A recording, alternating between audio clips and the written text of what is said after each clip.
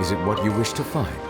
Hopefully the excitement of opening a treasure chest has at least made it a worthwhile experience.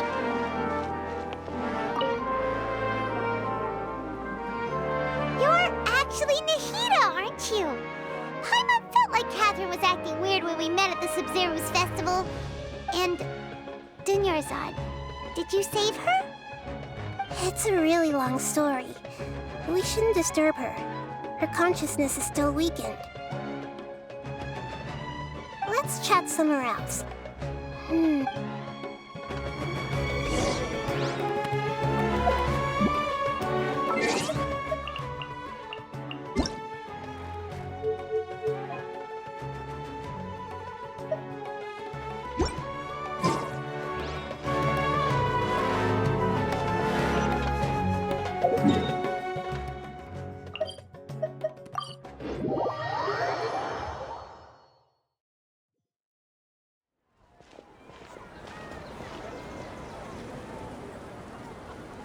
Let's talk about Dunyarzad first.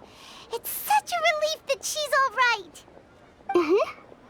After we parted on the last day of the Sumeru's festival, I left the city and saw what the traveler had described. Among the countless dreams, I found one that was growing fainter and fainter. This proved my suspicion. Once Dunyarzad could no longer bear the Akasha harvesting her dreams, her consciousness began to dissipate. But this also meant it escaped the Akasha's control. Such a small fragment of consciousness can't last for very long, though.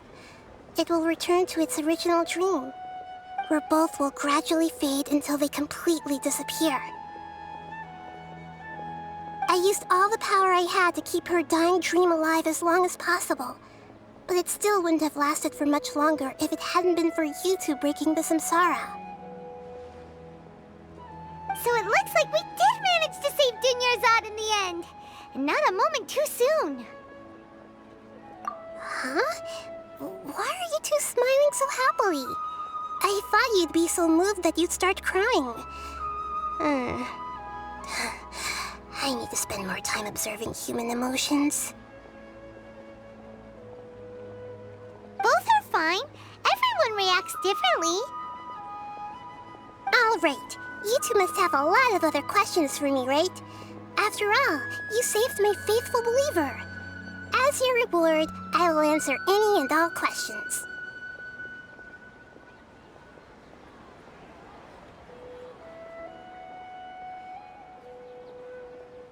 At the Avidia forest, there was this incense that made the traveler fall unconscious and dream of a huge tree and a red sky. You also heard someone's voice, right? It said world and forget me. Yeah, so you do know! We've been wanting to ask you what that was about, and if the red sky was related to Khaenri'ah.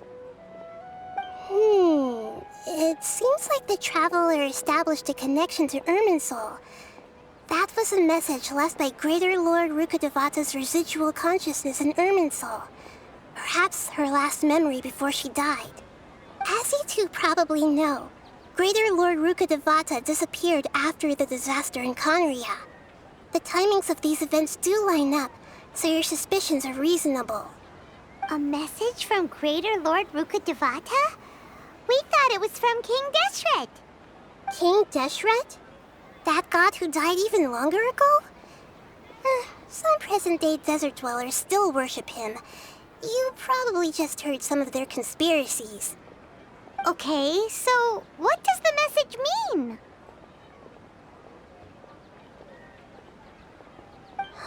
I still haven't managed to decipher it. Even the Akasha isn't currently capable of doing that. Greater Lord Rukkhadevata's residual consciousness in Irminsul seems to be contaminated with something that has a very dangerous aura to it.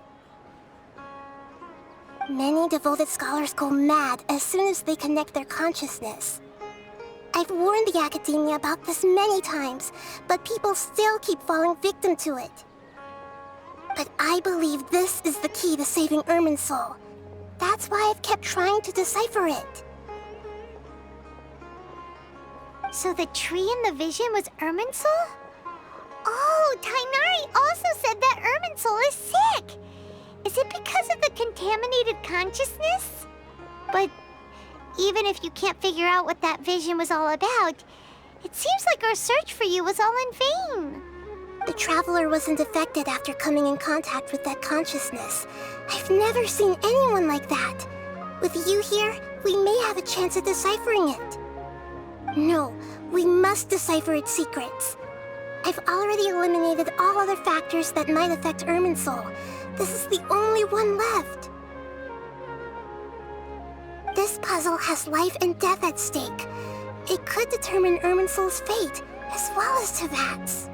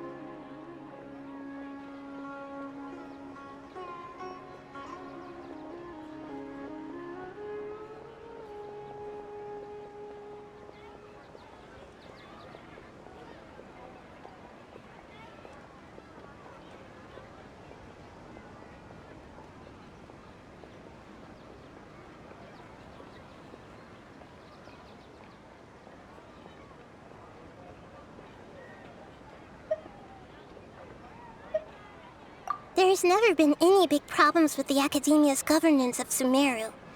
This is the first time I've seen them step out of line. I wonder what caused them to go down this path, and what they hope to achieve.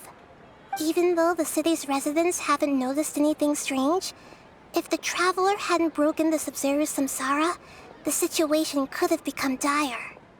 I tried to do some investigating in the Akasha, but I couldn't find anything suspicious. And all the people of interest seem to purposely avoid wearing their Akasha terminals.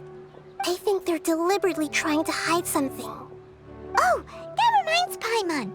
In Gandharvaville, there was a sage who had invited Tainari to join some kind of project. Could it be related? Regardless, I need to first investigate the sage's motives, make things right, and punish them if needed. But I'll have to be discreet, or they'll see me coming. You mean how the Akasha stops you from having dreams? Yeah, it's been such a long time. No one's noticed something's up? It's not that no one noticed. It's more like no one cared. Ultimately, it's all rooted in the sage's misdirection. Misdirection? The sage has convinced everyone to believe that being unable to dream is a sign of rationality and wisdom. Not dreaming is a badge of honor in Sumeru. Even if the truth is that their dreams are being reaped by the Akasha. With their propaganda in place, the sages can maximize their use of the Akasha to facilitate their research. Besides, Greater Lord Rukkhadevata must have created the Akasha in the hopes that it could be used to its full potential. That's why I've never come out strongly against this. Anyway, the perspective advocated by the sages drowned out any voices of doubt. By now, even those who never use Akasha terminals find it too shameful and embarrassing to talk about their dreams. Got it! I hope my answers were satisfactory, seekers of knowledge. To be honest, maintaining Dunyarzad's fading dream took a lot of mental energy. I think I may need to rest for a while. Oh, and you don't need to worry too much about this. Go and get some sleep. Leave everything to us. What a relief.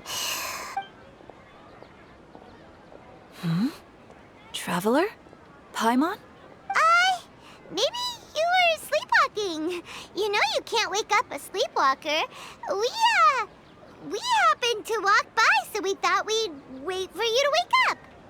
I see. Huh. I should visit my maintenance personnel sometime. We've spent quite some time in Sumeru City.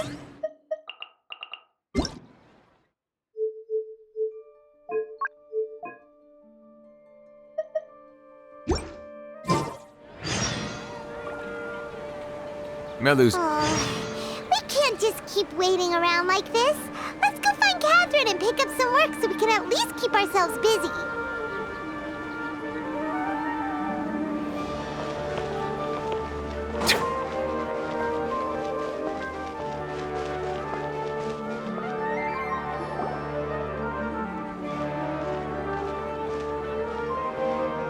Ad Astra Abyssosque.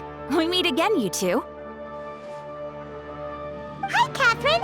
Do you have any commissions for us today? Commissions, huh? Let me think. Oh, how about this? Please attend the Academia's Academic Symposium this afternoon and recite a love poem on stage. Wait, say what now? And if possible, please also use your camera to capture the reaction of the audience upon finishing the poem. Huh? What kind of commission is that? I see. It appears that you're not interested in... In that case, please go to Port Ormos and convince the Eremites there to spend some time volunteering at the local orphanage. Hey, that's not any better.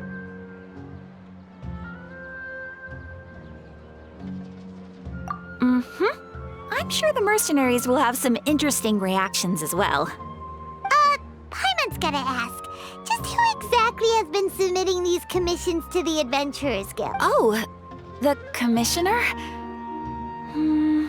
Well, actually, I just wanted to see the two of you in action. Was it so obvious? I was hoping you would actually take one of those commissions. That kind of chance to observe humans doesn't come by often. Ah, so it's Nahida. Paimon just knew Catherine wouldn't crack those kinds of jokes. When did you get into her head? From when she said, Ad Astra Abyssosque? So it's been you this whole time? Are you done resting up, Nahida? Yes.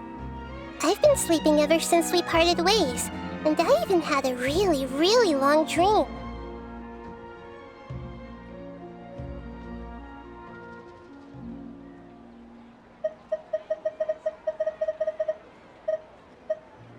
It was another dream about the Sub-Zero's festival, except it was a happy one. In my dream, I was sitting in the middle of a flower terrace, and everyone in Sumeru City was holding hands as they danced in circles around me. They danced round and round, and everyone looked really happy. I also got to sit on a gigantic flower carriage. Ferris, the Knight of Flowers, raised me really, really high above the ground, and I was throwing an endless amount of Yalda candies at the children. You know, Nahida, maybe your dream is how the Sub-Zero's festival really should be. It's meant to be a joyous time where everyone gets together to celebrate your birthday. Huh? Wasn't I describing a really happy dream? Why are you both looking at me like that? Wait, could this be an example of the emotion known as pity? No, we aren't pitying you. That would only make everything worse. We just don't want you to feel too sad. By the way, have you had a chance to visit Dunyarzad? How's she doing? The Homianis haven't allowed any visitors after the festival, so we haven't been able to check on her. Yes, I paid her a visit right after I woke up. She was resting at the time. Her condition is stabilized. However, since Elazar is a manifestation of the withering on the human body, we can only cure it by finding a way to take care of Irminsol's own withering. But for the moment, our top focus should still be figuring out what the sages are up to and what they're planning. Right. Who knows what'll happen if they manage to pull off another scheme like the Samsara of the Sub-Zero's festival? So our first priority should be investigating and putting a stop to the sages' activities. As for how we should pull that off, let's discuss it somewhere else. There are too many adventurers around here. Oh, good point. Sorry, adventurers. We're gonna be borrowing Catherine for a little while.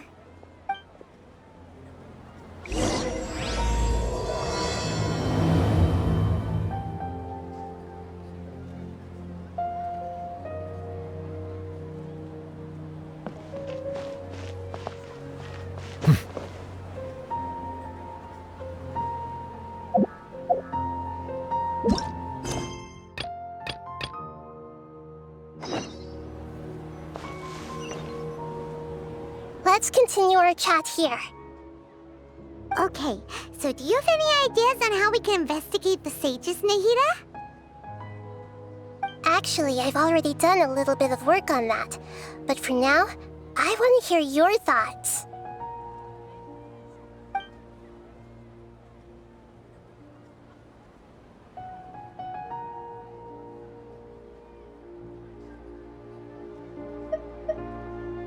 We're in the dark as of now. Since we still don't know anything about their goals, any rash move could tip them off and lead to terrible consequences. After all, every person in Sumeru City is one of their hostages. No way, that's too risky. You mean it'd be too easy to get caught? No, it's not that. We shouldn't involve innocent students in this. A single mistake could completely ruin their lives. Doing that would be ignoring the safety of my people for my own selfish goals. How is that any different from what the sages are doing? That's a good point. Spoken like the god of Sumeru. I've already tried that, but all the key members of the Academia, even the core of 30 guards, intentionally avoid wearing their Akasha terminals. It seems that from the very beginning, they've been guarding against info leaks from the Akasha. Of course, it could also be because they're wary of me. Have you already caught the sage's attention? I'm guessing not yet, but distrusting me would make perfect sense if they've ever paid attention to the urban legends about me. In any case, I probably can't take over their minds directly.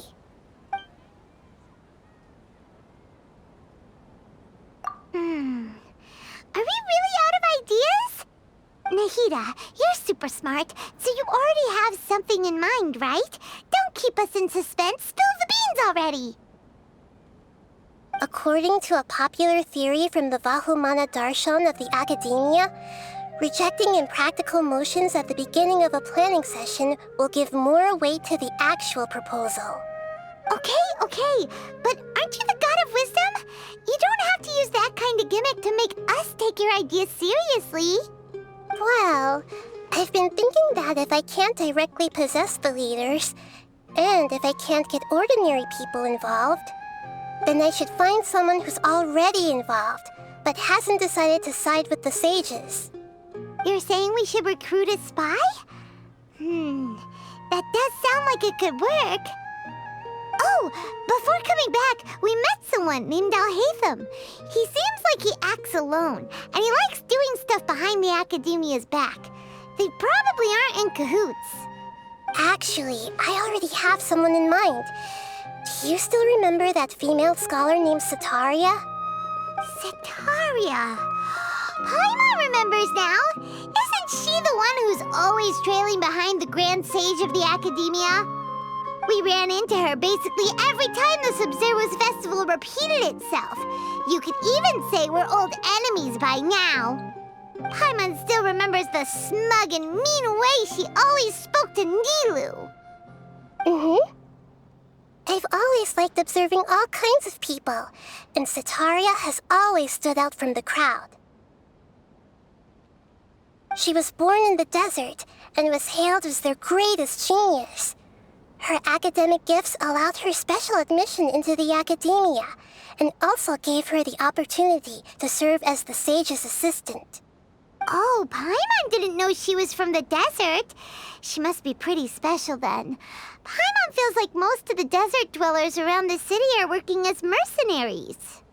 The name Sataria means star, When she lived in the desert, she shone like the brightest star in the night sky. Later on, she was chosen by the sun. The star was given a place in the daytime sky to complement the sun's dazzling light. Soon after, the star witnessed the sun scorching the earth, which brought forth many disasters. The star began to waver. Instead of staying beside such a sun, wouldn't it be better to return and light up part of the night sky?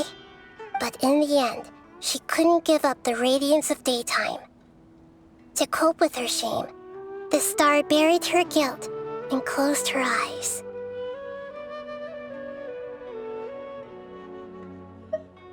From the sound of it, Sataria's just hung up on the research opportunities here. But she doesn't really support the academia. She still feels guilty about not doing more for the desert, right? She's just running away from her problems. Indeed. When they are presented with complex moral issues, many people will simply plug their ears and go with the flow until the problem can't be fixed anymore. She's suppressing a lot of guilt, but before she realized it, she had already become the sage's accomplice. She can't deny her part in their schemes anymore, right? We must somehow make her face her problems again. That way, not only can we get useful intel from her, but she can also use it as an opportunity to redeem herself. From my past observations, Sataria will take a day off from the academia every 10 days to do some shopping in the city. Tomorrow afternoon just happens to be a shopping day for her. That'll be our chance. To prepare, let's go check out some of her favorite spots and have a quick chat with a few of the vendors there.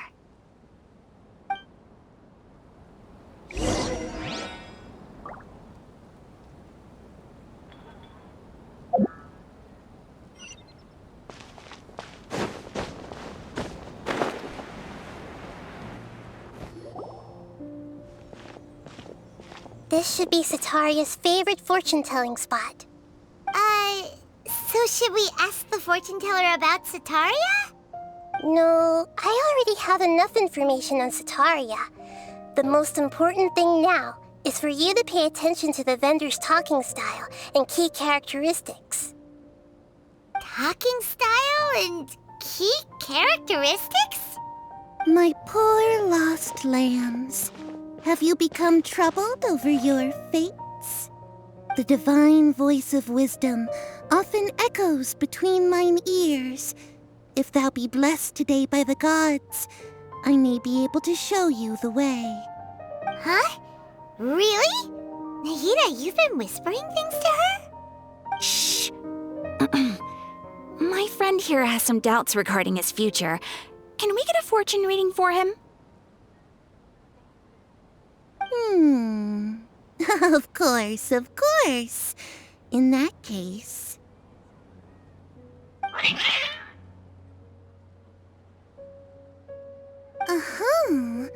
It would seem that Harut and Marut are quite wary of you. Perhaps, at some time in the past, you have somehow offended the gods. Only mocking the god of Animo, questioning the lord of Geo's financial savviness, and brawling with the god of Electro. Do those count? Oh, nothing. Go on, pick an aspect for her to divine.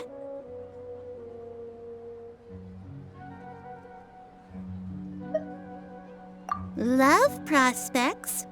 No problem at all.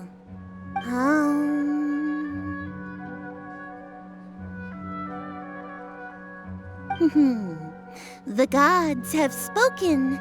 The truth shall be revealed. One who is fated to cross your path will appear on...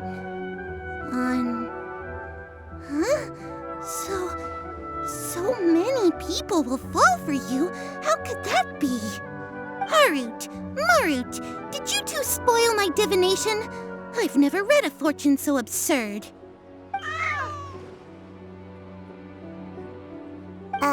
Actually, Paimon thinks this is probably the most accurate fortune-telling you've ever done.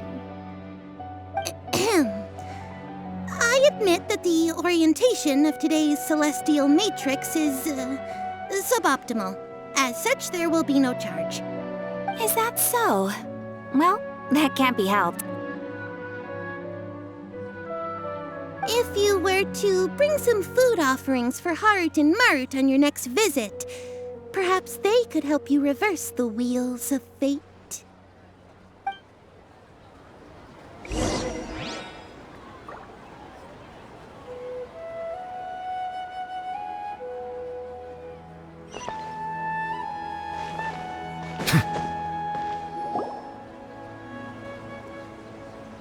Is this another one of Sataria's favorite stalls? Yep, it belongs to a king. His father helped Sataria a lot when she first moved to Sumeru City, so she still comes by whenever she has time. When I start talking with him, listen carefully to the details of our conversation. Ah, dear customers! Would you like to look at some pottery? We caught wind of your great craftsmanship, so we specifically came to take a look. Oh, I recognize you. Aren't you Miss Catherine from the Adventurers Guild? Sounds like I'm in for some big business. Speaking of, where did you learn this trade? I suppose you could say it all started with my dad. He's a mason by trade, but I picked up an interest in clay while apprenticing for him. After that, I began making pottery by myself in secret, and I simply changed trades when my works turned out well. Although it's a pity that I'm no longer making much use of the knowledge provided to me by the Akasha. That's nice. You're making a living doing something you love. So is your father still working as a mason? Oh no, not anymore. A few years back, he fell from a roof and broke his leg. Since he had already saved enough mora over all these years, he's just enjoying the retired life in Port Ormos nowadays. I see. We wish him peace and happiness in his retirement. I'll have someone in charge of logistics at the guild come by another day for some goods. We'll leave you to it. Take care now. No problem. Rest easy, all our goods are sure to meet your every need.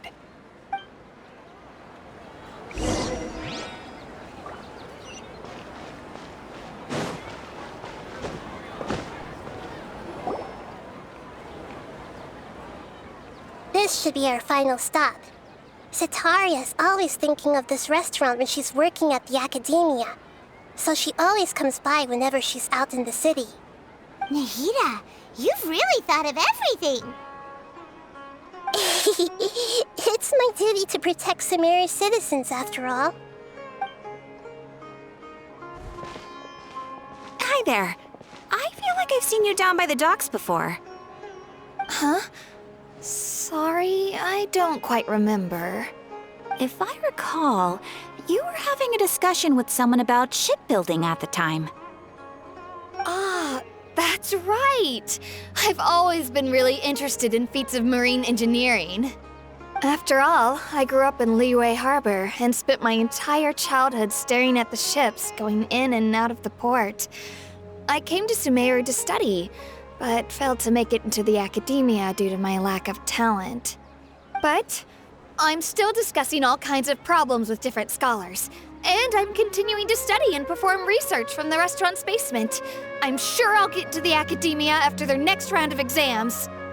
What an admirable spirit for learning. Amazing! Sure, but you'll find hardworking people wherever you go. So this restaurant has a basement as well? Huh. First I've heard of it. That's right. It's not usually open to patrons. Most of the time, employees use it for breaks or to hold private events. I see. Guess that makes sense. Well, good luck with your studies, Miss Chishan. Thank you so much. As long as I can make it into the academia as an official student, I'll be happy.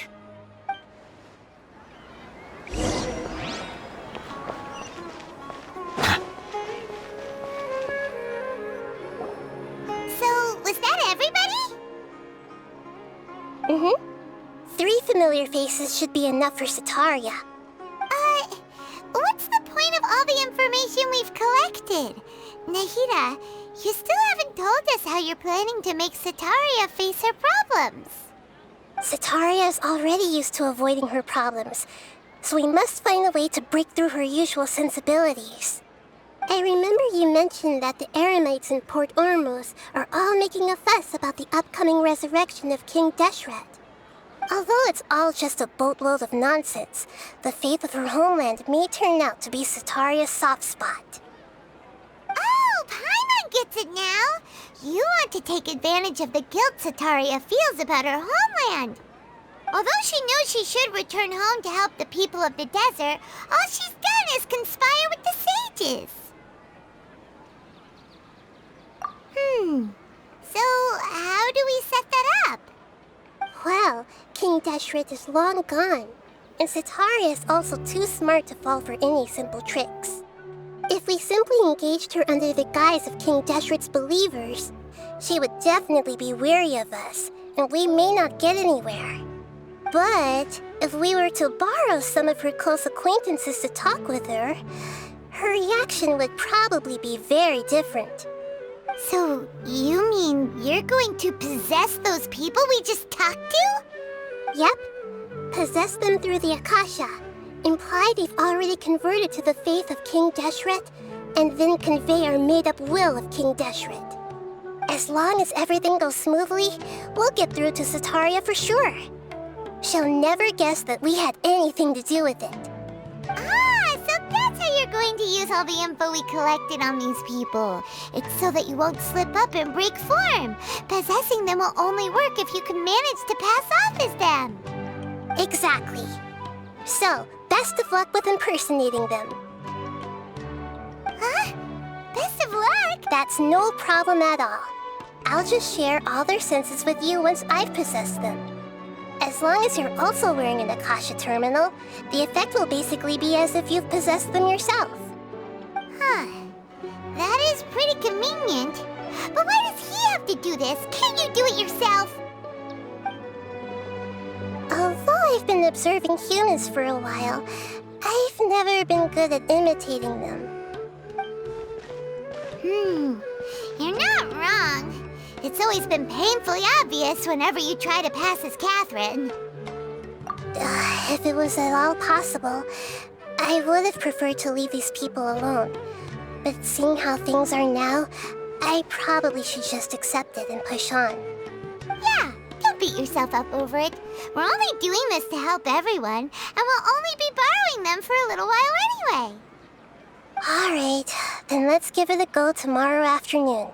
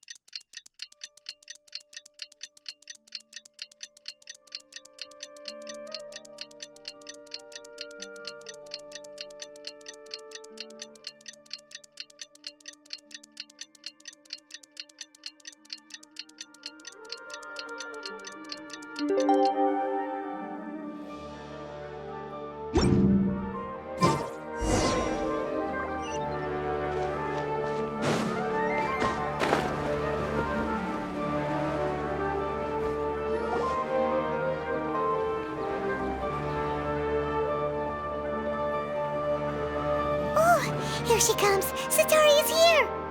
Let's quietly follow her. Once she starts talking to her acquaintances, we'll find a safe spot to begin possessing them.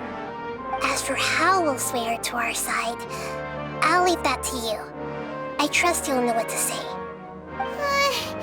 Paimon's starting to feel kinda nervous. Okay, let's go. Looks like they've already started talking. Let's find a hiding spot and get started.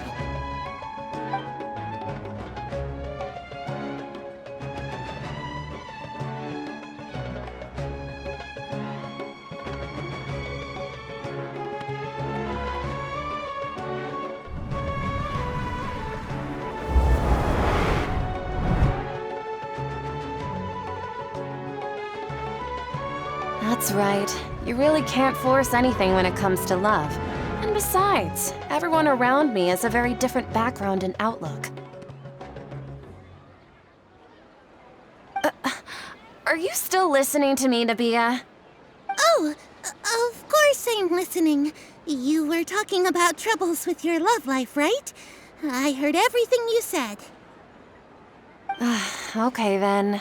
You just seemed a little distracted for a moment there.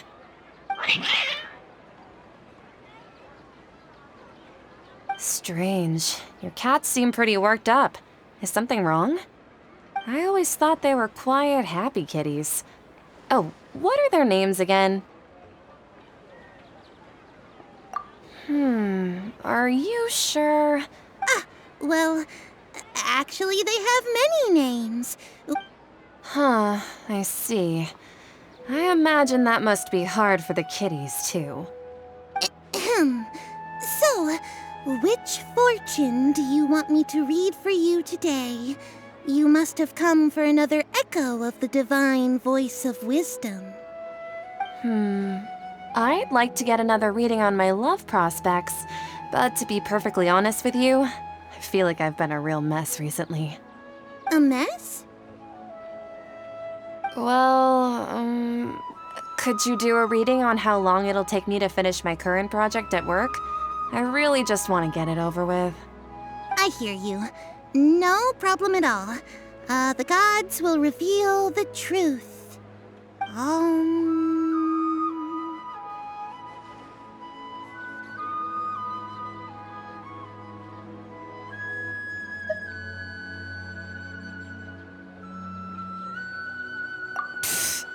Sorry, your new laugh is just so hilarious. I couldn't help it.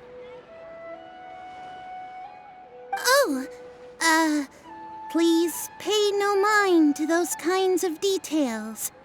The gods are asking, Setaria, why haven't you gone home? Why haven't I gone home? Do the gods really know everything I've been thinking about? Setaria, why don't you just go home? It's a demand now instead of a question. The gods seem to be truly upset. I'm sorry. I know I failed the gods. Please pass on my most sincere apologies and ask for their divine forgiveness. And if I may ask, Nabia, is there a specific god who's speaking to you right now?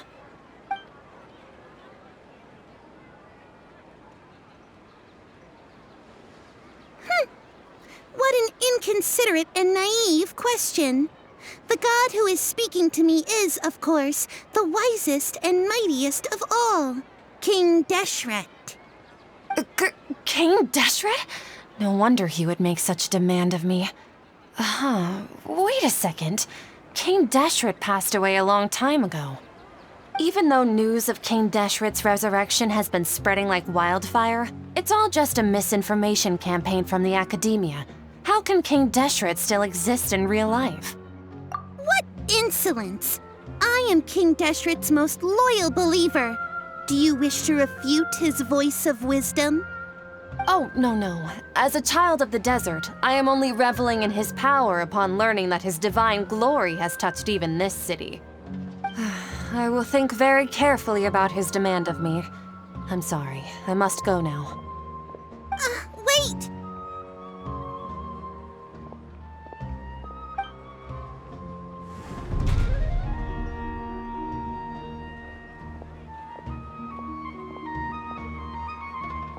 Ooh, she just ran off in a hurry. She looked pretty upset too. Well done. Setaria didn't seem to suspect anything amiss.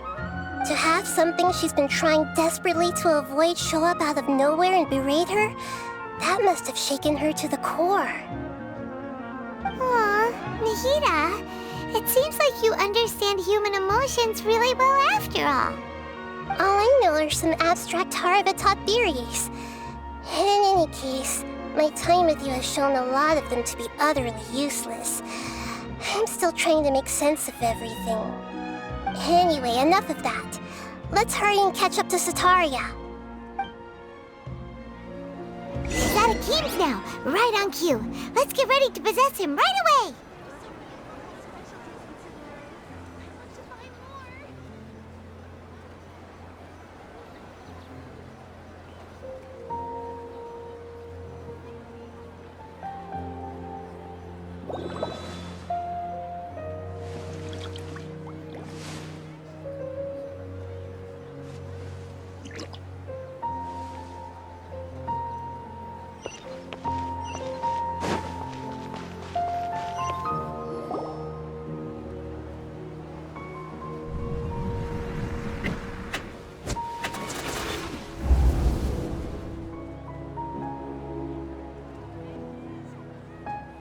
It's okay. I just got caught up in something.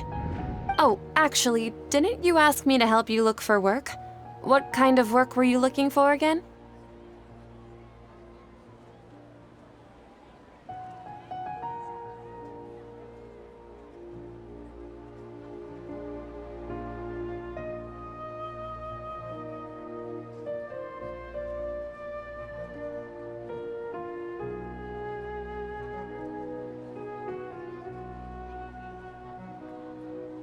Gardening? But don't you hate everything to do with plants? I still remember getting mad at you for secretly throwing away the bonsai that I gave you as a present. You see, a friend told me that the secret to self-improvement is to work on things you're not so good at. Fair enough. I didn't think that was something you would consider. Speaking of, how's he doing? Is he feeling any better?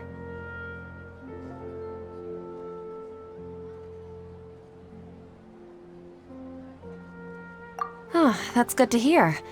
I've been thinking a lot about him. If I could get some more time off, I'd love to pay him a visit. Actually, while we're talking about him, is he still living in Port Ormos? Yeah, he's been retired there for a while. If you could find the time, please write him a letter. Let him know that recently, faith in King Deshret has taken root in Port Ormos and has begun to spread across Sumeru. He has a quick temper and has always been a devout follower of the Sumeru Archon.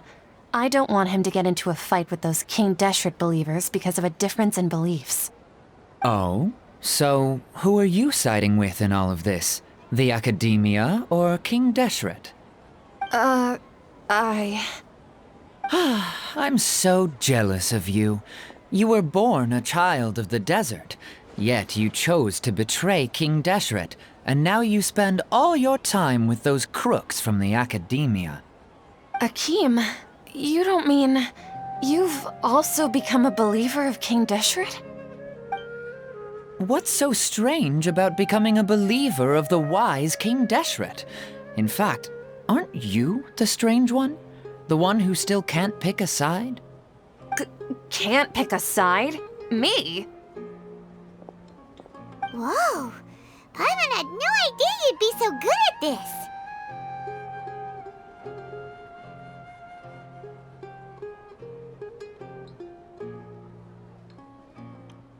You really zeroed in on the issue and put it right in front of her.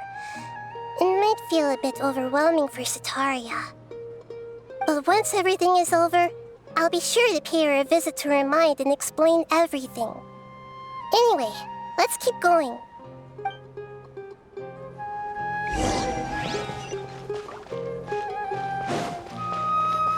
Come on! Sataria!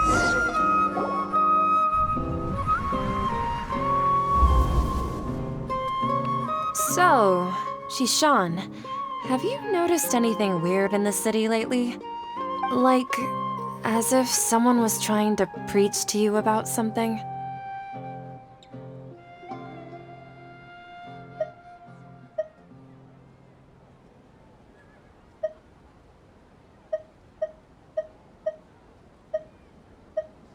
Wait, did you just say attic? I thought this place— Well, the restaurant recently added an attic. I've been studying there Oh, right. Speaking, I celebrated the Sub-Zerus festival so Wait, how could you be aware of that? That should be impossible. Nothing in the report indicated anything like that. Are you still failing to realize that the Academia's lowly tricks could never deceive all of Sumeru's citizens? Shishan, don't tell me that you've converted to King Deshret as well! What an absurd question. You make it sound like I should be ashamed for becoming a believer of King Deshret. In reality, shouldn't you be the one who is ashamed? You, who worked side by side with the Academia and treated people as nothing more than experimental subjects? Please, please stop! Even now, Satari is still trying to run from her problems.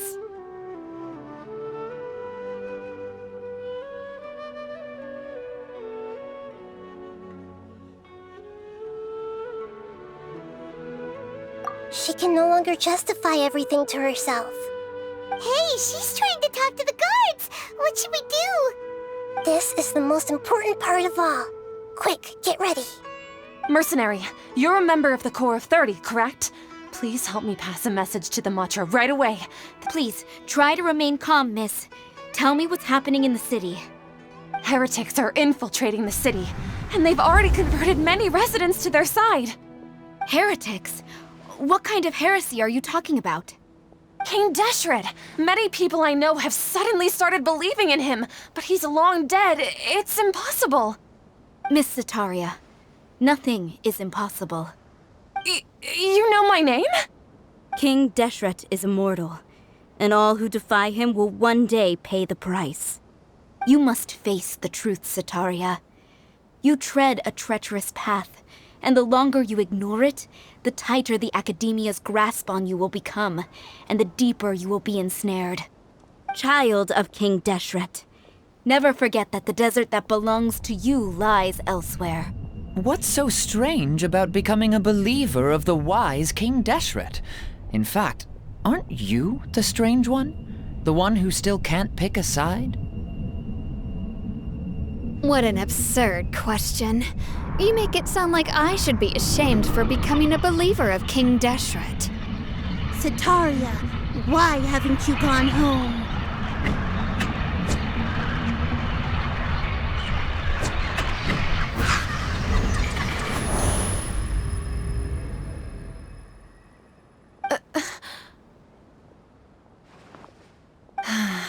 It seems that no matter where I run, I only keep finding more believers of King Deshret. I have to say, this is a familiar feeling. I've also been running from my guilt this whole time. Guilt over my part in the Sage's plans, and from ignoring the letters from the children of my homeland. But no matter how much I may try to ignore or get rid of it, my guilt always comes back.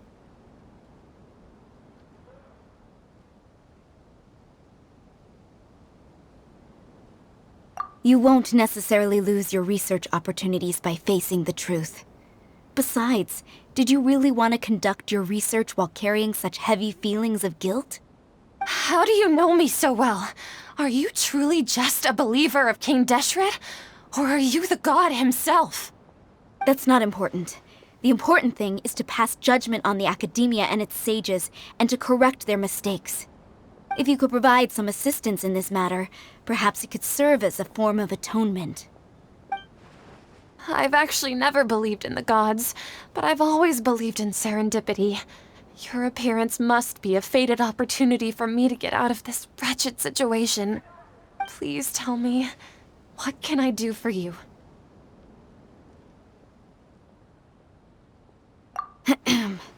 How much do you know about the sage's current activities?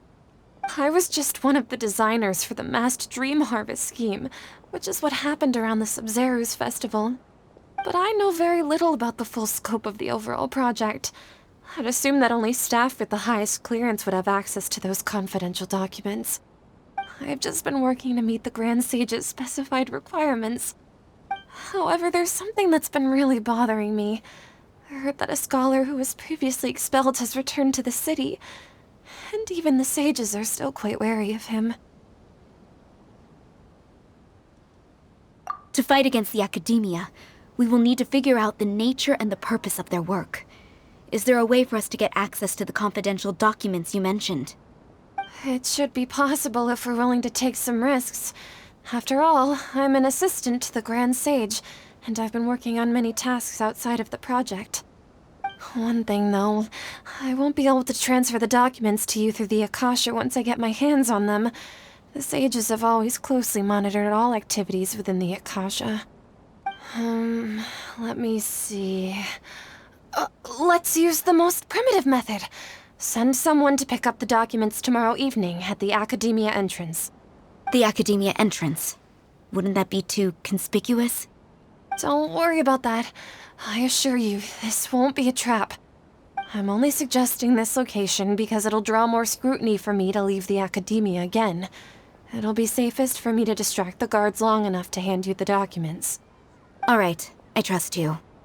So, if I were to successfully complete this task, would it mean I've atoned for my wrongdoings? That'll depend on the judgment of the Dendro Archon.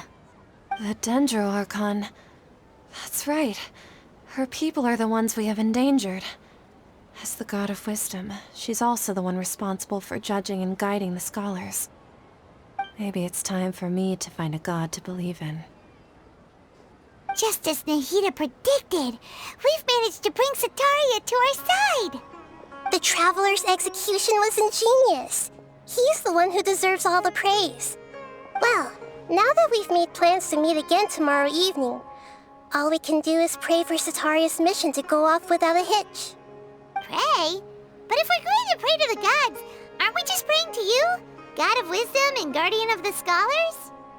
No. The truth is the true Guardian of Scholars. I've always believed that. Anyway, let's meet again tomorrow evening at the Adventurers Guild.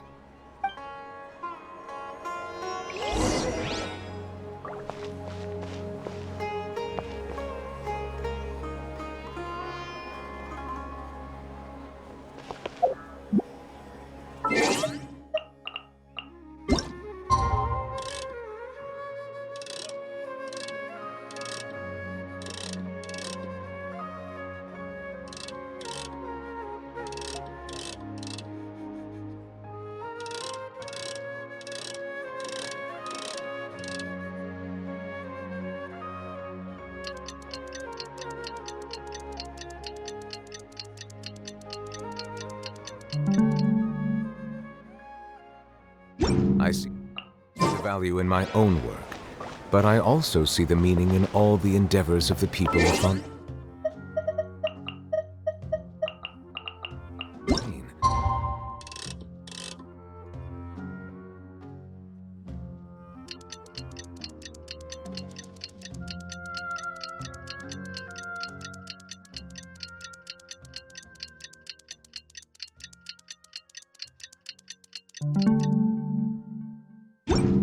I believe I will continue to take pride in fulfilling my duties.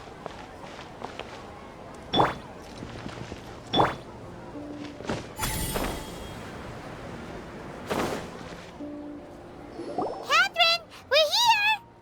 Oh, you are the other Catherine, right? That's right.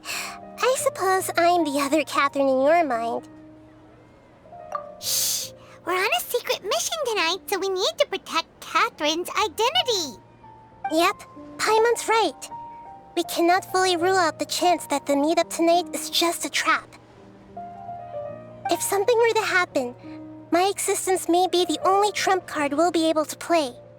After all, the Academia Yep, exactly. Just what Paimon was thinking.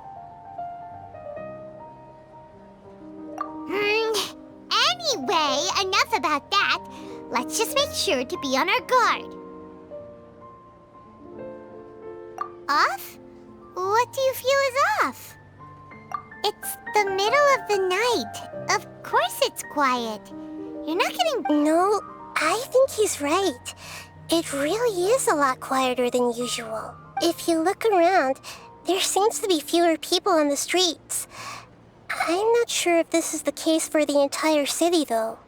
Huh. Maybe it's just a coincidence. Maybe Setaria figured out a way to not only distract the guards, but also to get everyone to go to sleep early, just so we can exchange the documents in peace. I also can't quite figure out why things feel a little off.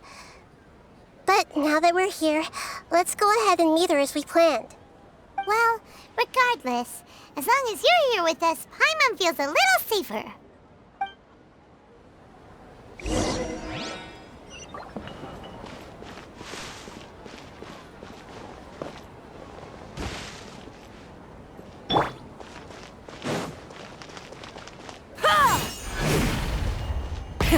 Rev the engines!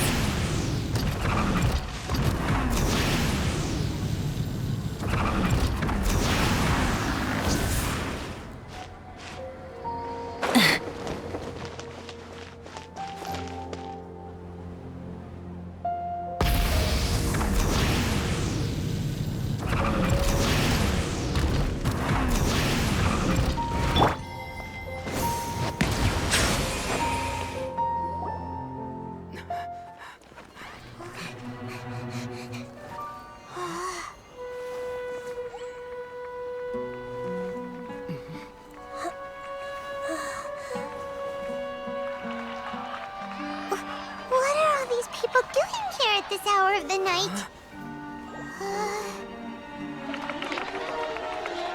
Ah, the triumphant hero returns at last. And to a rather spectacular welcome, even if I do say so myself. You're the outcast, expelled from the academia. Indeed I am. Although these days they tend to call me the Doctor.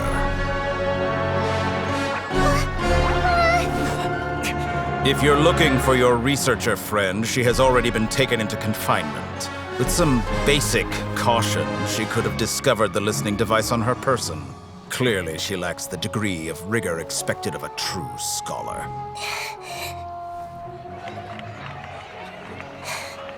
The people of Sumeru City. What have you done to them? I simply made some minor adjustments to their Akasha terminals. Now they can deposit information directly into the subconscious. As you can see, all these lovely people now believe this traveler is a hero who has just saved the world. My experiment is a success. And now it seems they can no longer hold back their sheer adoration. Oh no, what should we do? These are all just regular people. Leave now. You need to get out of here. What? That guy's a Fatui Harbinger! We can't just leave you here! Nor can I abandon the people of Sumeru!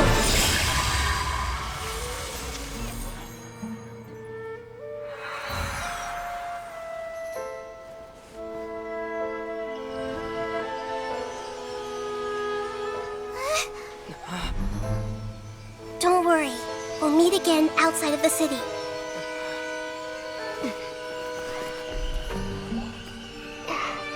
I see. You appear to have overridden their mental faculties with your own consciousness. To possess such a powerful mind, you must be the god of wisdom.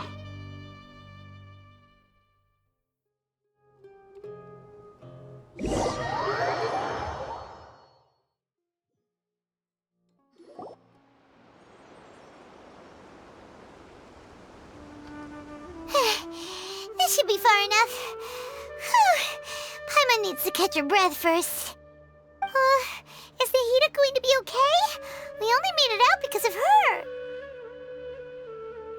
Paimon wasn't counting on running into a new Harbinger here, let alone such a high-ranking one. That guy was number 2. So scary. He called himself the Doctor. Remember, Tainari told us about him.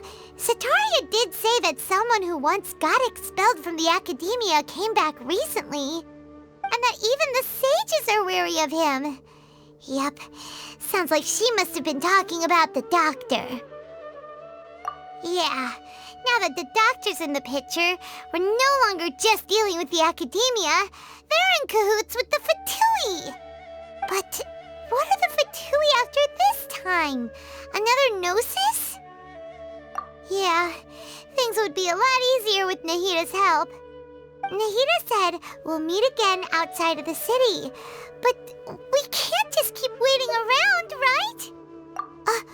You mean... Oh, right! Wasn't he invited by the sages to work on some project when we were staying with him in the Vidia forest? That has to be the same project. Even though he turned it down at the time, he might still know something. There's no time to lose. Let's go to Gandharvaville.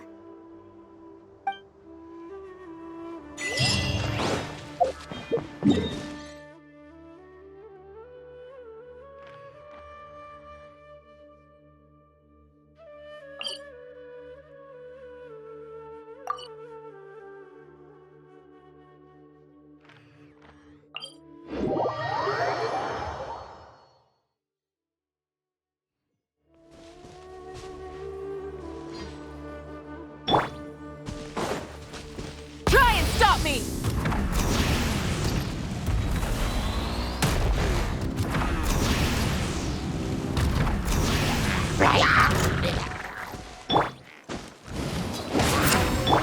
Be free!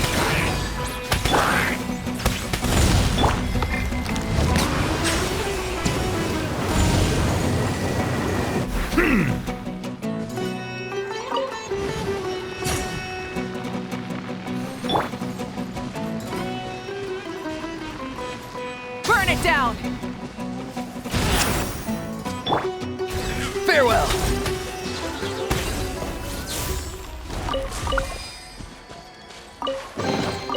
You can always tell which ones are right for the picking by this.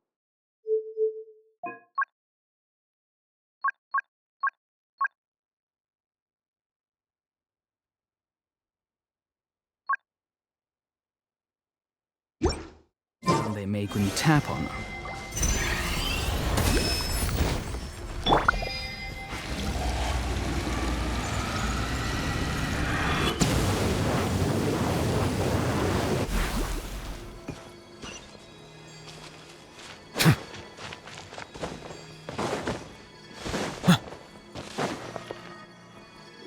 Hold it right there.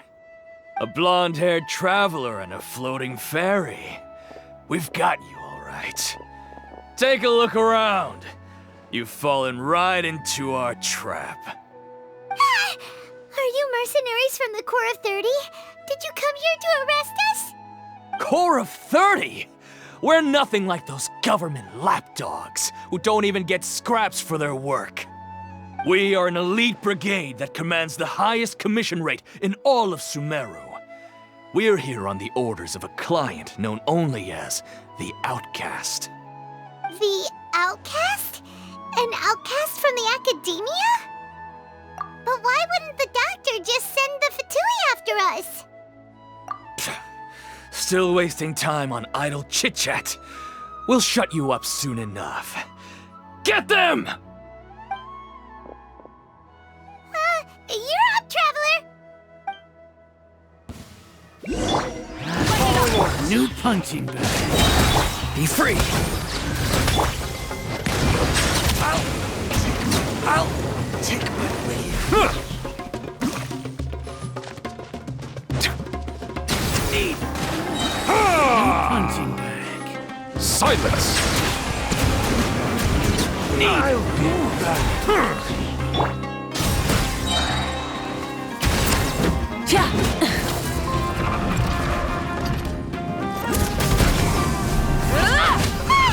It isn't over yet! Here comes reinforcements!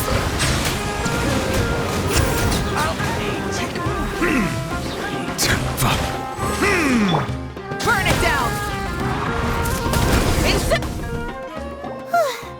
That was pretty rough. Is that what elite mercenaries are like? Yeah, looks like we'll have to keep our guards up. doctor guy seems like a pretty tough opponent. He knew exactly where to set up an ambush. Did he predict that we would try to find Tighnari? Going up against smart people is tough.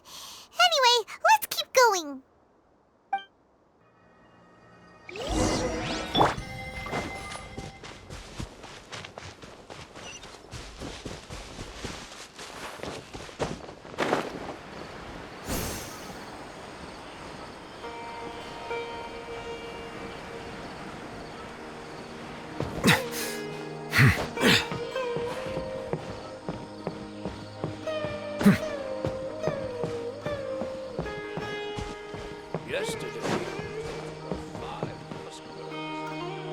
Oh, it's the Traveler and Paimon.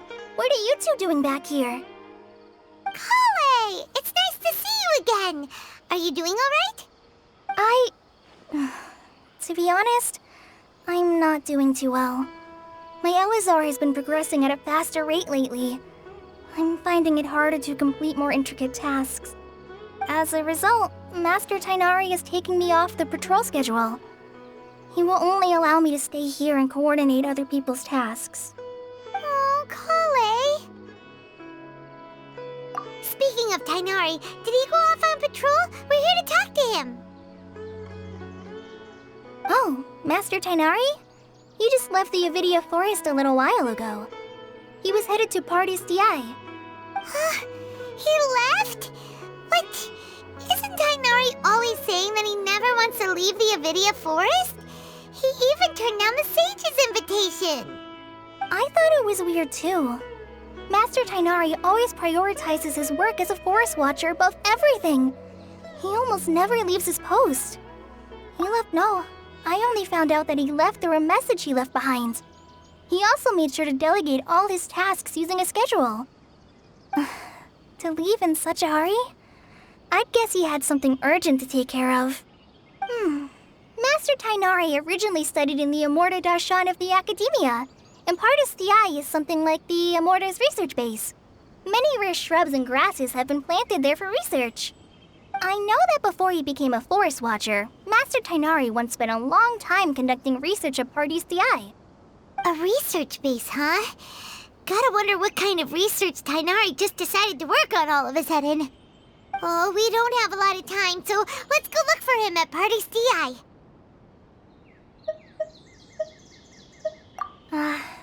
Don't worry. I'm fine.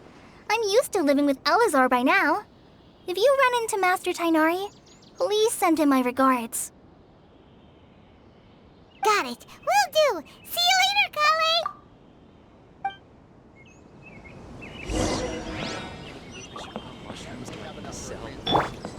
Full throttle!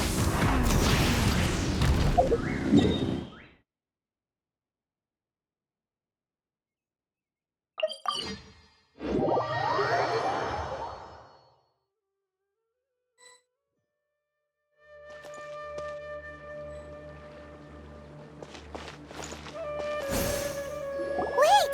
Look who it is! Thank goodness you're okay. We were so worried about you.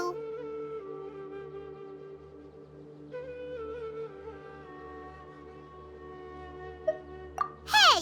This was supposed to be a touching reunion, but you're ruining the moment! Actually, it's very smart of the Traveler to be wary of me right now. After all, the Doctor has shown that his technology can apparently even control human minds. Plus, it's not like you could have known what happened after we split up and I was facing the Doctor by myself. Even a pool of stagnant water after a torrential storm can occasionally pass as a patch of sky. Paimon feels like only the real Nahida could come up with such an obscure analogy. Huh? But I wasn't trying to win your trust or anything. All I wanted was to clarify my point. Well, we understand that point now. Please, Nahida, tell us more about what happened. Are those poor people all right? When you left, I was still in the middle of restoring everyone's minds. Thankfully, when the Doctor mentioned depositing information into the subconscious, he didn't mean engraving information into their minds. Instead, he did something closer to creating hallucinations. That was still within my power to fix. Luckily, I managed to finish my restorations and mind jump away from him just as he was about to capture me. Whew. What a relief. The doctor sure pulled out some hidden cards, but good thing we had Nahida with us. I wouldn't be relieved just yet. I gave away my true identity when I restored everyone's minds, which means we've lost another one of our trump cards. Also, the doctor is already an expert at modifying Akasha terminals. Would that mean you'd no longer be able to jump between minds? Ugh. Plus, we shouldn't give... Actually, yes, I have. You didn't come... We're looking for... Okay.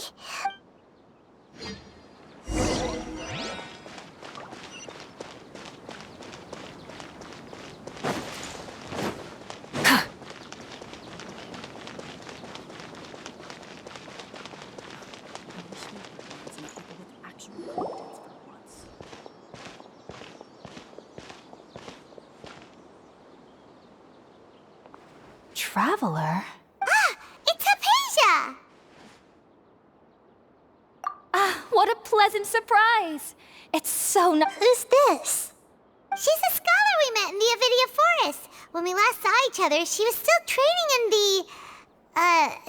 what's it called? Satyavada life? Oh, I see.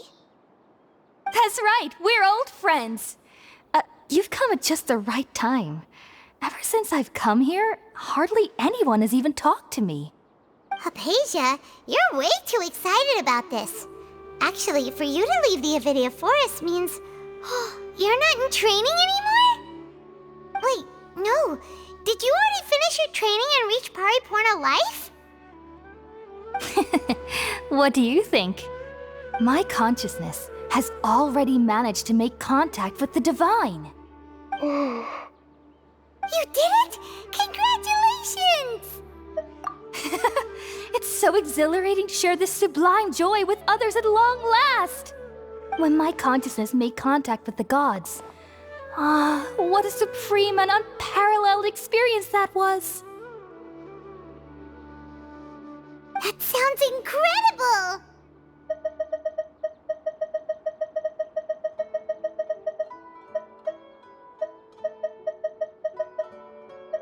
Oh, all right. Actually, please wait. I haven't forgotten my promise to you. Remember?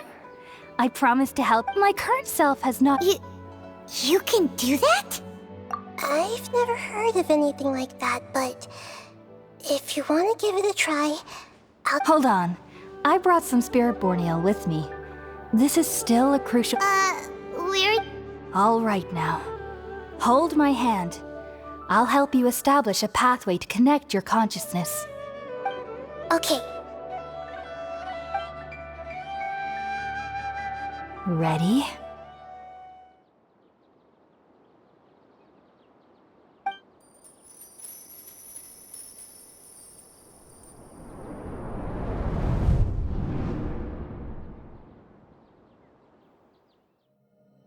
It took 3 betrayals for me to finally understand. The world is just an elaborate tapestry of lies. My fury will never be quelled. The first to betray me was a god.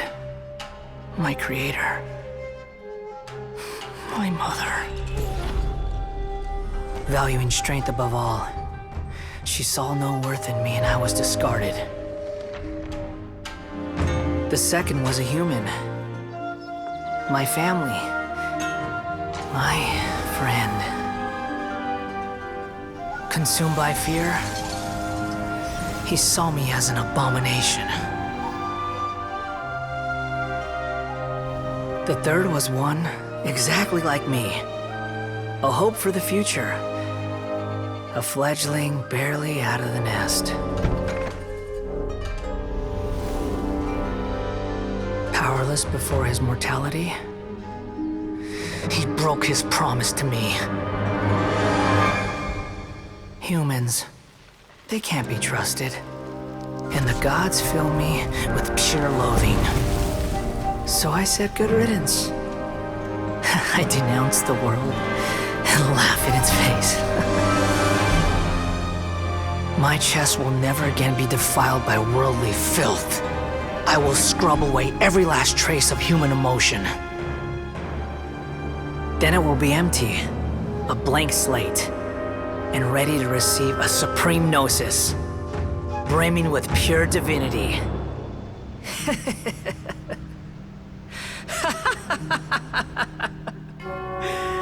There is no need to fear.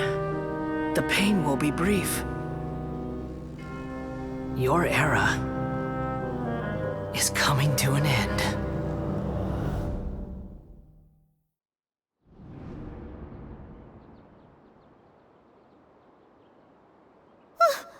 What was that?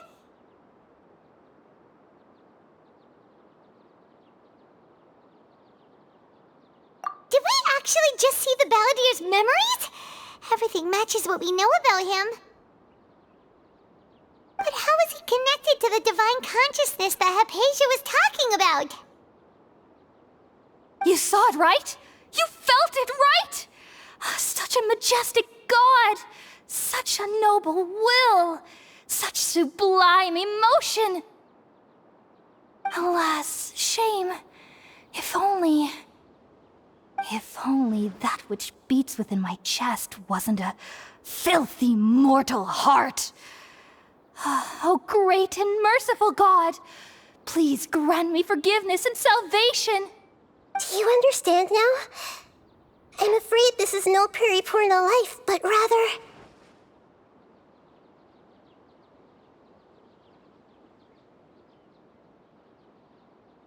Ah! You! Why are you so mean to me? Why is everyone hiding from me? I found divine wisdom. Shouldn't I receive praise and honor? Haven't I uncovered that light in the darkness?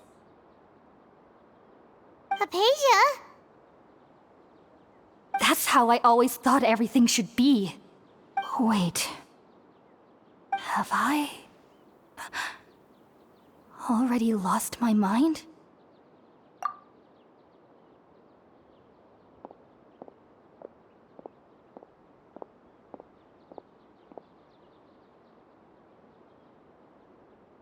Wait, something isn't right.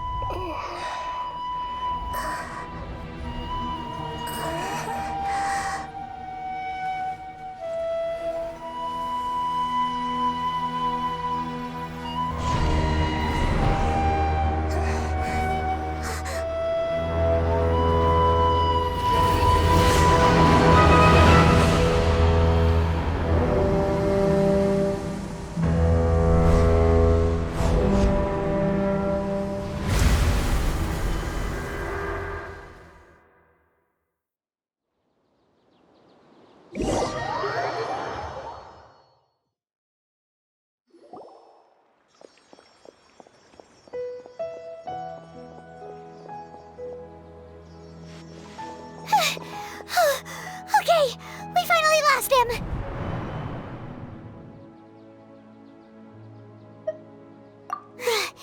Are you okay, Nahida? Wait, no. Something feels different. You're back! Oh, the Traveler's back? Nahida was controlling your body for a while. It seemed like she jumped over to you as an emergency measure right before the Catherine puppet was destroyed. After that, Kainari heard the commotion and came over. He helped us defeat the mercenaries and then he ran with us all the way here. What? You swapped places? You mean your consciousness also went into Nahida's body? Wait, then where is Nahida's consciousness? Where is she now? I never imagined that an individual's consciousness could be transferred around like this. Had I not seen it with my own eyes, I would have never believed it. I don't think this can be achieved with current human technology. Also, while we were running, the consciousness in your body told me to pass on a message.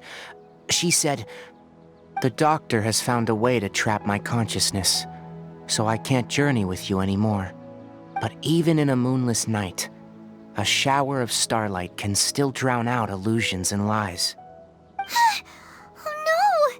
Nahida's trapped in the sanctuary of Suristhana for good this time. Was that message all she left for us? It's pretty vague.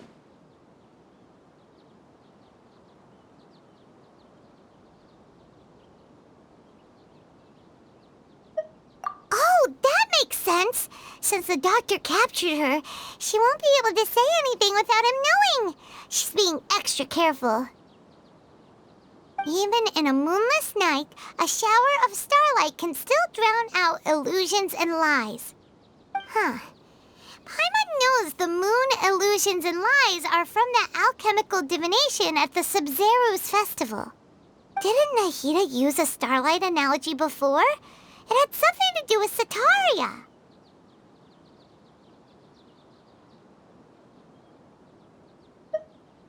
Oh, that makes a lot of sense. Huh. Do you think Nahida was telling us to go find help in the desert? But she isn't with us anymore. Think we'll be okay? Paimon, you said Sanctuary of Suristhana, correct?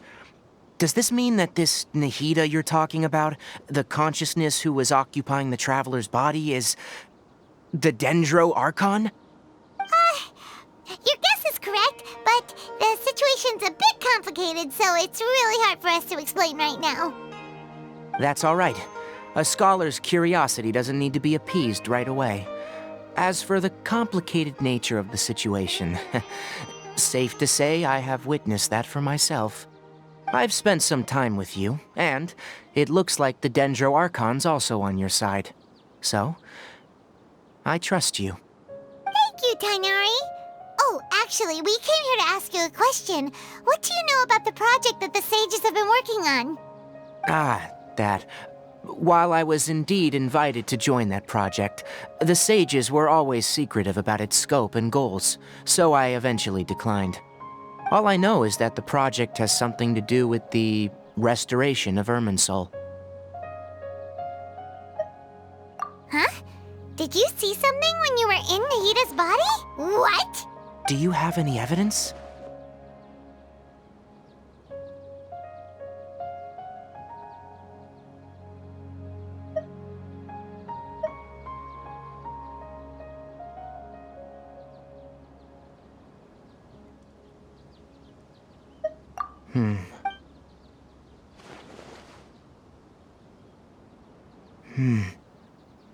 So that's what happened.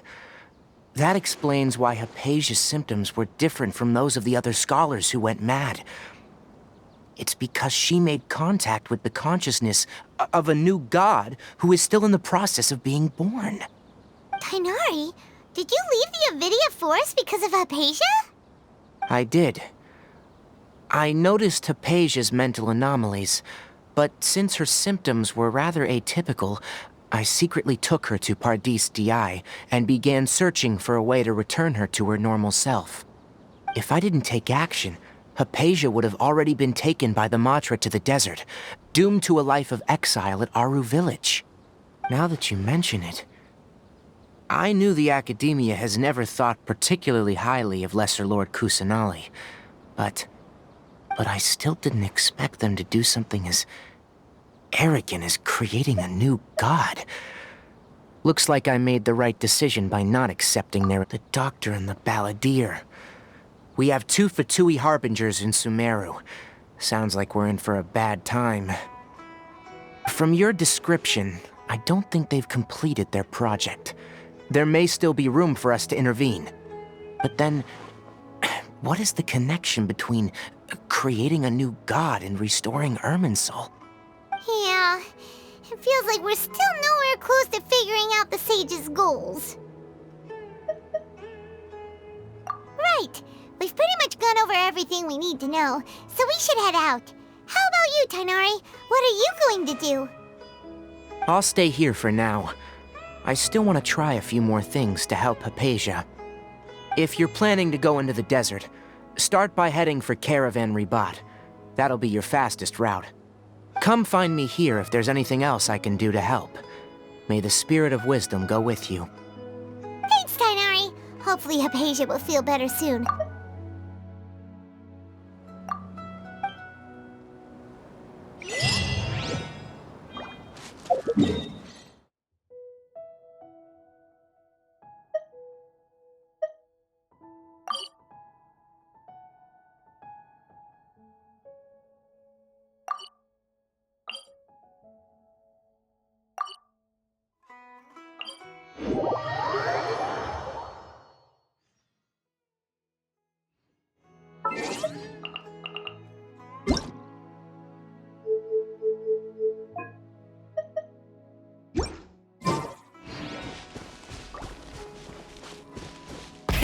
Rev the engines!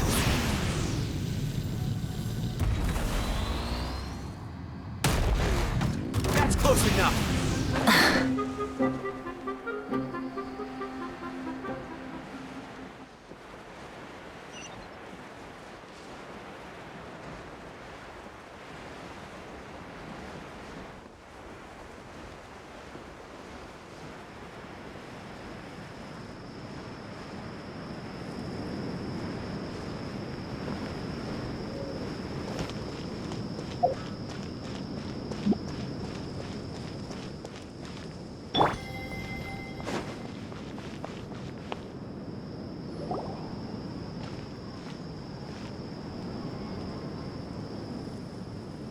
We finally made it to Caravan Ribat.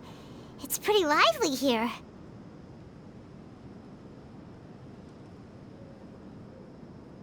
So, just past this wall is the desert, huh? Oh, wow. Paimon remembers hearing people call this the Wall of Samiel. It's made to block sandstorms from the outside. Oh, if it's this tall, it's gotta be the divine work of Greater Lord Rukkhadevata, right?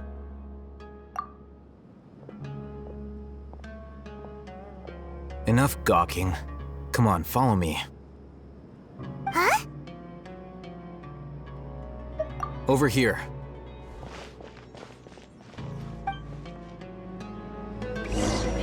Oh, Hatham went that way! Let's hurry up and follow him. Wonder what he's up to.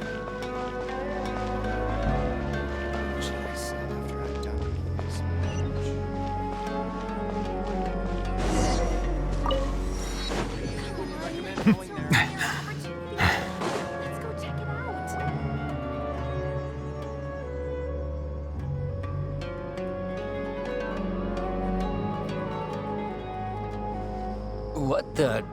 Where did he go? How did we lose them? They were just here a second ago. More Eremite mercenaries? Who are they working for this time? Anyway, Traveler, it seems like we were being followed again.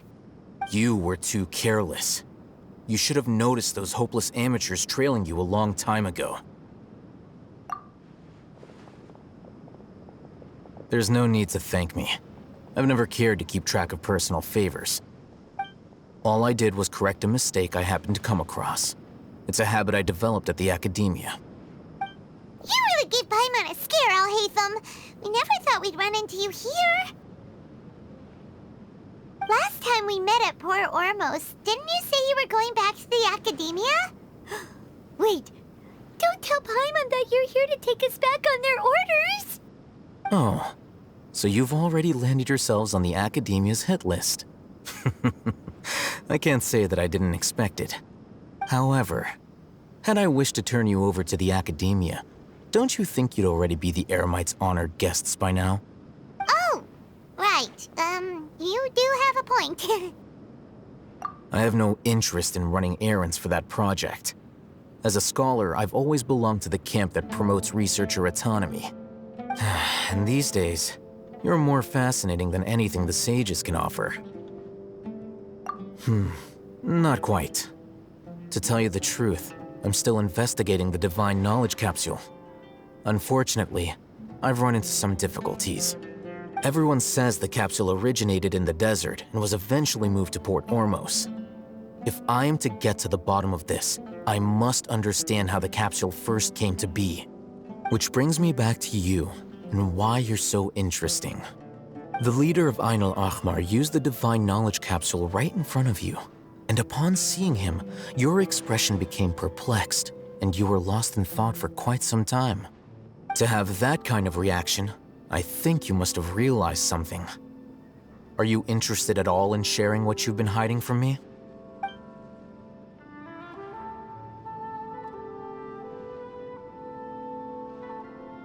Oh, Haytham, you really have a ridiculous eye for detail. What kind of person even notices or remembers stuff like that? So that's your answer. Well, I do work for the academia after all. So considering that, it is indeed wise to keep your cards close to your chest. But that does prove you do have some undisclosed information about the Divine Knowledge Capsule. No matter. Rather than simply learning the answers from you, I'd still prefer to investigate on my own. Speaking of, you two are also headed to the desert? That's right! We have the same plan as you! But we don't really have any concrete goals at the moment. Then I'd suggest starting with Aru Village. It's the largest settlement in the desert, so it'll probably have more resources and intel than anywhere else. Well, would you like to head there together? It's always better to travel with someone you know. Let's go!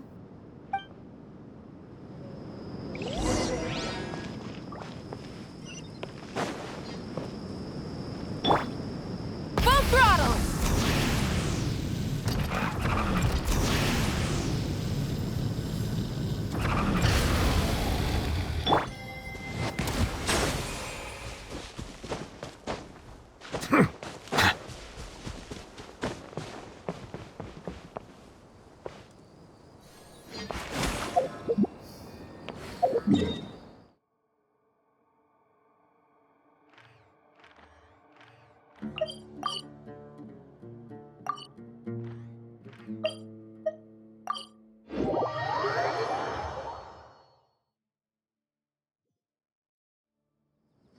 Before us lies Aru Village, the safe haven of the desert folk. Whoa, this landscape is really something else. What a cool place! Let's go check it out!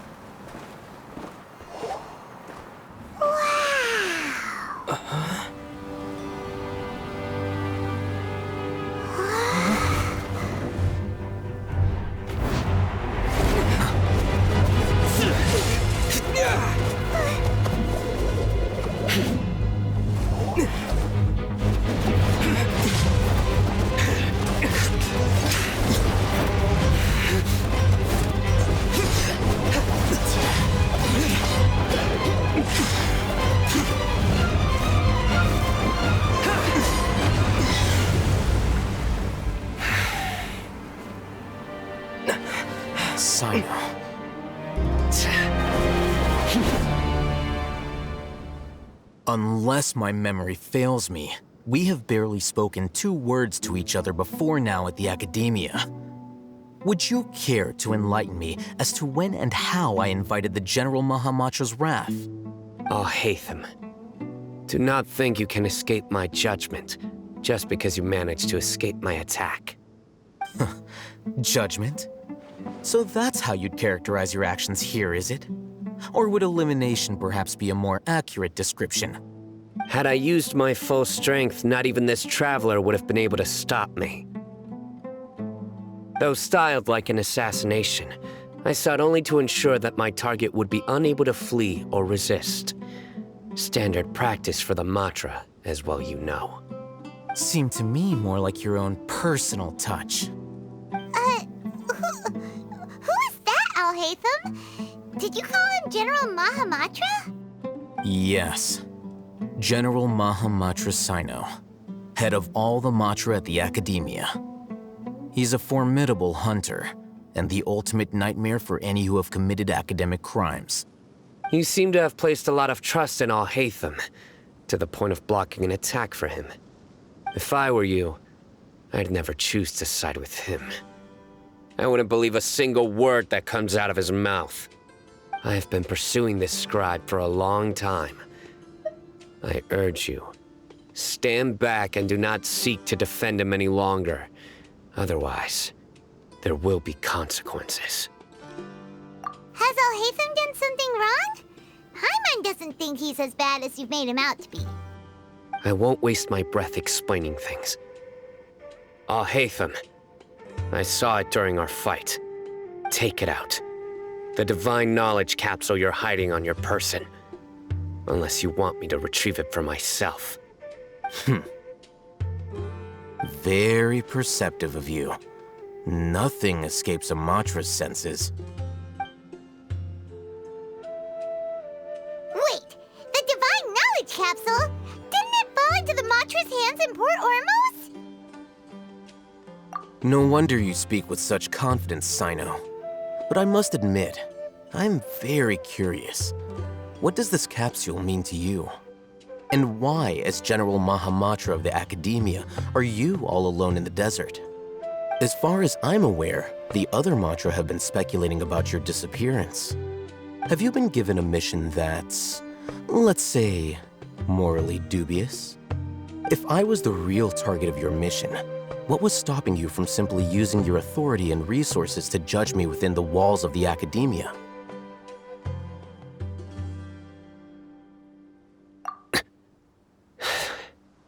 I should have known you'd be difficult to deal with.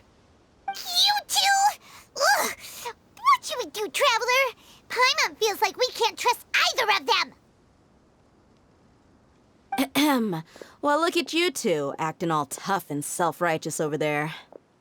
Wait, Dia?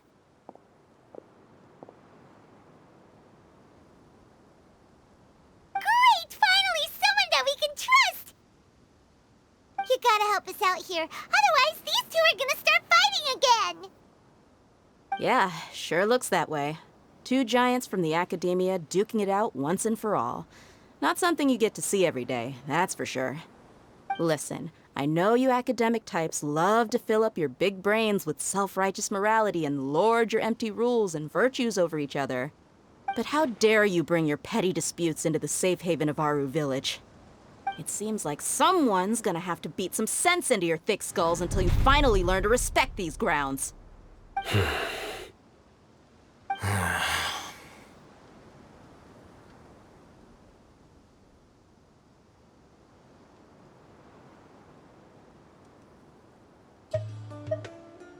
Hey, did either of you hear a word I just said?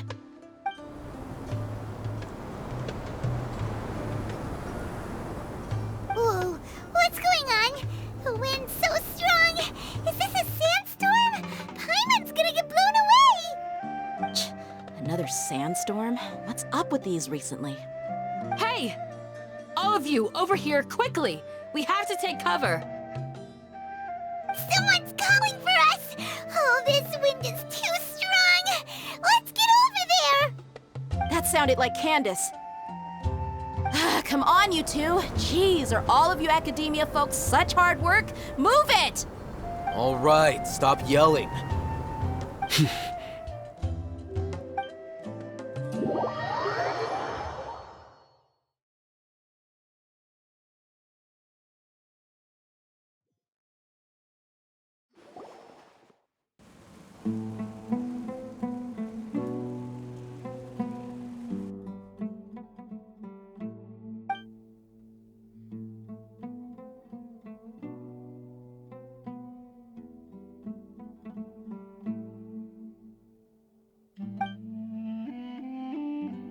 Well, this is pretty awkward.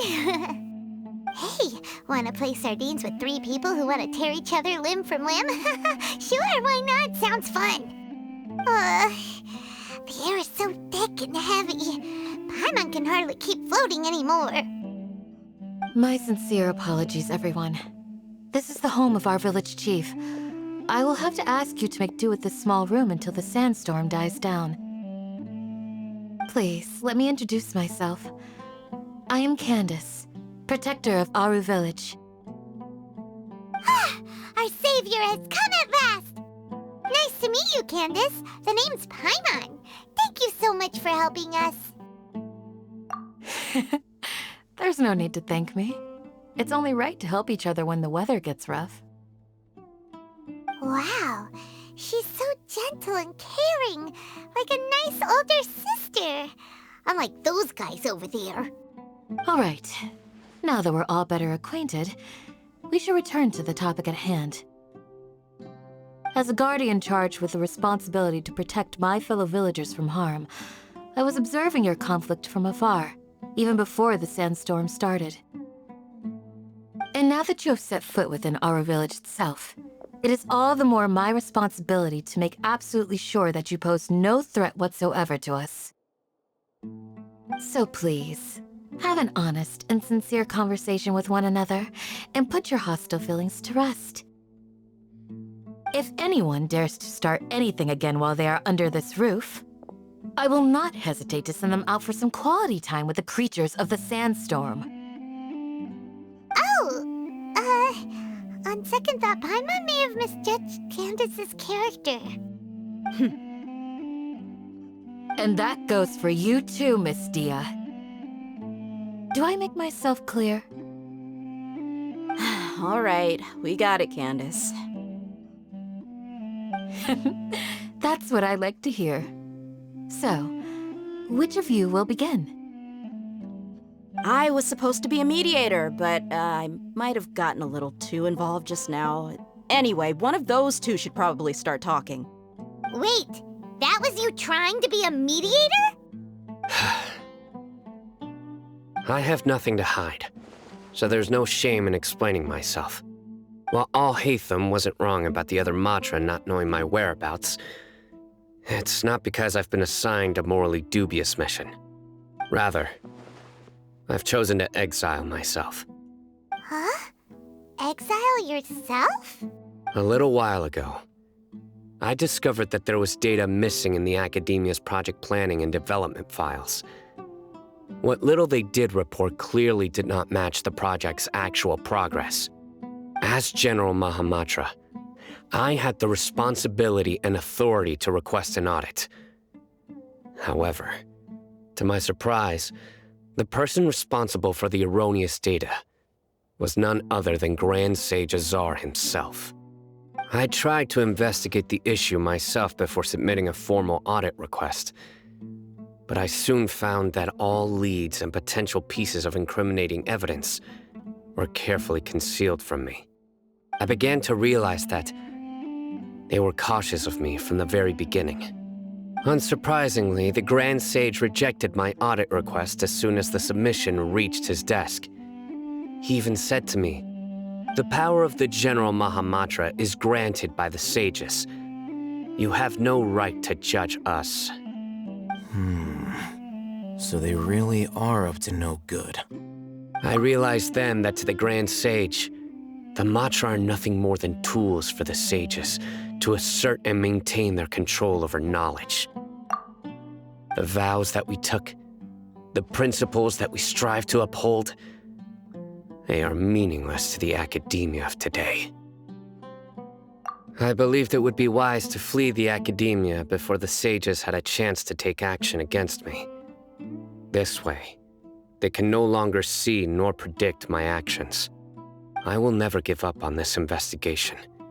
There's no need for someone else to give me power or authority. Once I find the truth, I will administer judgment by my own name. Sino seems to have the same goal as us. We're all investigating the sages. Plus, now that he's no longer the General Mahamatra, he somehow feels a lot less scary.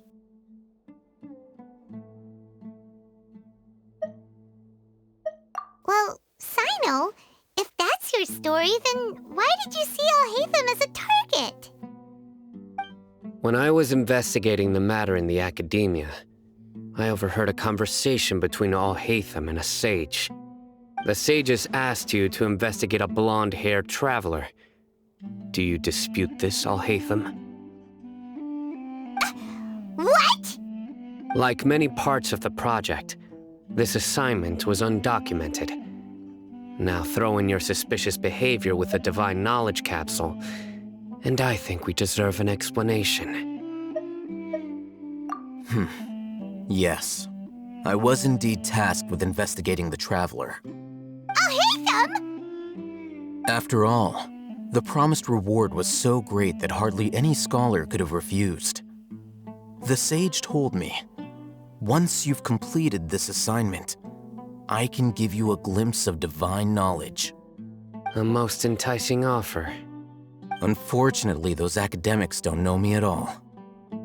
Their words contained one key piece of information, namely that divine knowledge indeed exists. That gave me all I needed to know. From my perspective, the sages are far from trustworthy. Think about it. Isn't it a little strange they're so willing to share divine knowledge with anyone, even as a reward? So, I began my own investigation following the lead of the Divine Knowledge Capsule. In the end, I realized my wisdom in committing to this rather than collaborating with the sages. Had I been less guarded, I probably would have ended up like that Ain al-Ahmar mercenary, incapable of remaining sane for long enough to hold a conversation. You mean that the sages originally planned to dispose of you, using one of those capsules that drive people insane? I'd already given up on the assignment by then. I only told the academia I was waiting in Port Ormos for you to appear so they wouldn't suspect anything. So it came as quite a surprise when I encountered my erstwhile target while investigating the Divine Knowledge Capsule. Criminals do love to talk about coincidences. Even though I ran into the Traveler by chance, I had no intention of providing assistance to the academia. Also, you should remember, you were the ones who decided to follow me and strike up a conversation after I left that tavern. That's true. Alhaitham helped us out at Caravan Rebat as well. Maybe he's telling the truth. I'm willing to apologize if that's worth anything to you. I took the Divine Knowledge Capsule behind your back because I judged its existence to be a significant risk. I felt that it would be best for no one to interact with it before it had been properly studied. After all, curiosity often proves to be the most dangerous thing in this land. You should be well aware, Scribe Alhaitham, that curiosity can also lead you to danger and suspicion. Answer me this. Did the sages share any information about their project with you? Have I not made myself clear? You and I are both distrusted by the academia. Do you really think they would tell me anything? Fine. Although you haven't completely proven your innocence, I won't regard you as an enemy, for now. As you wish. Good. I'm glad to see you two clearing up your misunderstandings. And now you, Dia. I believe it's your turn. Oh, sorry. Whatever the boys were talking about must have been so boring that I spaced out.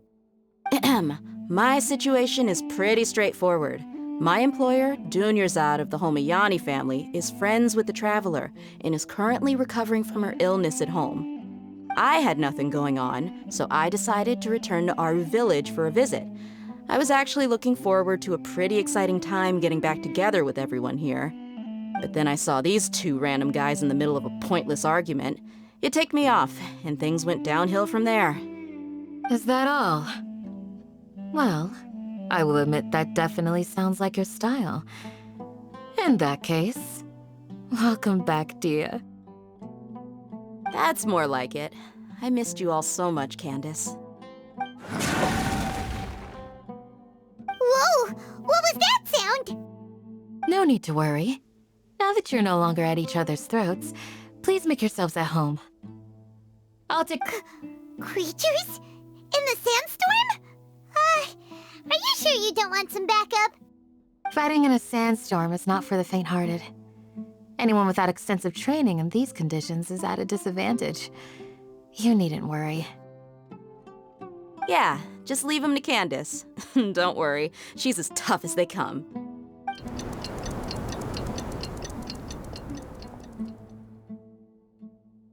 The wind's died down. That means the sandstorm's over, right? Candace still isn't back yet, though. Is she alright? Maybe we should go out and check on her. When you put it that way, even I'm starting to feel a little worried. All right, let's go. We've been here long enough, and the boys are as chatty as the floor.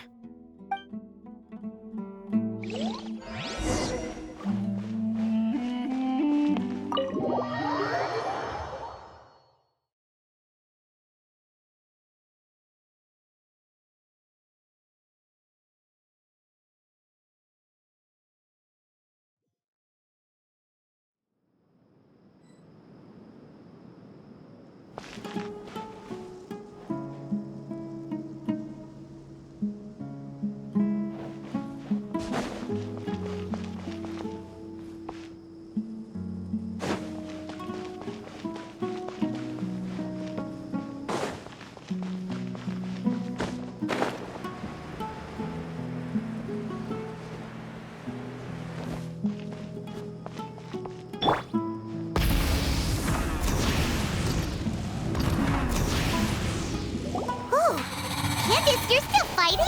You've been out here dealing with these creatures the entire time? Yes. They just keep coming in waves. I've lost count of how many I've defeated. Before I realized it, even the sandstorm had stopped. Ah! Here comes another wave! Leave this round to us. I got interrupted earlier, but now I have something to take my anger out on. It's been quite a while since I've seen the Flame Mane in action. I'll leave these to you then. I'll be sure to put on a good show. Let's go!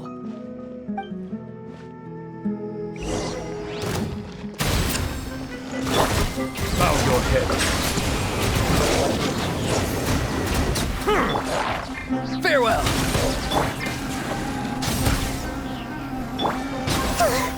Here comes another wave! When are they ever gonna let up? The creatures stopped appearing. Was that the last of them? What we fought just now was probably the aftermath of the sandstorm. So we should be safe for the time being. Well fought, everyone. No injuries, I hope. Huh? Who are you? Ah, my apologies. I haven't had a chance to greet you yet. I had my hands full taking care of the village's elderly and children. I am the chief of Aru Village. Everyone usually calls me Uncle Anpu. Sir, I am also originally from the desert, but I have not been back for some time now. May I ask if such sandstorms are common? I can't say they've always been common, but recently the storms have become increasingly severe and frequent. Besides sandstorms, we also occasionally get earthquakes. According to an investigator who stayed in the village a while ago, these unusual natural phenomena are related to the withering of Irminsul. Another effect of Irminsul's withering. So, Irminsul's withering causes withering zones in the forest, and sandstorms and earthquakes here in the desert? Everything in the natural world is inextricably connected to Irminsul. These regional symptoms can indeed be a reflection of Irminsul's present state.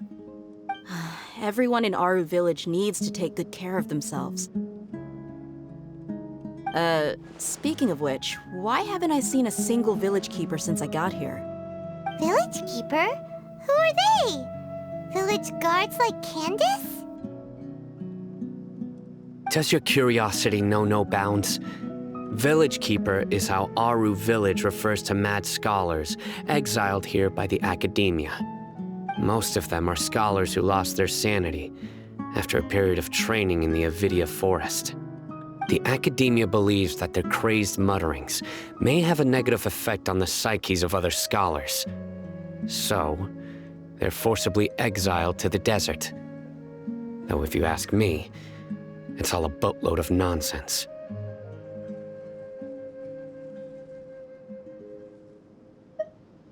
Alas, that's exactly what we've been trying to investigate.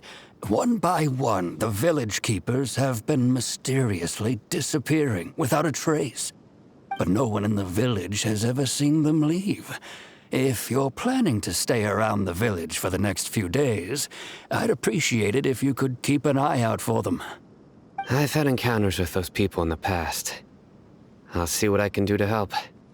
The Matra are the ones responsible for their exile. Now that you're no longer with them, are you trying to alleviate your guilt and atone for your past sins? I'm fascinated by how you think. Mock me if you will, but if you are guilty, I will eliminate you, regardless of my position or identity. Oh, you're the former General Mahamatra. You must be an expert in these kinds of investigations. Thank you for your help.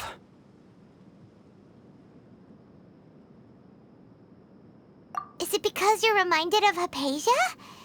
Oh, these poor scholars. First they lose their sanity, now this! We need to help get them back home, safe and sound. But, is it really a good idea to tag along with Sino? You seem like you really don't trust him.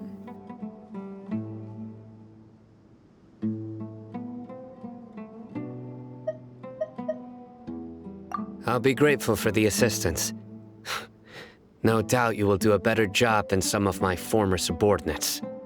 Let's start by finding a spot to share what we know so far.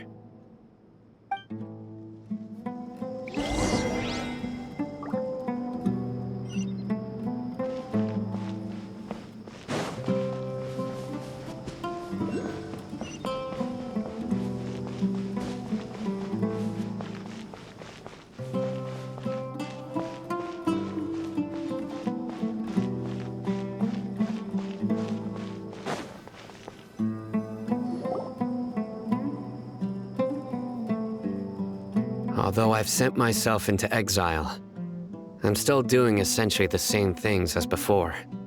Do you still have any questions for me before we start our investigation? One of my former subordinates told me that this title has its origins in a strange incident. The Academia has long exiled mad scholars to Aru Village. A mysterious phenomenon exists here. When mad scholars first arrive, they are as incoherent and deranged as before. But after spending some time here, they invariably begin to calm down. Initially, the people of Aru Village greatly resented having to take in the mad scholars. But a strange incident one night changed that. Aru Village was struck by the strongest earthquake in living memory. Seeing buildings on the verge of collapse all around him, the then chief of the village was preparing to take everyone to safety. Suddenly, he noticed a mad scholar crouching in a corner, caressing the ground with his hands. A soft, green light radiated from him, like a divine glow against the backdrop of night. Despite the powerful tremors that ripped through the ground that night, all the houses remained upright, almost as if they had grown roots reaching deep into the ground. In the end, not a single building collapsed, and no one was hurt. After that, the people of Aru Village treated the mad scholars with greater kindness, and began to refer to them as the village keepers. The soft green light? A mad scholar protecting Aru Village? What do you make of it, Traveler?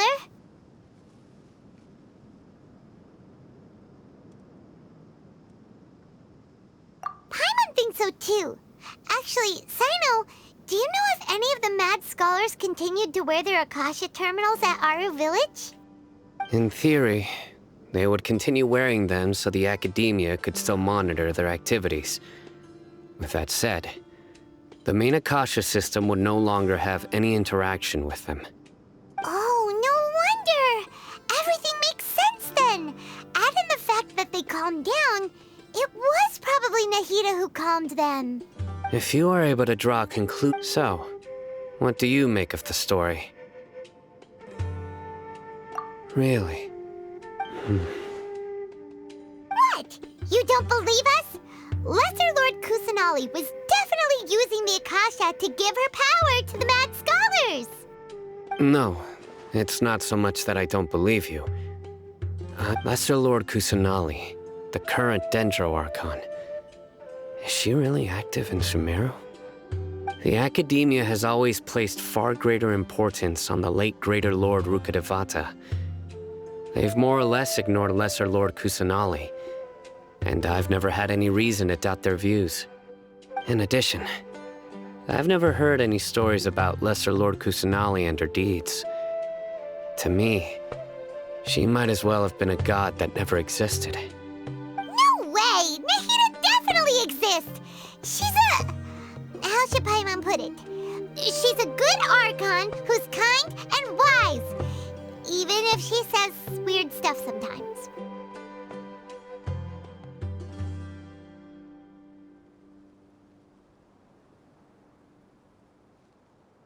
I've spent many years interrogating criminals, so I can easily tell when someone is lying. Good! Then you should know that we're telling the truth! That look in your eyes. How can this be? To think, our Archon has been amongst us this entire time. Alright, now it's our turn to put our skills to good use for this investigation. But easier said than done, especially since we don't have any leads. Maybe we can start by knocking on some doors. Excuse me, are you here to help me find my grandpa? Huh? Who are you? By the sounds of it, a resident of this village. My name is Isak. You'll help me find my grandpa, right? Is your grandpa a mad scholar? Hey, don't say that. Grandpa is just Grandpa. Why do... The person you're referring to is not a local, yet you are. Why do you call him Grandpa? Grandpa is just Grandpa. He's my family. I heard everything you said to the village chief. Please, you gotta take me with you. I want to find my grandpa. I swear I'll help. I won't be a nuisance. Ah, so you're the one who was eavesdropping on us around the village chief's house. I was planning to go out and take care of whoever it was, but I had a vague feeling that they didn't harbor any ill intent. Whoa. Hatham wasn't kidding about Matra having sharp senses. Sino, he's just a kid. All he wants is to find his grandpa. Let's find a way to help him. Sorry. I was only listening in because I wanted to know where Grandpa went. Honest. If you don't believe me, you can ask Miss Candace. All right. But first, let's confirm the facts with Candace.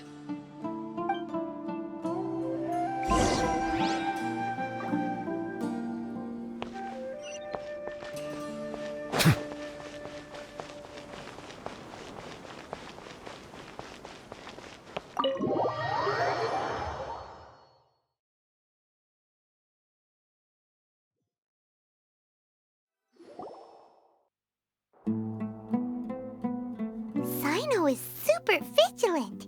Is this what all the Matra are like? Ah, you're back already. We just wanted to confirm something with you. Do you know a boy by the name of Isak? I had a feeling he'd go looking for you. Huh? You knew this would happen? Yes. Although he tried his best to stay hidden, I still noticed him eavesdropping outside the window. He really wants to get his grandfather back. Isak's parents were both Aramite mercenaries who rarely returned to the village after finding employment in the city. He was raised by his grandfather. Unfortunately, it was only a few years before his grandpa passed away. Isak was still very young at the time, so various families in the village took turns caring for him so he could survive. Later, an elderly mad scholar arrived at the village. Isak thought the scholar bore a striking resemblance to his grandfather, and thus often spied on the man. However, the scholar was unkempt in appearance and incoherent in speech.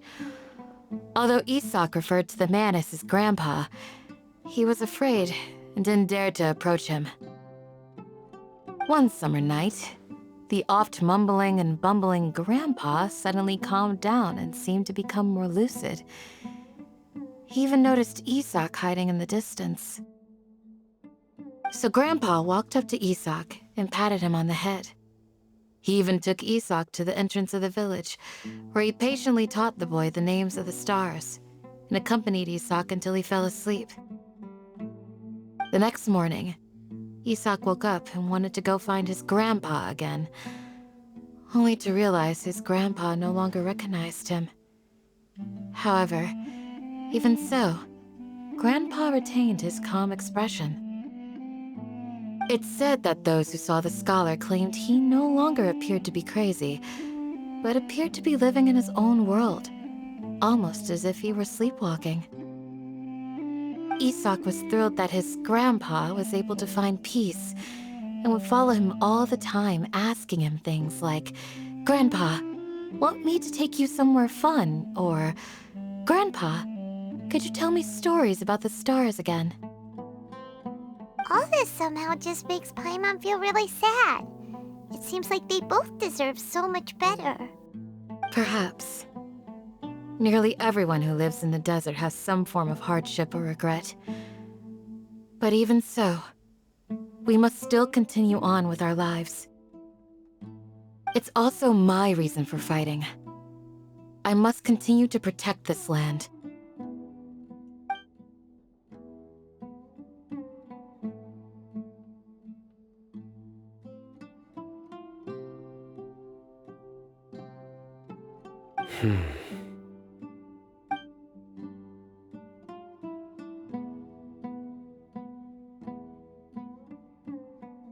Maybe the people have always had a considerate god watching over them. Huh? What did you say, Sino? No, nothing. As long as Isak keeps his word and doesn't get in our way, we can take him along. Perhaps you are more compassionate than I gave you credit for. Please accept my thanks on Isak's behalf, Sino.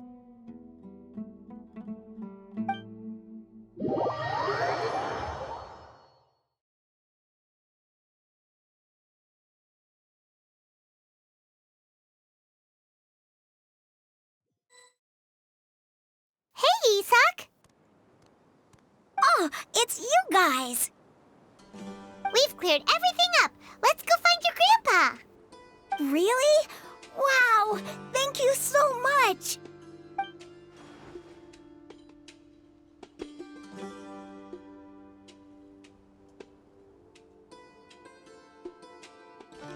Yeah! All right. Let's ask the local residents some questions first.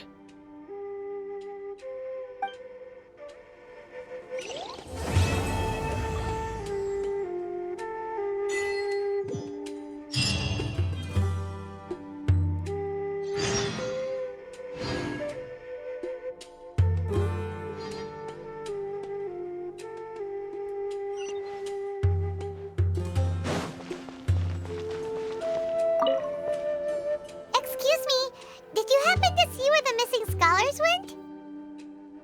You mean the village keepers? Oh, let me think. When I was eating dinner the other day, I saw one of them by the side of the road, muttering away and eating mushrooms and tree roots. They shouldn't go around eating that kind of stuff. Okay. Did you notice anything else?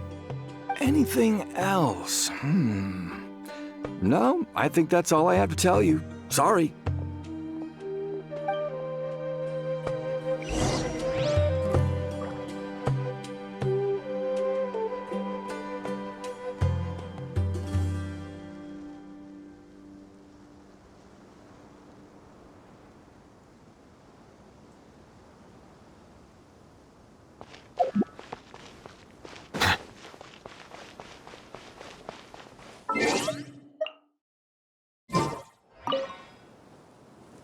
The scholars that have gone missing.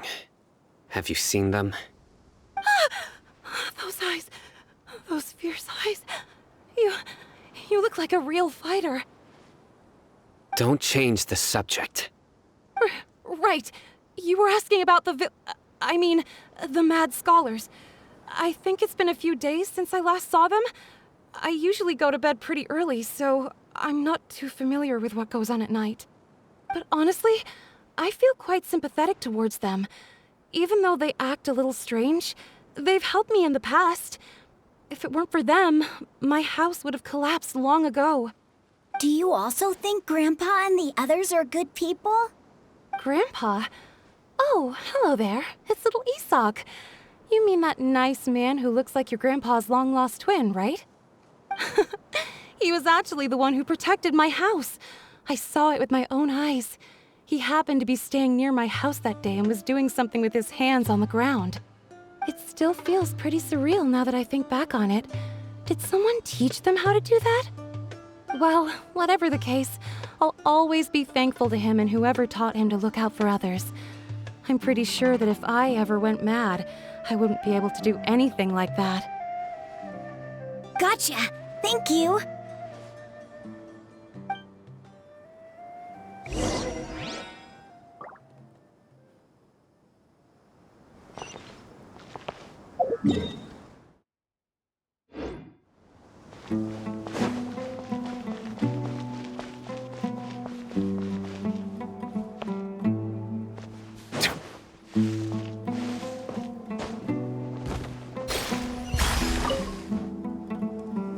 Sir, have you seen my grandpa recently? You know, the one who likes to sit and space out near the village entrance. Oh, well, if it isn't Isak. Oh, your grandpa, huh? It's been a while. The last time I saw him, he was spacing out by the road as usual. I went and asked him if he'd like any of the food I had prepared, despite my wife's protests. Like many people, she's really quite terrified of them. And speaking of my wife, she's still always complaining about how I don't make enough mora. That might explain why she's always mad at me. Oh, thank you. Thank you for taking care of him. It was nothing. You're looking for him, right? Did he go for a walk and get lost? Yeah. That's no good. Well, once you found him, come by my place again and I'll cook a little something for the both of you. I've known you since you were very young, so as far as I'm concerned, you're family. Please feel free to come by anytime. Wow, what a nice guy! Okay, thank you, sir. Huh? Don't say anything for now. Isak, stay here. Let's head over there. Stay quiet as you move.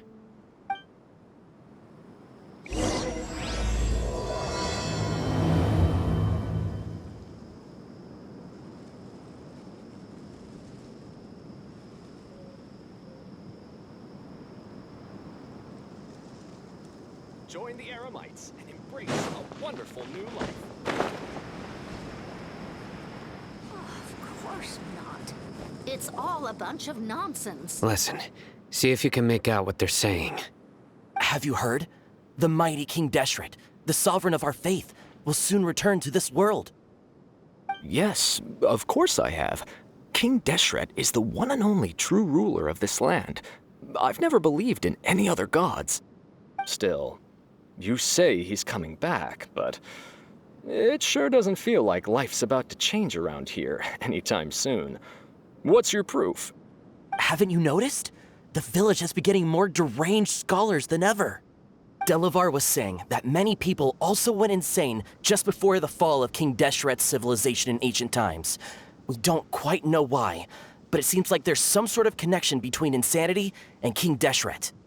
Isn't it a sign of King Deshret's power that all the mad scholars have disappeared? If you ask me, they must have been chosen as the final sacrifice for King Deshret's resurrection. Huh. Now that you say it, that does make some sense. Does this mean our lives are finally going to take a turn for the better? Exactly. Those city folks will get what's coming to them. Now, repeat everything you've just said from the very beginning. Huh?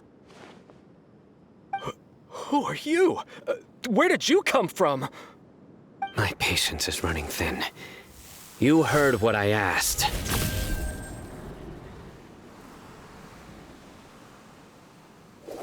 Yeah! Bro, this guy's something else. Just look at his eyes. One wrong move, and he's gonna flay us alive. Let's not get on his bad side, okay? I am no match for this guy. Oh, okay, good sir. What is it you would like to know? Tell me about King Deshret's resurrection. Well, I only know a few things from hearsay. I went for a drink the other day and heard others talking about a rumor that the madmen will disappear and that King Deshret will return to this land. I'm not making this up, I swear! Hey, go on. Keep talking. It's true. It's all true, sir. We desert folk have had more than enough of those people at the academia. They keep sending us all their mad scholars and won't let us have a good life. Would you want to live like this if you were in our place? The radicals were even more thrilled than me when they heard the news. We're all praying for King Deshret's speedy return. Delavar also said that once King Deshret returns to our side, it's only a matter of time before we conquer the land on the other side of the wall. They're all willing to serve under King Deshret and fight for a share of the glory. Is that so? Seems like he still wants to know more. Keep talking. Got it. At first, I told myself it was just the drink talking, but then all the mad scholars vanished without a trace, just as the rumors said. Please don't beat me up just for mentioning these rumors. If I'm guilty, then everyone else around here is also guilty. I'm just saying what the others said. The people here really like King Deshret, but dislike the Dendro Archon. Where is this radical person you talked about? I haven't run into him over the past few days, so he probably hasn't been around the village. What about you, man? Have you seen him at all? No, not at all. We wouldn't dare lie to you. He's really not here right now. Sounds like you're not too close with the radicals. No, of course not. All we know are their names. I have many ways to stop you from talking, and many others to stop you from sending warning messages. So you'd best just stay home and hope I don't hear of you trying to contact anybody. Don't do anything until I've gotten to the bottom of this. Try something foolish, and even Candace won't be able to protect you. Yes, got it. We'll do just as you say. That scared Paimon half to death. Sino is pretty terrifying. He didn't try to reassure us at all. It's like he's used to hearing that. Oh, Paimon bets lots of people have told him that before. I heard that. Sorry. It's part of being a Matra. The rumor we heard just now seems like a strong lead, but we need to check a few more places.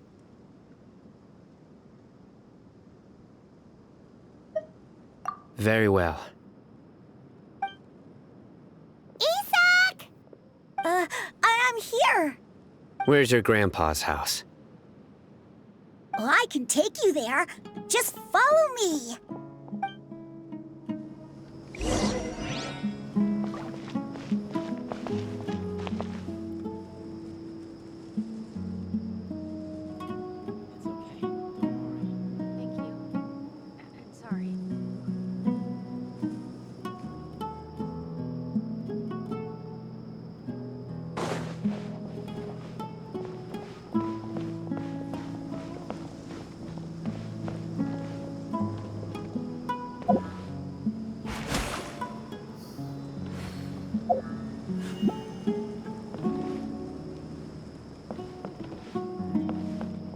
Grandpa, Oh, he likes to be alone. Sometimes he stares at the sky in a daze, and other times he just pokes at the ground with his fingers. Every now and then, he yells out at the top of his lungs, so a lot of people are really scared of him. But he's a good person, really. I know he is. I swear, he's just like my real grandpa.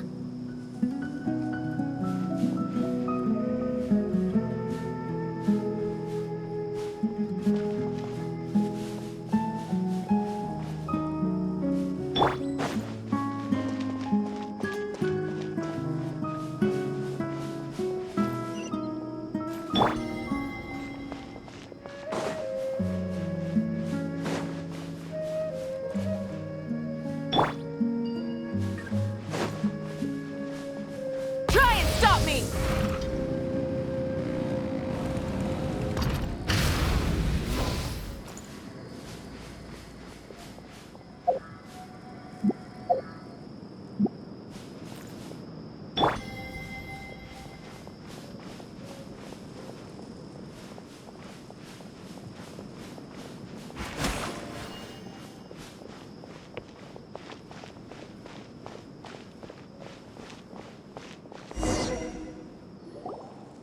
Well, this is where Grandpa usually stays. There sure isn't much here.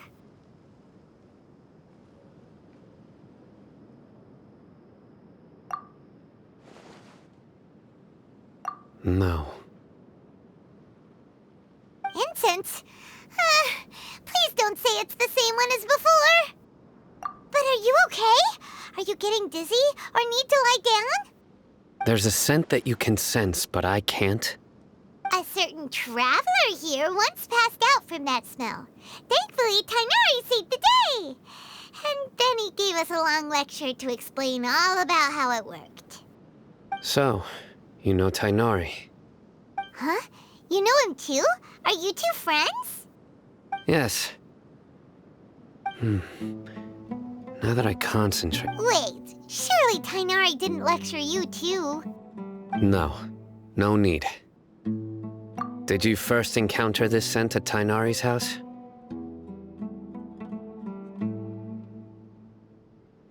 In the forest. From a scholar.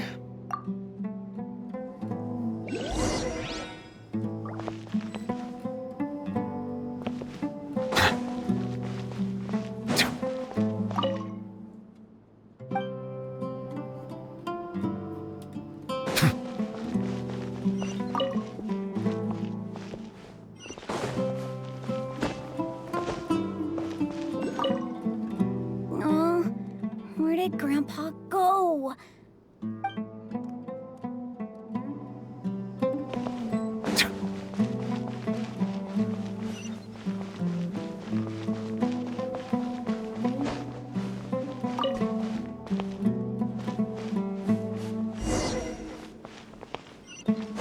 I cannot help but feel that you bringing me here is some sort of an assassination attempt.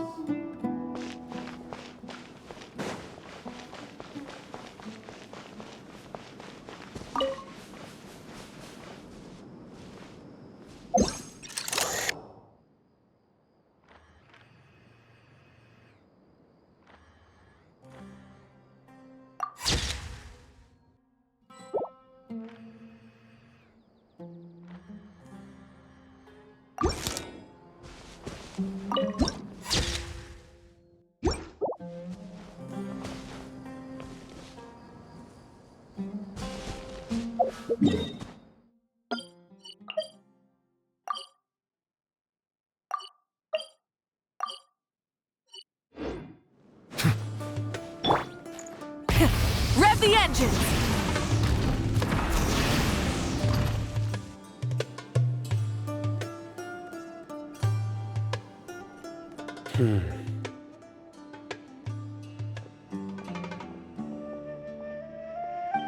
What are you looking for, Sino? Here it is. Take a look right here. Paimon doesn't see anything. Although the traces have been completely buried in the sand, there are footprints here. From the size and shape, they belong to an adult male. This pattern is a common one from this area. Local shoes. This was probably someone from the village. The scent is quite faint, but still extant. But who would come looking for Grandpa? He doesn't have any friends. We'd have to ask whoever lured him away with the incense. Huh? So you can lure someone away with just a scent? Hey, what's wrong with liking good food? Everyone's got something they love in life. Exactly. Most scholars are fond of incense, since the smell supposedly helps them clear their minds and discover new knowledge. Even deep within the clutches of madness, they still yearn for their knowledge-seeking days, and will follow the scent whenever it presents itself. No, Grandpa. So, someone's taking advantage of their weakness? Huh, are the rumors really true? Could the disappearance of all the mad scholars have something to do with the radicals? It's highly likely. Please, you have to save my Grandpa. Grandpa's never done anything wrong. Please. Sounds like we'd better help get him back. Don't you worry, Isak. We won't let whoever took him get away with it. Let's head to Aru Village and inform Candace and the others about what we learned here. After that, we'll set off to find the scholars.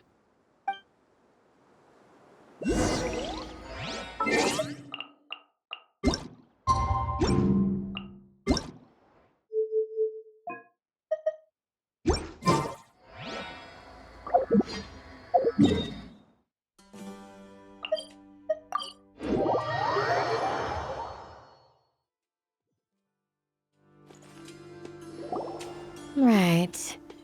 The darker fabric definitely looks a lot better. That'd be my choice, too. We're back, Candace! We've got a lot to tell you.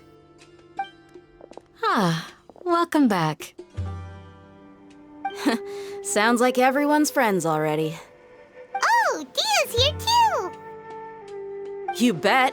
So, everything goes smoothly? Reasonably. Alhaitham didn't go with you? We haven't seen him at all. Huh. I saw him around the village entrance earlier and figured he was investigating with you. I guess he must have gone off on his own. Did you find out anything useful?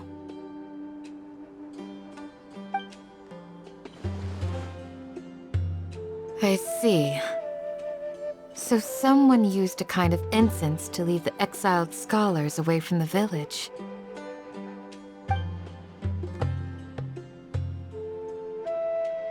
The resurrection of King Deshret? First I've heard of it. Far as I know, the kind of incense you just mentioned is only popular beyond the wall. Scholars are fond of it, but as you can see, there aren't many scholars still studying around these parts. No seller would be able to make a profit here. Not to mention, making incense is a labor-intensive process. You won't see anybody in the desert with the patience to make or sell something that requires that kind of effort. It seems someone from beyond the wall must have been supporting this. Makes sense. So what should we do then? Do we go back to the academia and search for leads there? If it was any other day, that would be your next logical step. But today, you've got me on your team, so you get an extra tip. Didn't you say that the villager got his news from the tavern? Well, I also like to drink at the tavern, so I know a thing or two about these radicals he mentioned. If Paimon remembers correctly, the leader of the radicals is some guy called Delavar. Ah, yeah. Delavar, the scar-riddled bandit, Engur, the wide-eyed butcher, and Jabari, the duck-tailed bearded crook. The whole lot of them are known around these parts. These guys have one thing in common, and that's being broke. The rougher life gets, the more they want to believe in King Deshret. Way they see it, King Deshret's resurrection is their only chance at overthrowing the academia.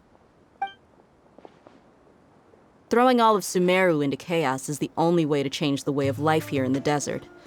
Anyway, that's my guess why they've chosen to become radicals. Tia! You're amazing! You really know this place inside and out!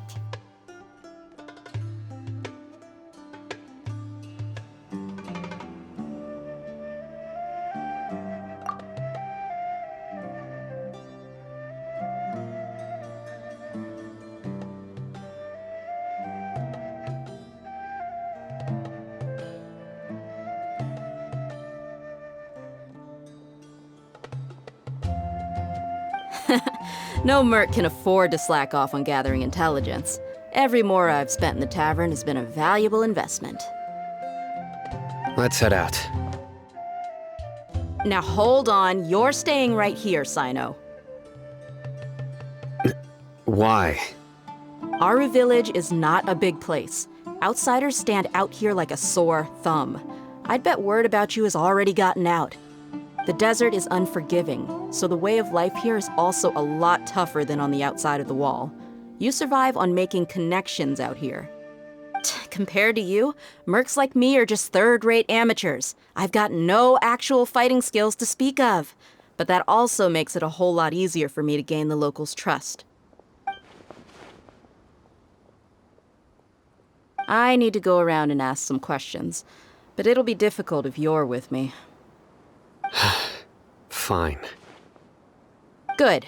Then we've got a plan. The Traveler and Paimon will go to Caravan Rebot with me, and we'll try our best to figure out where the mad scholars have been taken. Sino, you'll have to stay in the village and continue investigating on your own. Alright, sounds like a plan!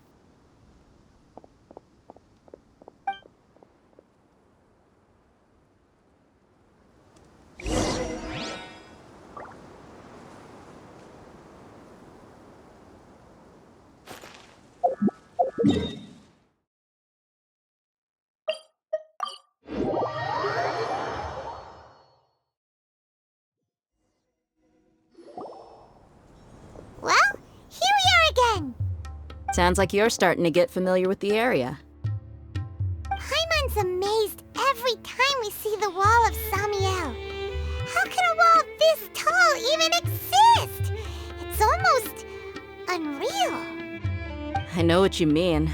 I had the same question every time I walked this way when I was a kid. Also, why is this high wall here? And can a wall really block sandstorms?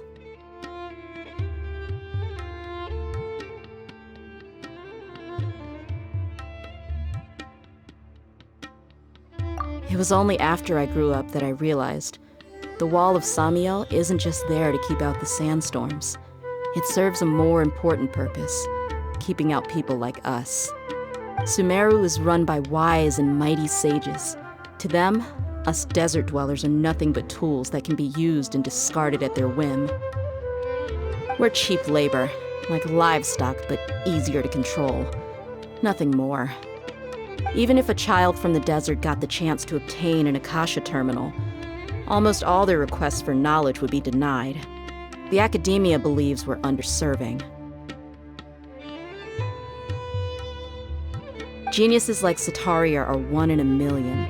The other children never get a single chance to try and rewrite their fate, even though the academia knows very well that we're humans, just as they are. That's terrible. I would tear down this wall with my own hands if I could.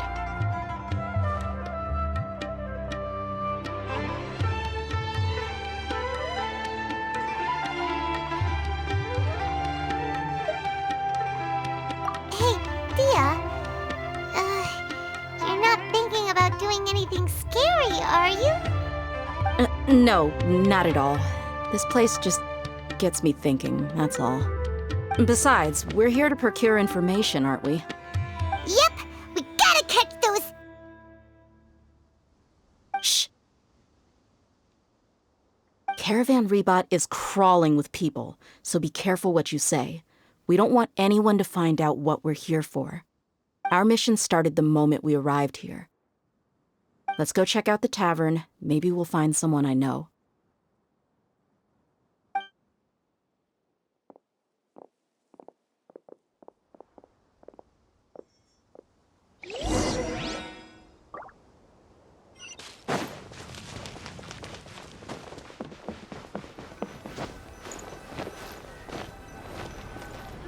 Just our luck. None of them are here today. You mean, you don't see anyone you know? Dia, is that you? What a coincidence. You here for a drink too? Zaki. Finally, a friendly face. Oh, and who do you have with you here? Guests from another land? Hello, hello. I'm Zaki. Dia's, how would you put it? Drinking buddy? We've had drinks together a few times. You could say we go back a ways. Anyway, as far as my friends here, they aren't too shabby, are they?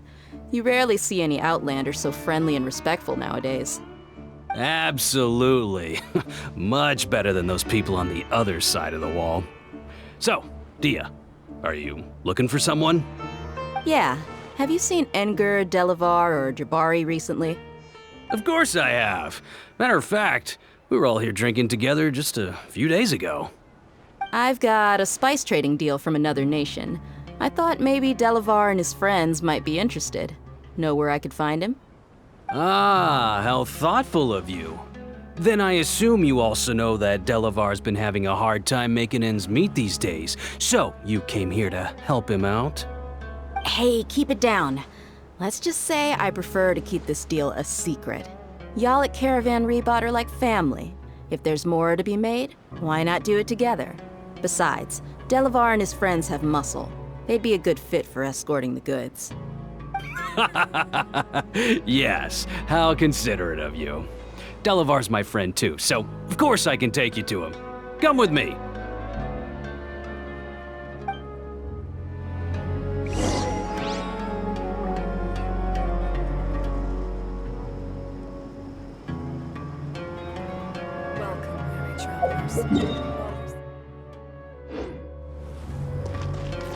Try and stop me!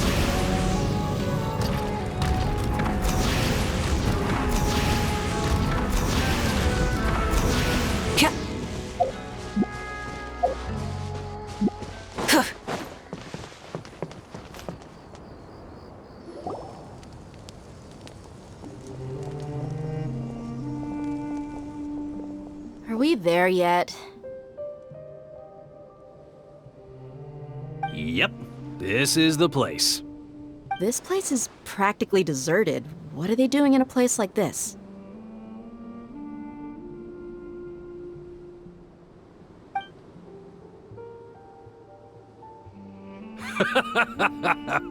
Why don't you take a guess?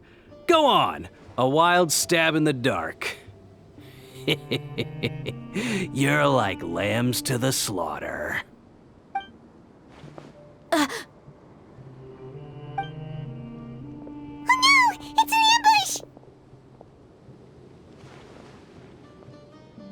ambush! What's this all about, Zaki? Come on, Dia. You really think we didn't hear about what you said back in Aru village? The boys have kept a close eye on you from the moment you set foot there.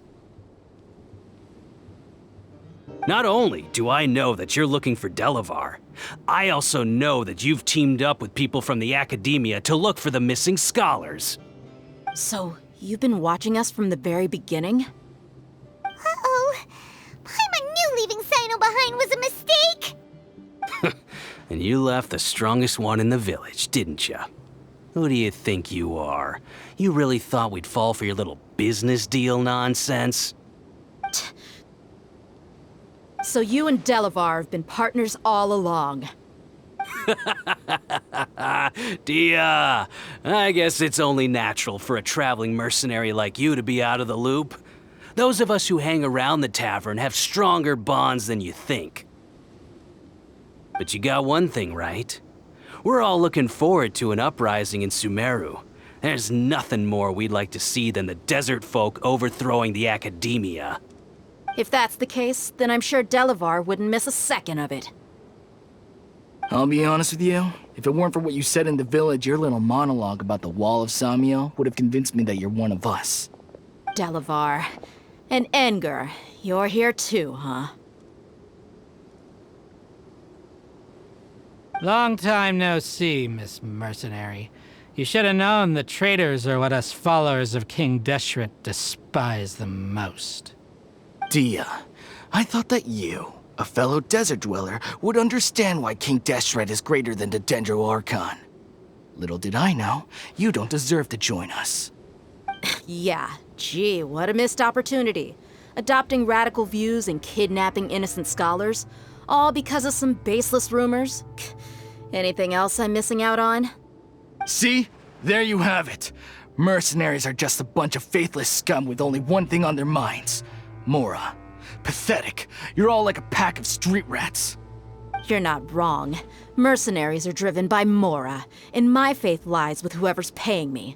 As long as there's a profit to be made, anyone can become my friend. Enough talking! Get him! Just as I expected. Let's teach him a lesson, traveler.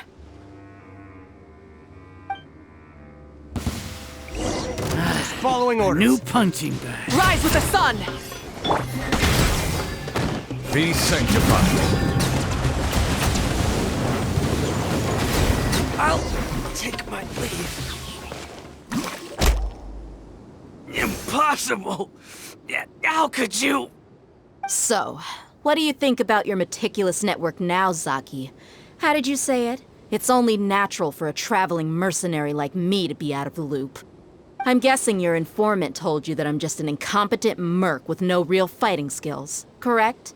I mean, that is what I said after all. And of course, you would believe everything he reported. The only thing you know about me is that I'm a mercenary, but you've never seen me in action. Even though you heard we went to handle monsters together, you believed that Candace was the only one doing all the real fighting. That so-called Flame Mane is just a fraud. She admitted it herself. She just uses her connections to gain the trust of others. That's what you thought, right? Ugh. You lied in the village because you figured that we'd have people watching you. And you were stupid enough to fall for it. I figured as much the first time we drank together. You all thought you were so smart. Pathetic. Okay, that should be all of them. Whoa! So you've been planning this since we were in Aru Village? No task can be done without preparation. I just happened to notice a couple suspicious-looking people while you were out investigating. Oh, but instead of catching them right away, you let them report back. Those two who were snooping around were just a couple small fries. If we want to get the real catch, we have to be patient and give it some time. Oh, you mean the funny name she mentioned back in Uncle Ampu's house? The wide-eyed butcher, scar-riddled bandit, Paimon can't remember them all. That's just a bunch of drunk talk. Engar and Delavar like to talk themselves up when they're drinking. Engar, the wide-eyed butcher, and Delavar, the scar-riddled bandit, are the nicknames they came up with for themselves. Alcohol has a way of making people share what they really think, so Engar and Delavar are always rambling in the tavern about how King Deshret is a superior deity. What about Zaki? He's just a numbskull who fell right into our trap. Zaki was probably the best hidden of them all. My initial plan was to find Delavar first, and then try to track him down. That's what you wanted to ask when we were at Uncle Anpu's house, right? Jabari is one of the villagers you talked to. You know, the one who wanted to treat Isak and his grandpa to some food. Wait, so he's a radical too? No, he isn't. I just needed to tack on a random villager name to make the eavesdropper think that I was making some wild guesses based on my impressions. Wow, what a genius idea! Well, that's an expert mercenary for you. Ah, you're too kind. It was straight from the usual playbook, if I'm honest. So, that thing you were saying before, is it really true? About what? About how mercenaries only care about Mora, and that anyone's a friend as long as there's a profit. Does that bother you?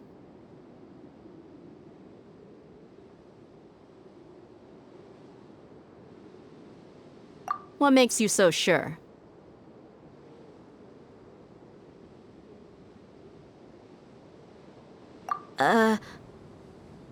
Dia, do you dislike the Dendro Archon like the other desert folk? You two are pretty sharp.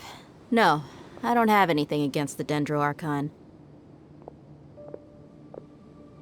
I've heard a lot of nice things about the Lesser Lord from Dunyarzad. I can understand her devotion and gratitude. Dunyarzad's just an ordinary person. There's no way a god would be so involved in the lives of everyday people, unless they were truly compassionate. I've begun to realize that the sages are behind everything that's happened recently. The radicals' blind belief in King Deshret, making the Dendro Archon out to be an enemy. It's all the Academia's trickery. But I see through it all. And unlike them, I can never be hostile towards anyone who's never done anything wrong. Dia. Anyway, looks like we're done with business here. Traveler, lend me a hand. Let's tie him up and bring him to the village.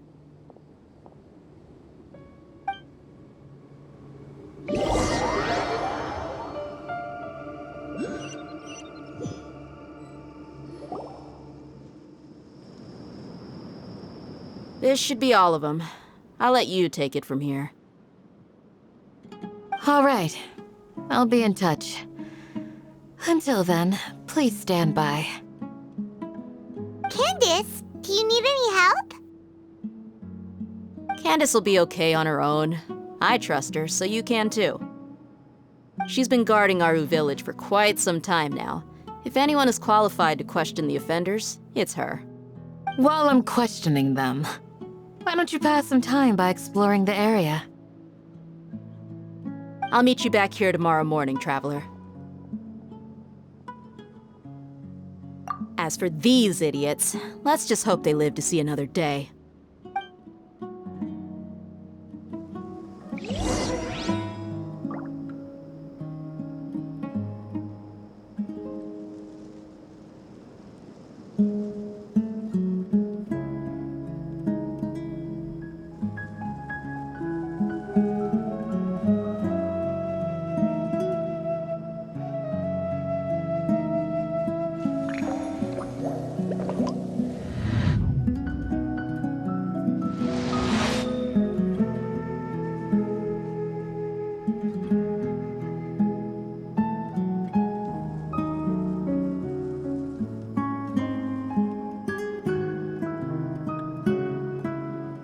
Water comes in many flavors to the...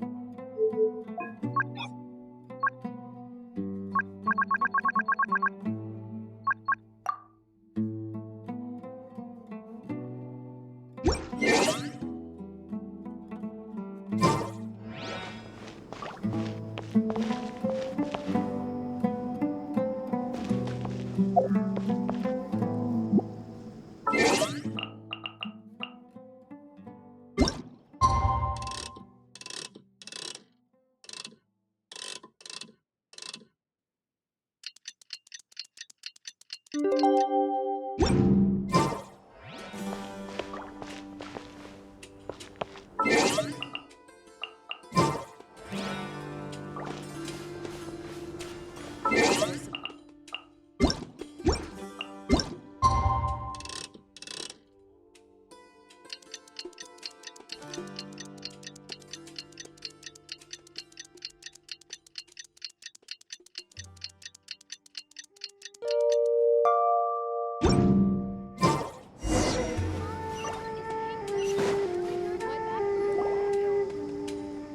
Dia!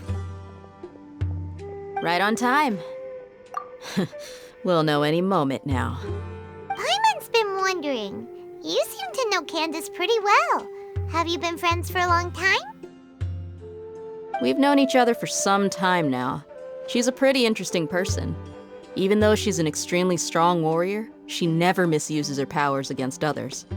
Oh, Paimon knows what you mean. Like a lot of martial artists say, never take the fight outside the ring. Yep, I guess you can put it that way. It takes strong convictions to be as dedicated as she is, and shoulder that kind of responsibility. Us mercs, on the other hand, we pretty much live from one day to the next. Well, Paimon thinks you're great too. Really? Thanks for that.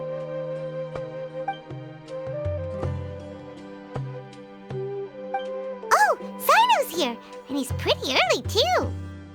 Yes, I was here yesterday to help out a little. To help out? By doing what? Sharing some interrogation techniques.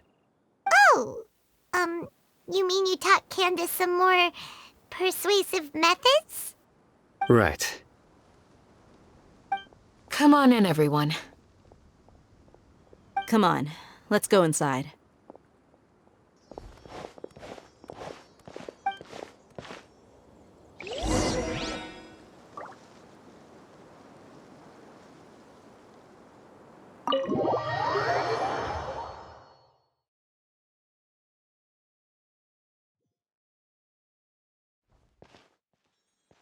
Candace, where? Whoa, you look furious. Do I? Huh. What gave it away? Oh, there's no mask that can hide true bloodlust. Cover up your eyes, and it'll still show itself at the corners of your mouth. Perhaps I need to work on my composure. Still, it's perfectly understandable why I'm angry. I'm sure everyone present would agree. Yes, ma'am. Please, don't beat us anymore. We're gonna die. Well, looks like Sino taught her well.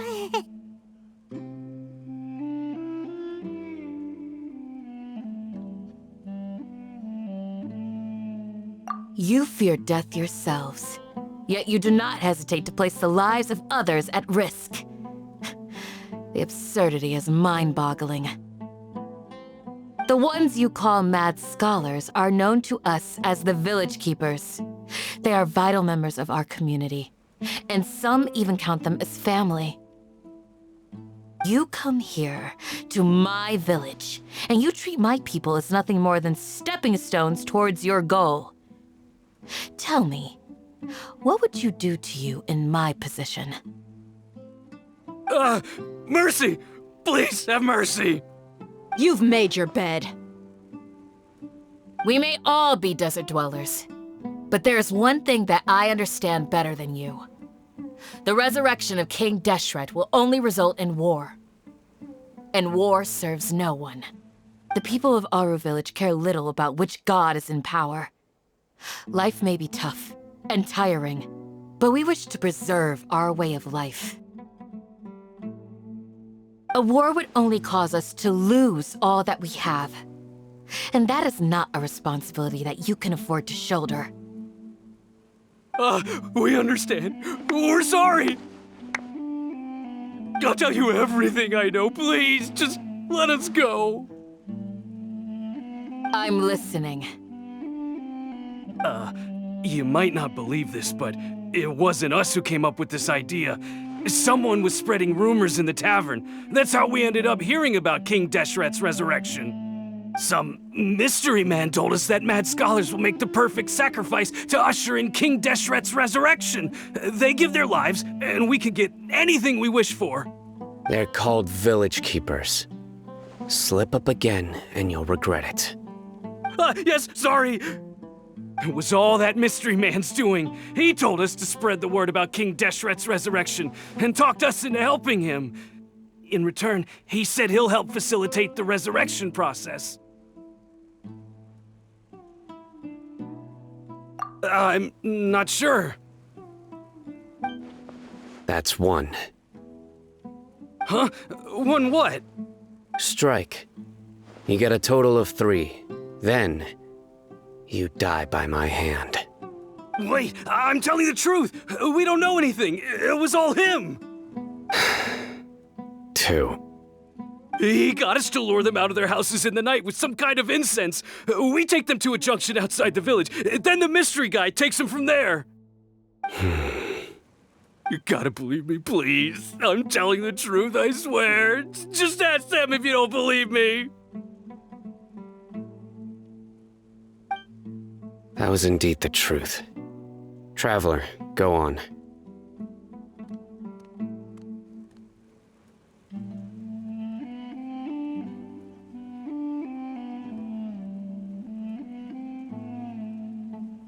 You have to believe me. If I knew that, I would have told you his name right away. I'm not risking another beating to keep his secrets. No way. That guy, he wears a cloak, and he's always careful to cover his face. He calls himself King Deshret's envoy. I believe I may know what's going on. Uncle Anpu? What do you mean?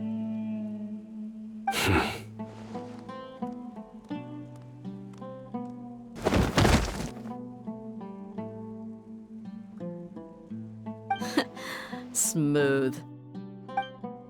Okay, speak. If my suspicions are correct, this mystery man they speak of could be from the Academia.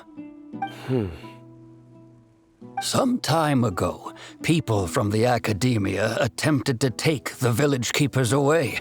I refused, insisting that they are part of our community. It strikes me now that this secretive character shares the same goal they had. Which means it's highly likely that the Academia was purposely spreading a false rumor to trick the radicals into delivering the village keepers right into their hands. They were the ones who brought them here to begin with. Now they're trying to take them back? We aren't gonna let that happen. Not the Academia again. Just as I thought. But what could they want with the village keepers? People are nothing but tools in the eyes of the Academia. A change in their plans likely means they found another way to exploit the scholars. Regardless, our top priority now is locating the village keepers. You're right. Isak is still waiting for news on his grandpa. Time to go. Let's leave the village and try to track them down. Yes. Pack up and get ready to leave. You got it. Candace, I'll let you deal with the radicals. Leave everything outside the village to us. All right. Let's meet back here once everyone's ready.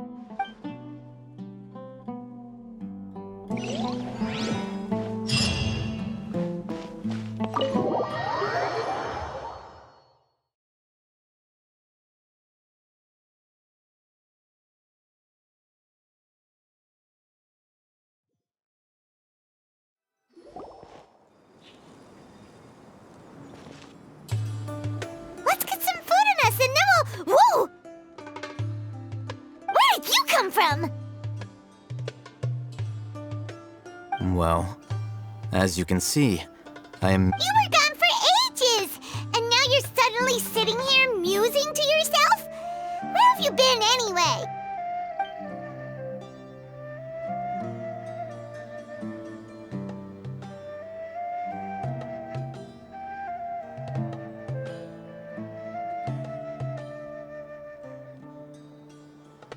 Hey, what's with the silence?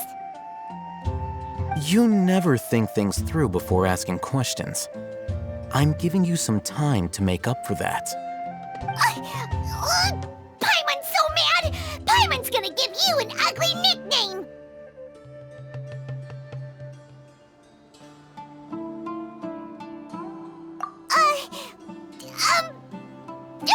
Never mind! Paimon's got nothing. There's just nothing super obvious to pick with this guy. It makes it so hard. Well, you've heard nothing to suggest I left this whole time. So clearly, I stayed in the village to investigate. Anyway, you plan to leave Aru Village and keep searching for the truth of this matter, yes? Yep. We're not gonna find out anything more by staying here, so we thought that we might as well take the search elsewhere.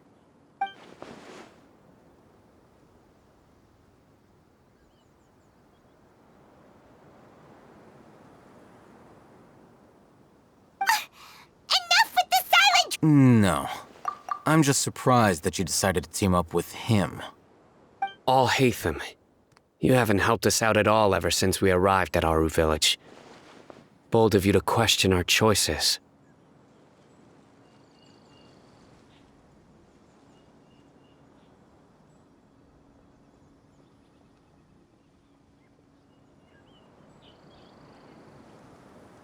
Yeah, you're all talk.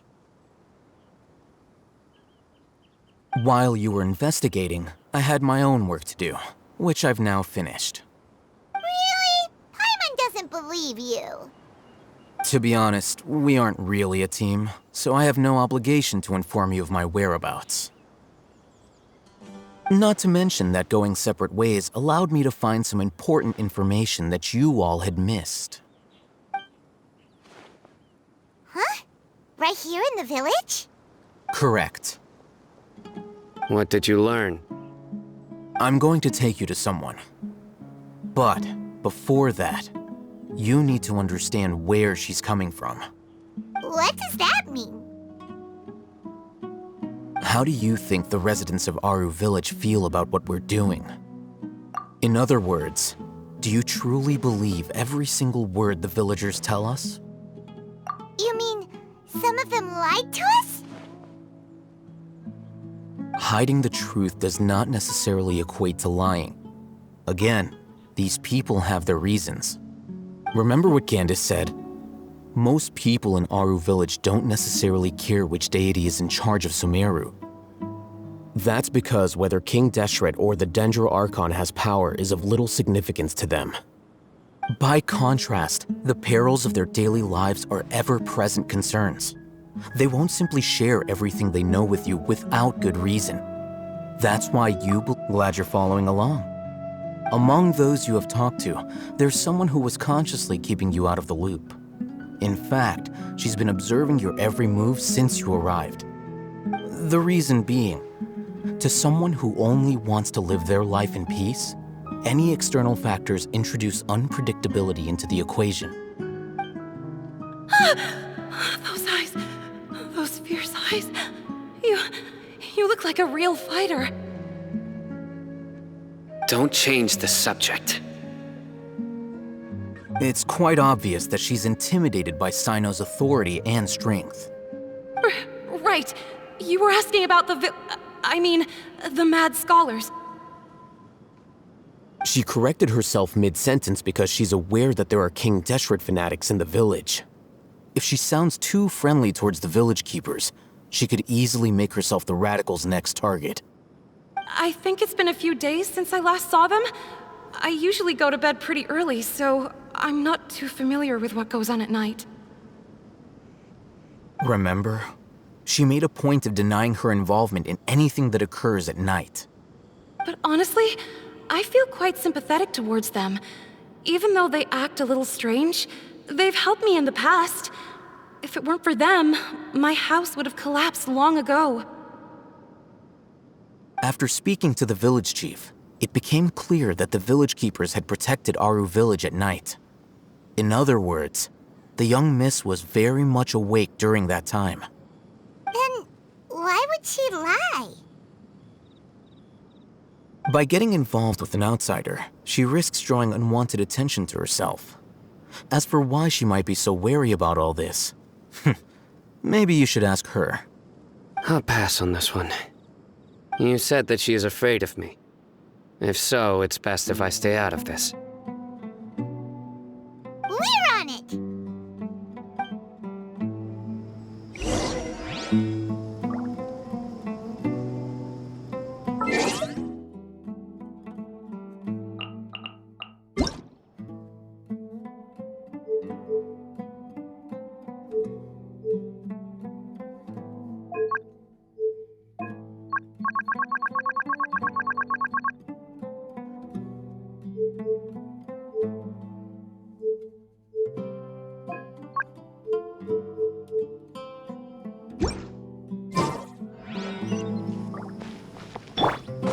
Try and stop me!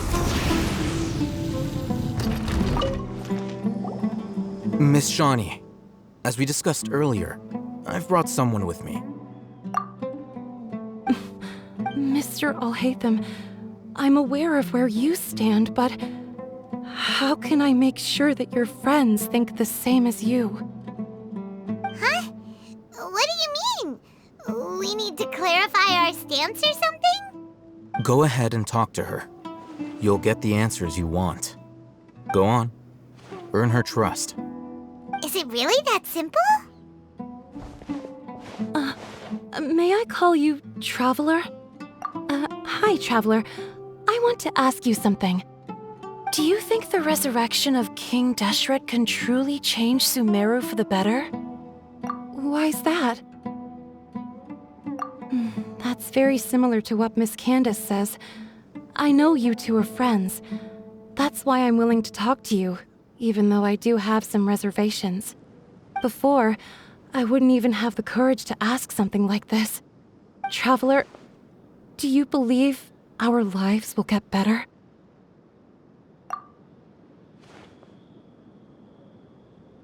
Yeah! We came here from another nation, so it isn't wrong of you to be weary.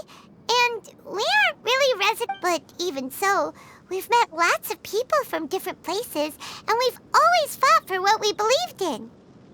We have friends in Sumeru, and we want to help them. That's why we decided to stay here for a while. I want to trust you. My apologies for posing my questions like that. To be honest, I didn't expect you to come back for more information. Alhaitham told us you have your reasons. It's okay. We understand.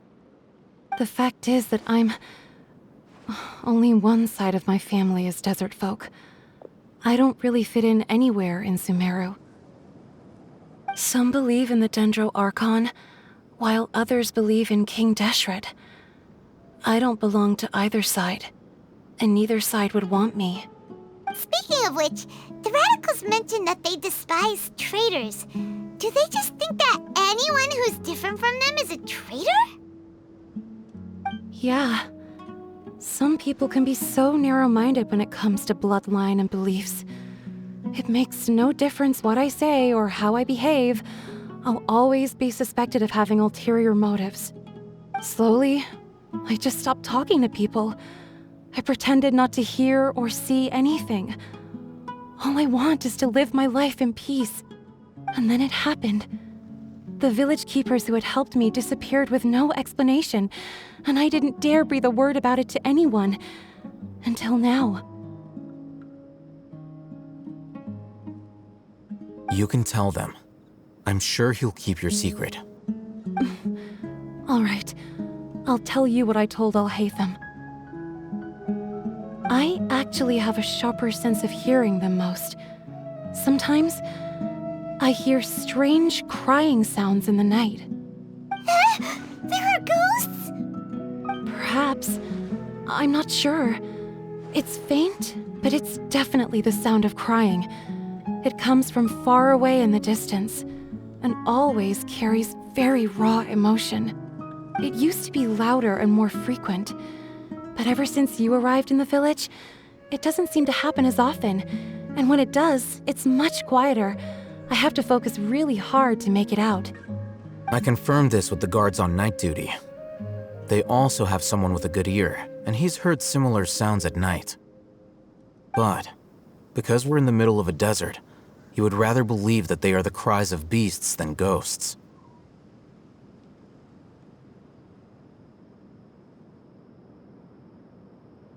There's really nothing around these parts, except for an old hospital not far from the village.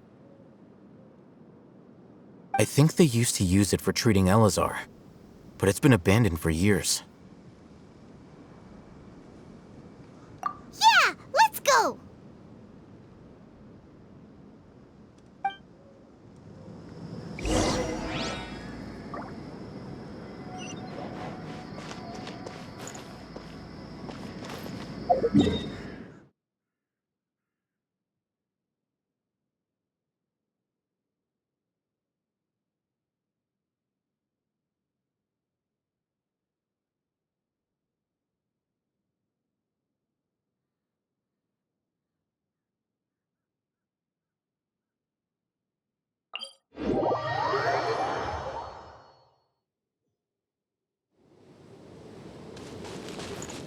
Full throttle!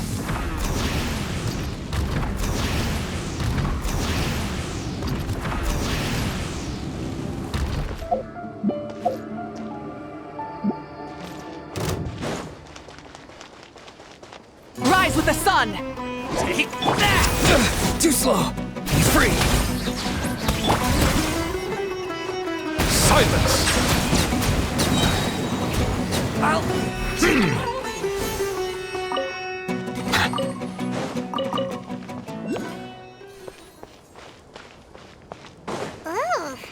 is this the place?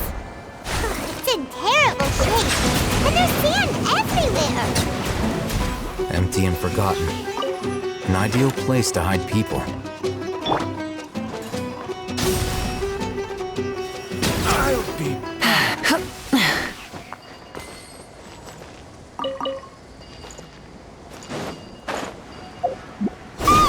Monsters! Watch out!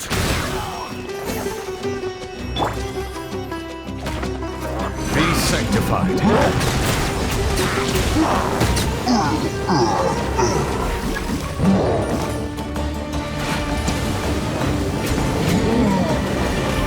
Bow your head. Wrath from the sky!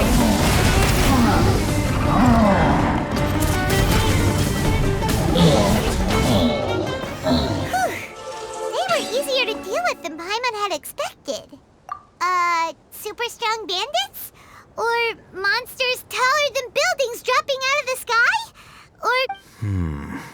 He looks super serious. We gotta stay on our A game too.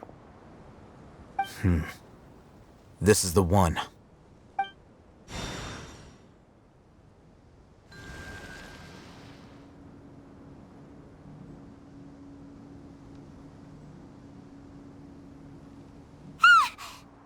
Let's go in and...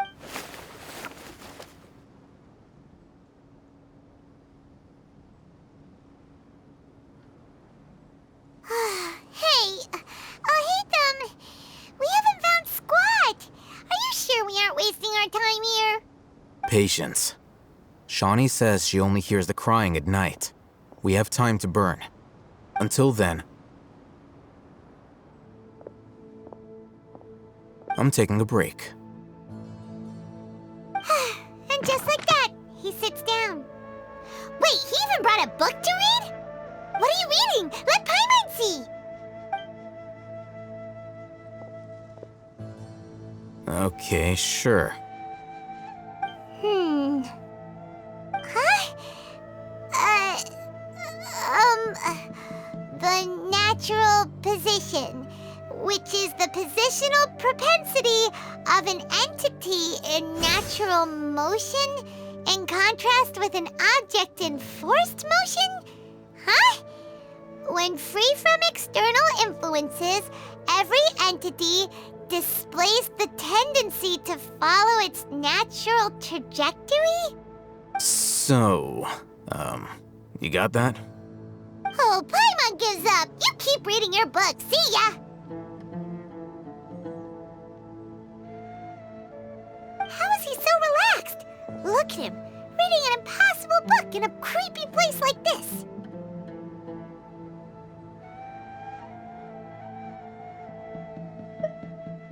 Hey, what good is that gonna do for you? You're acting like one of those annoying grown-ups. Hey, what gives? Shouldn't you be the one providing for Paimon? Oh, right. Okay then. Thank you for working so hard and earning so much more. If it weren't for you, Paimon would probably still be floating around in the ocean somewhere. Thank you.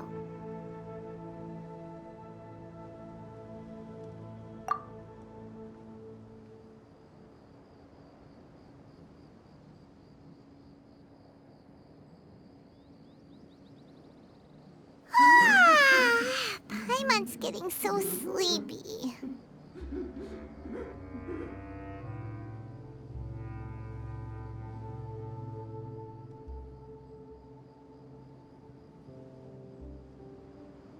Huh?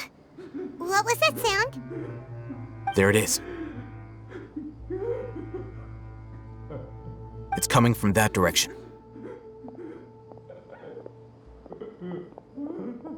Is the sound coming from here? Huh. Paimon's not seeing anything.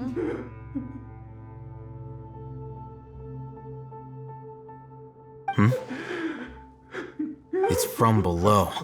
But there's no way we can get down there.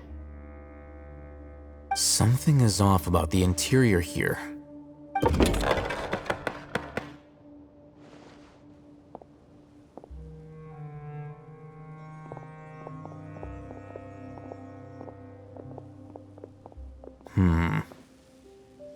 As I thought, there's a hidden structure. Wow. It's like they tucked another hospital into this one. Oh, it looks like there are other mechanisms around here. Let's keep exploring.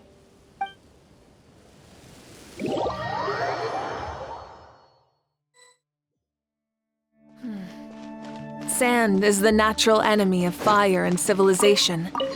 In the desert, ruins are all that remain to tell the story of the past.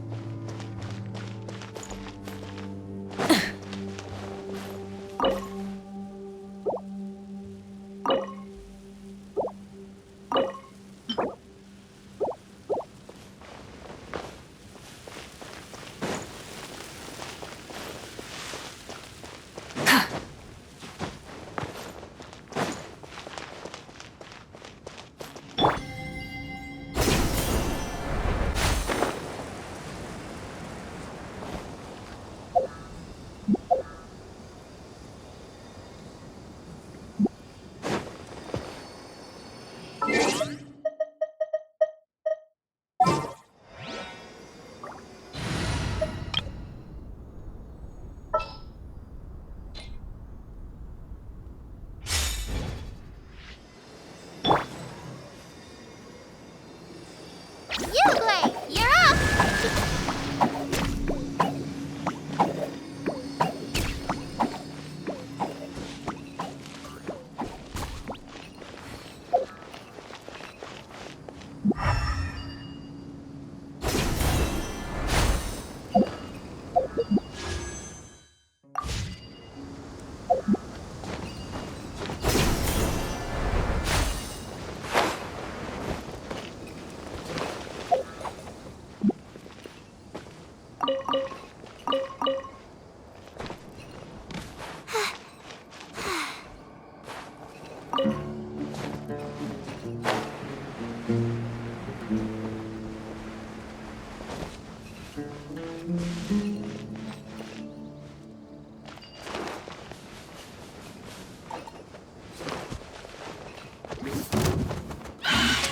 Stay put! Farewell!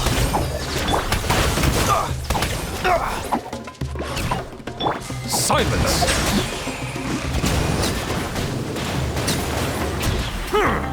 Let the mighty be humbled!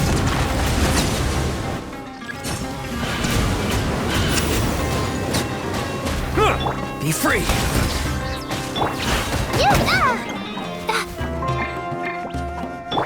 Cool it! Settle down!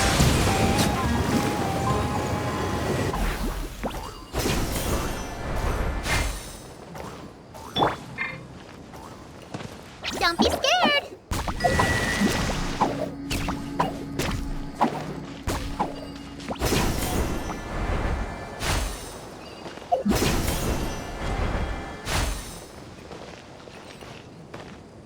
Stay put! Freeze! Silence!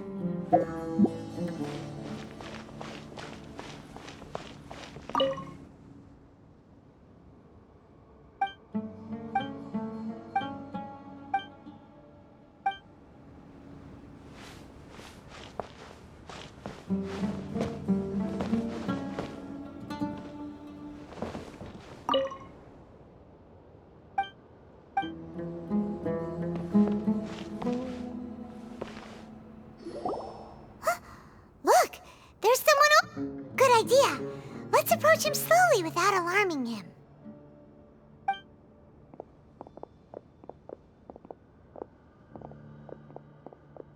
Wait.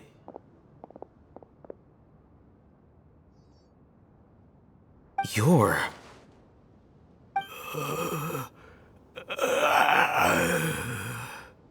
He can't speak, and his eyes are unfocused. But he looks too young to be anyone's grandfather. Also, why is he the only one here? Didn't expect to see him here. You know him? He's Razak, a senior of mine at the Academia. He's a scholar too? Is he the kind that holes up in a forest and mumbles stuff about training? No. And that's the problem. Razak was never involved in any of those things.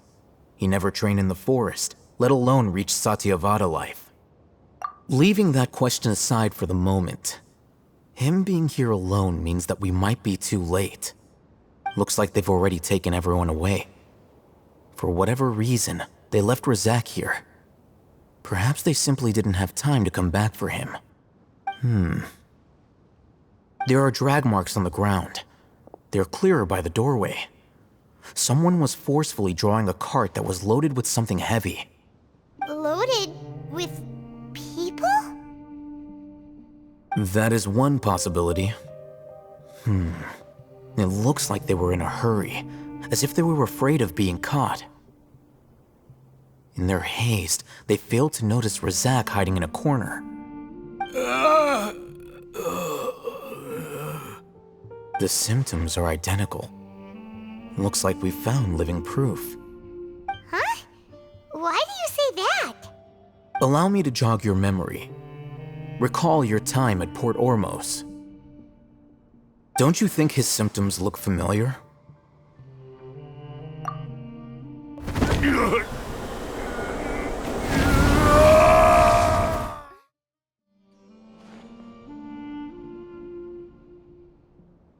Oh, now that you mention it, they're acting the same way.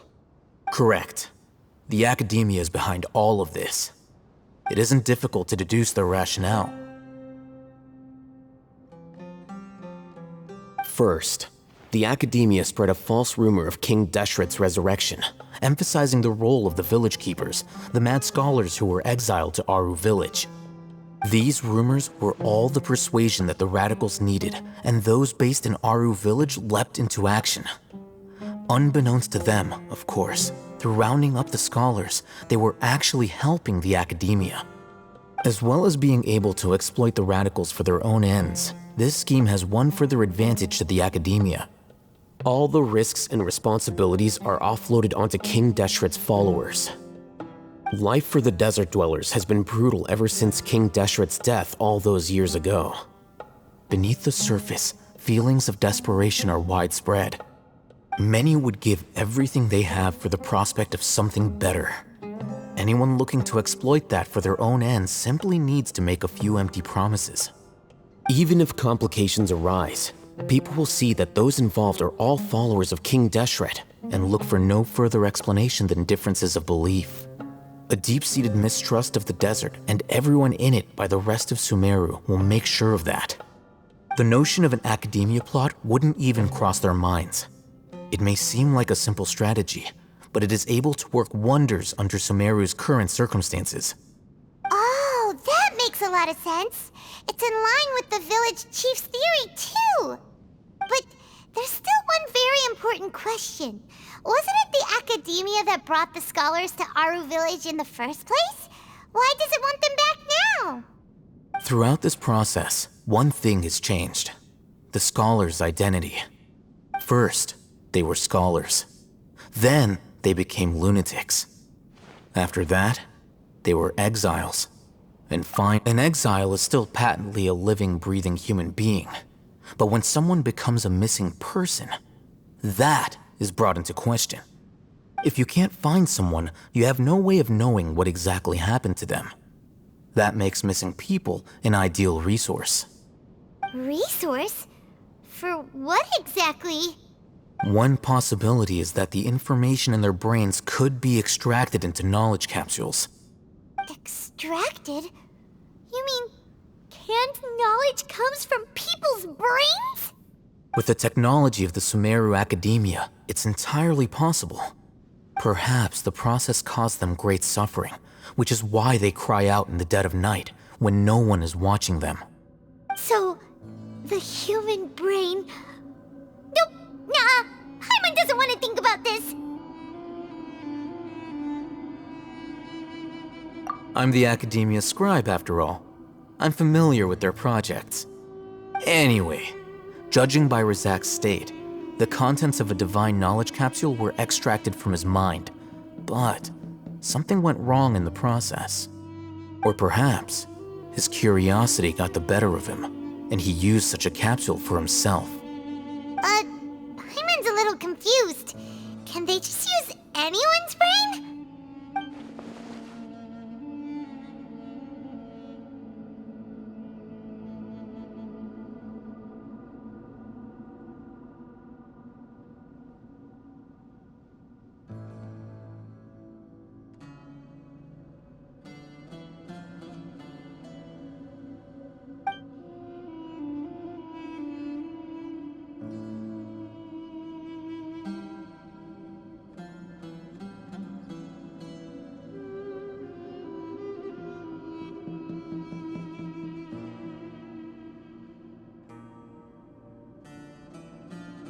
The look on your face tells me you've realized the answer.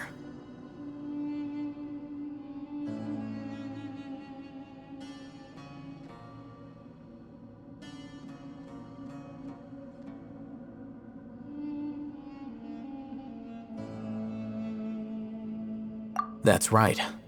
To some scholars, gaining knowledge about the gods is their entire life's pursuit. Extracting canned knowledge is just one of the extreme measures they turn to.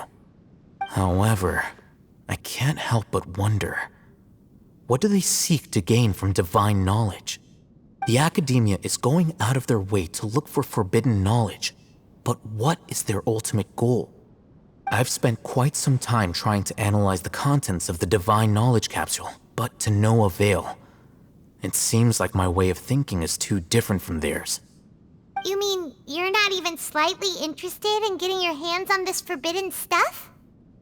All scholars seek to expand the horizons of knowledge, but I'm not particularly interested in gods, so I don't share their degree of zealotry. Extracting information from people as if they were lifeless objects?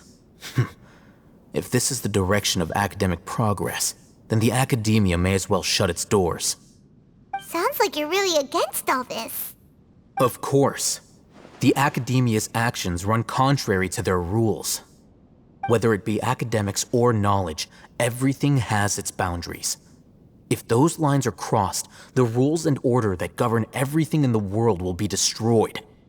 This matter needs to be corrected, just like fixing a typo in a book. Wait, didn't you step in to help because you felt sympathy for those poor people? Not to be callous, but no. My criteria are a little more restrictive than that. There is no shortage of suffering in Sumeru, and the same can be said for the rest of Teyvat as well. What do you plan to do about that? Save every last person? Probably not. Paimon's not sure.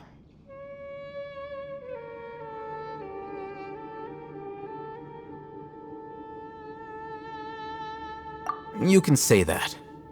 Simply put, I don't blindly place my faith into strength or heroism. I do what I want. The Divine Knowledge Capsule is something I want to investigate in full. That doesn't mean I'm willing to take action for the sake of a few strangers.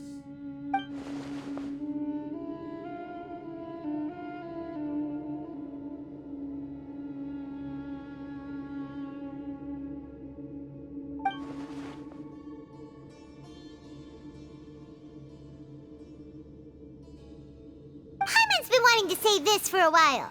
There are a lot of bad guys in the academia, but you're not one of them. You're their weirdo. You're probably right. Though I must say, I quite enjoy this feeling of being the odd one out. Uniqueness is also an asset, is it not? Wow, that's a great way to think about it. Paimon's really impressed.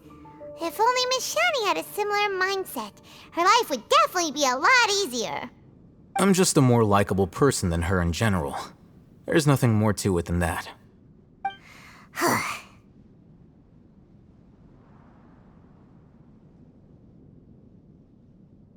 He won't last long if we leave him here. Let's take him with us. We'll work out our next step after we return to Aru Village.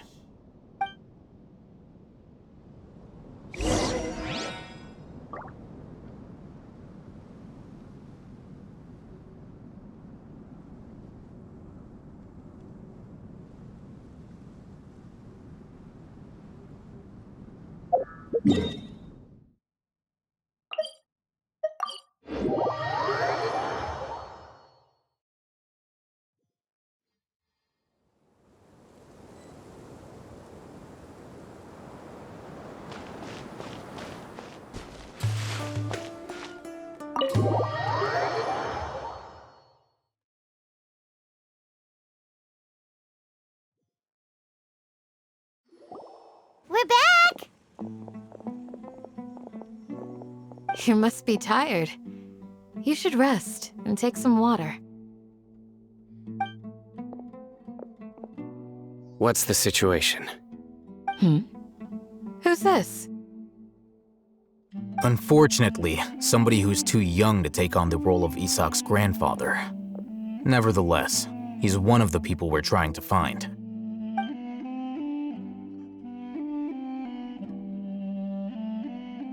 So, at one point in time, the abandoned Elazar Hospital served as the Academia's site for extracting divine cant knowledge. Yep, pretty much. Their plan must have been implemented at some point before we arrived at Aru Village, since divine cant knowledge has been in circulation for a while now. Yet, they fled once we were headed to the village, almost as if they knew we were on their trail. Why is that? Yeah, why is that? We may have a mole in our midst. One of us could be secretly revealing our whereabouts to the Academia. Huh? Are our friendships that shallow? Looks like none of you have realized wherein lies the issue. Sino, you're the reason why they can predict our movements. Wait, what's that supposed to mean? Choose your next words very carefully. It is simply a logical inference. I have my reasons. So what you're saying is, Sino's the mole. Interesting. And here I thought you were the most suspicious one, Alhaitham, since you were always acting alone. I know. You have a point, but I realized something as we were returning from the hospital. Sino isn't like any of us. What are you trying to say? Do you still remember who you are, General Mahamatra? As a Matra, you are no doubt privy to certain kinds of information. Before you can take action against someone, you are required to have all the facts available, including the less than savory details. Simply put, the academia has traditionally allowed you access to a wealth of sensitive information. Knowing their modus operandi, wouldn't you expect them to take precautions against you? If you want to raise a vicious wolf, you need to make sure that you can avoid its bite. The academia is monitoring me? It's not that simple. The academia has eyes all over Sumeru, but they have a special protocol for dealing with you. Every so often comes a Nyagarbaha Day.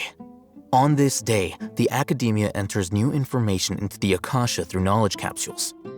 I remember seeing the thick notebook next to the control panel once.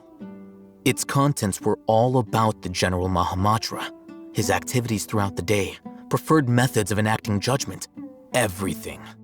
You're saying that the academia entered my information into the Akasha too?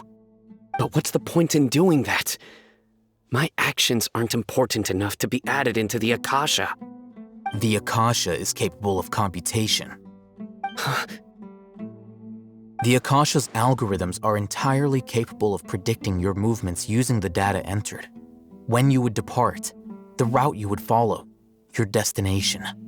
It knew all of this. It predicted my every move. The academia has been watching you longer than you think.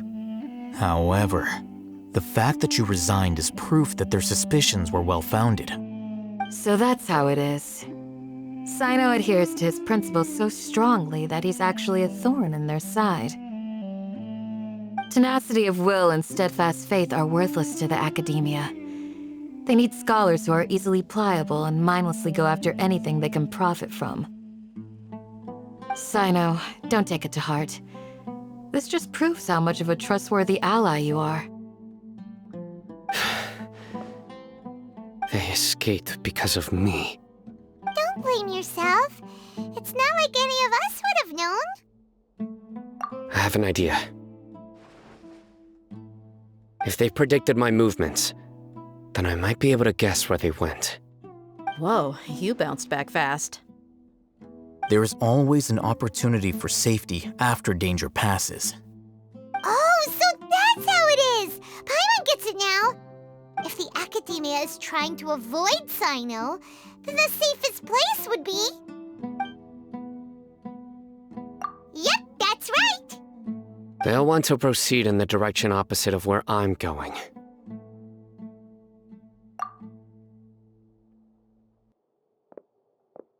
I must go. There's also something I want to investigate. Let's go, guys! After him! Please, wait! I want to go too! You want to go too?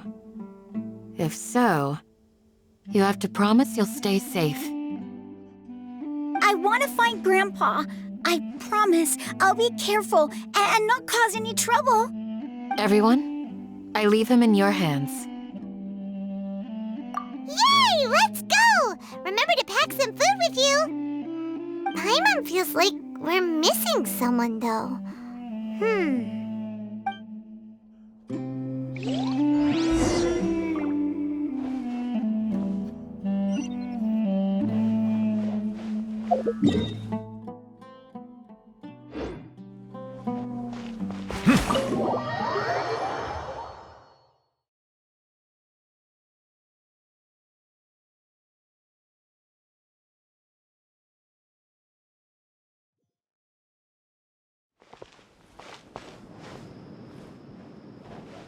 Rev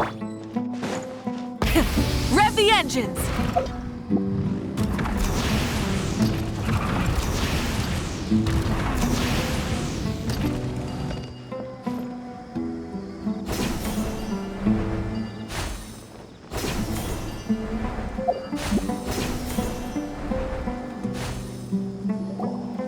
So, where do we go from here? Yes. After leaving the village, we should head straight toward the desert.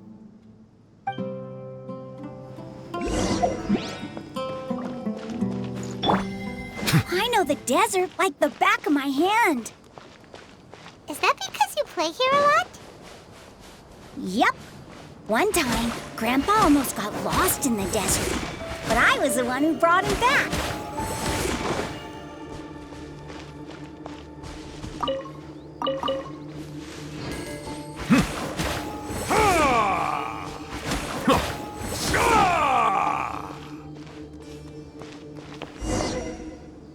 There's something here. What's this? It's buried in the sand. Looks like we'll need to roll up our sleeves and do some work. And Paimon thought running around everywhere was already enough work. Okay. So, we have to dig it out? Whatever's down there looks like it's buried really deep. These are likely fragments of an academia-developed device, something akin to a headset. Looks like there were more than one village keeper. They must have been escorted this way because there are device fragments scattered around here. Let's split up and search the area. Chances are that we'll find other things nearby.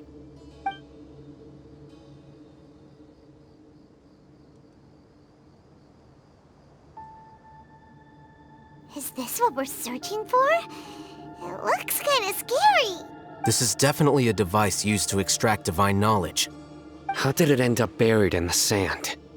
That can't have been part of the plan. They must have been attacked along the way. Wait, what? Grandpa, I hope you're okay. Don't worry, your grandpa's gonna be fine. Razak didn't display any signs of starvation or dehydration, which means that they left fairly recently. We should be able to catch up. One more thing. Given that the device had been entirely covered by sand, I believe the attack must have happened prior to the sandstorm. Let's keep going. They can't have gone far.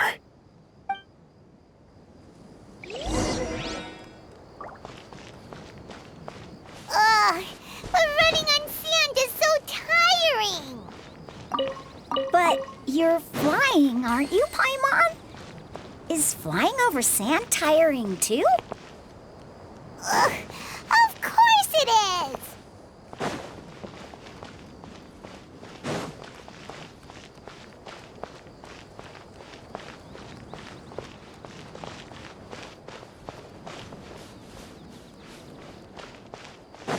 Voices, over there.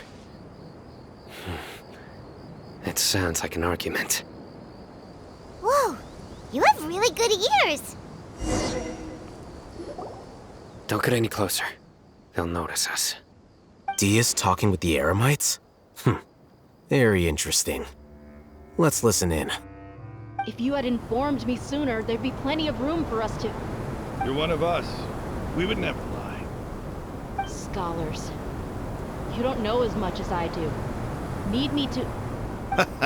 I knew it. That's our Dia. Dia?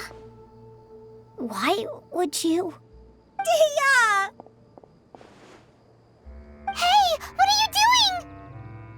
Huh? Didn't you say you'd help me find Grandpa?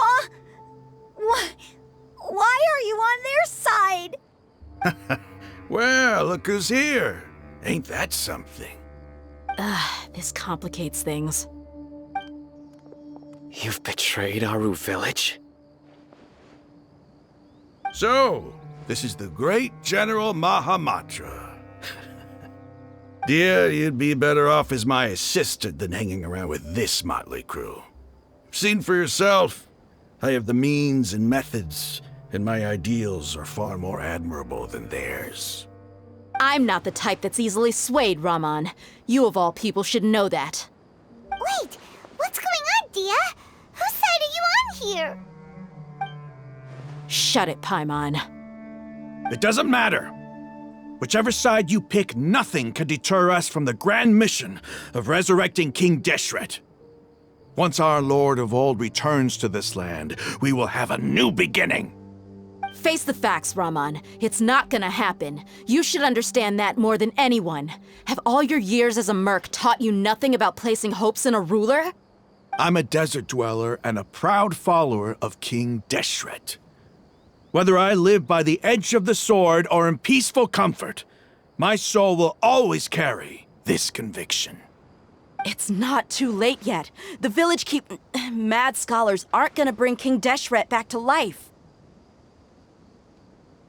You don't understand, my dear lady.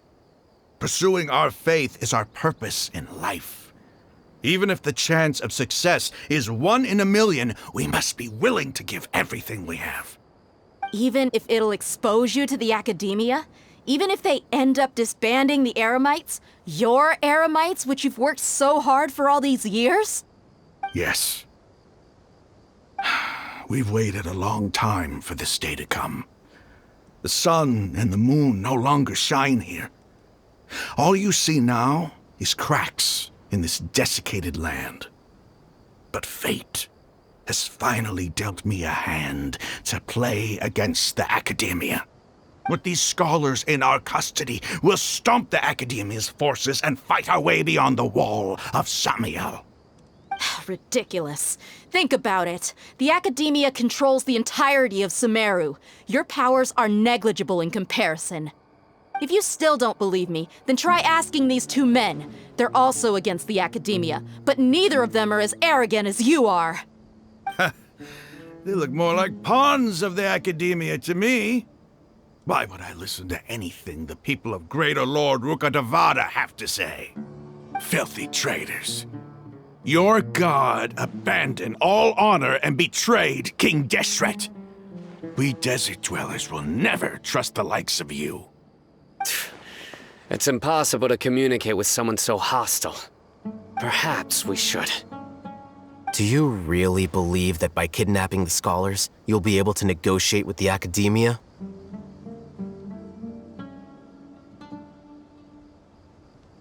These people have no value as bargaining chips, but I could be persuaded to take their place as your next hostage. These scholars were exiled from the academia. I, on the other hand, am their current scribe, and will be a much greater asset to you. Wait, you can't be serious. So, you want to trade places with the hostages, do you? Precisely. Any wise person would gladly accept my offer. What are you thinking? What if they decide to kill you instead? Well, that would be bad luck for me. However, I'd get the chance to observe the scholars, perhaps even find out the truth. Think you can talk me over with that confident look of yours? I'm not trying to persuade you. I'm using this as a means of joining forces against the academia. You are the scribe. What do you have against the academia? Not all desert dwellers believe in King Deshret, and the same applies to the academia. Why must all knowledge seekers approve of the academia's way of doing things?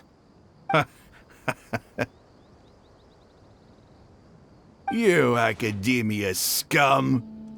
Every last one of you is nothing but a hypocrite, just like everyone else on the other side of that wall. I've made myself clear enough. I won't listen to another word from the Dendro Archon's people. Not so fast. I'll hate them. Do you stand by everything you just said? I never make empty promises. You know you're making a dangerous decision, right? I do. Good. Raman, hear me out. These people are my friends. Maybe you can't take the followers of the Dendro Archon at their word, but what about me? Do you trust me? We've known each other for years. Of course I do. In that case, I'm willing to vouch for their honesty with my right arm. Come on, Raman, don't be a coward. If you're serious about taking on the Academia, you need to steel yourself. You can't be afraid. An arm from the Flame Mane. You've piqued my interest. But what if you refuse to oblige? What should I do then? No one's a fool here, Dia. We're mercs. And mercs don't tend to live long unless they have their wits about them. You're not wrong, but this is different. I promised my friends that we'd bring back the Village Keepers together. Let's do it right here, then. Give me your right arm as proof of your resolve. Don't listen to him! He's not even trying to negotiate! He just wants to make things more difficult! That's fine. Are you crazy? We came here to save lives. One arm for that many people is still a pretty good deal, if you ask me. Raman, I'm holding up my end of the deal here. You'd better not let me down. Sure. Go ahead and cut off her right arm. No! Dia! What are you gonna do? Think of something! You don't have to go this far. That's not for you to decide. Do it!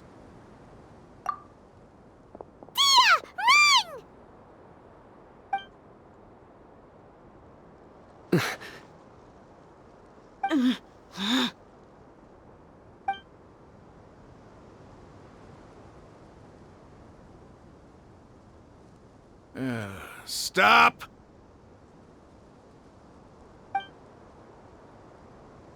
What's wrong? Can't do it?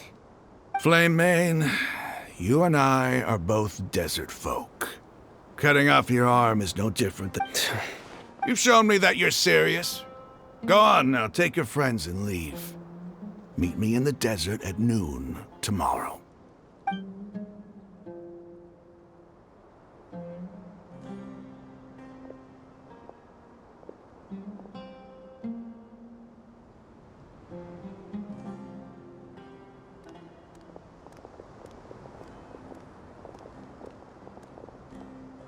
Phew. I was really counting. Dia! That? What? Then I just have to hold my claymore with my left arm. Okay. Don't ever make a promise like that again. I can if it came down to it, you would... I don't doubt it, Sino. Even if we got rid... I'm sorry, Dia. I should have stayed... It's okay. I promised you I'd help find... Whatever it takes? You just... Huh? Are you... The Eremites once... Why does it feel like he's using his praise for me as an excuse to brag about himself? Okay, let's get moving.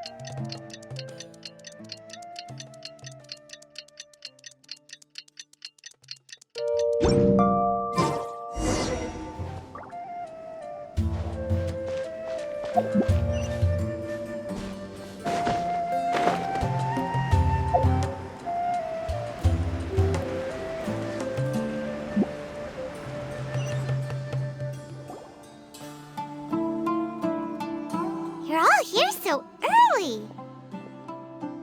Looks like we have everyone here. Isak, are you sure you want to come with us? I'll watch from a safe distance. Dia, I want to be there to bring Grandpa home. Okay, let's go then. Dia, wait. What's the matter? I heard that you were quite reckless yesterday. No more of that today, understood? Or I'll be very upset with you. Fine.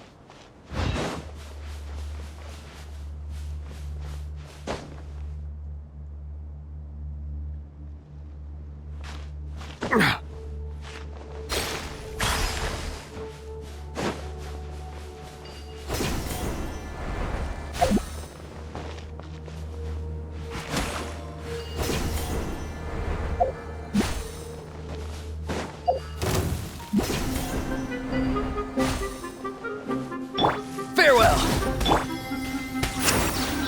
Burn it down! Bow your head.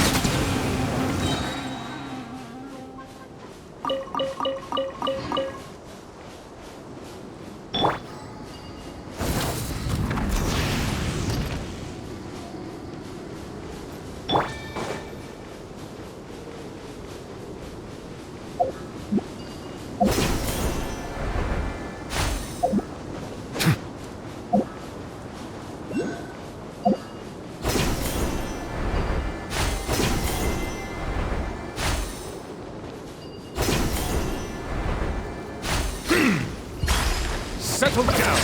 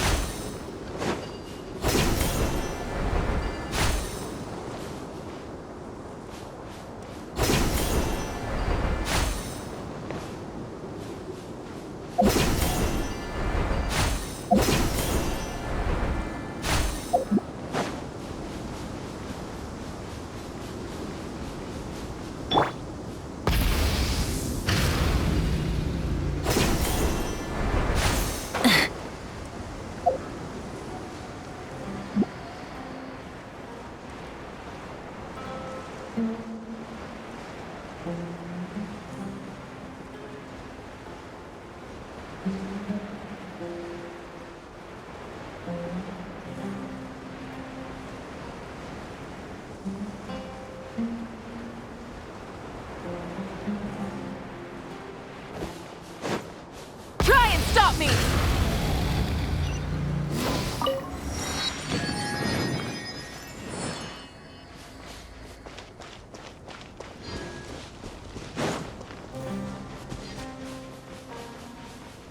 Light it up!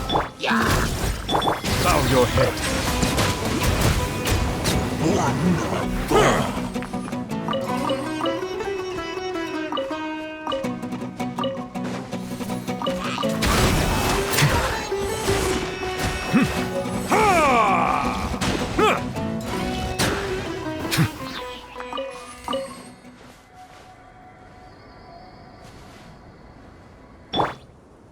Full throttle!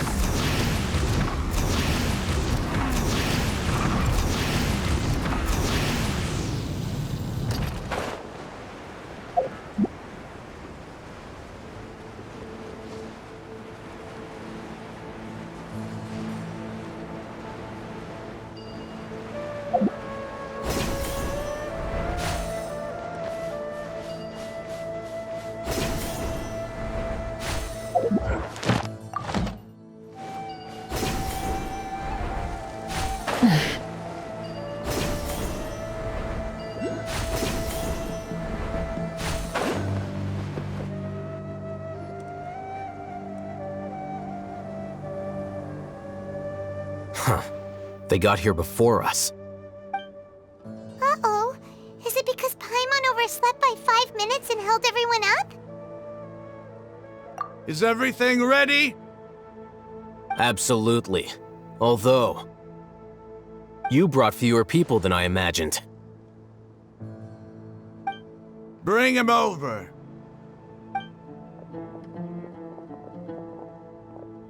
Grandpa!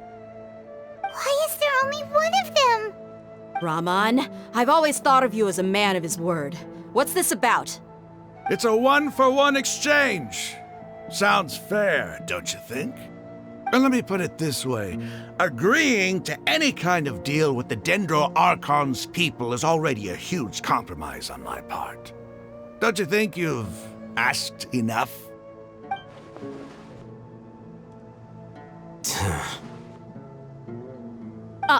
You stay right there!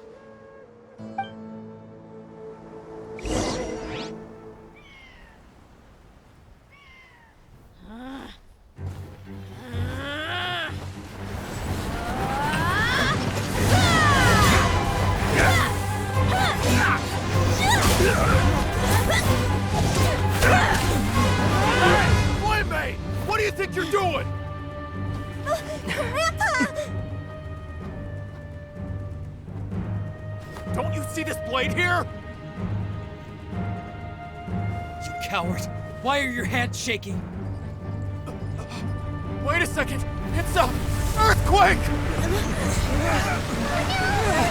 Grandpa!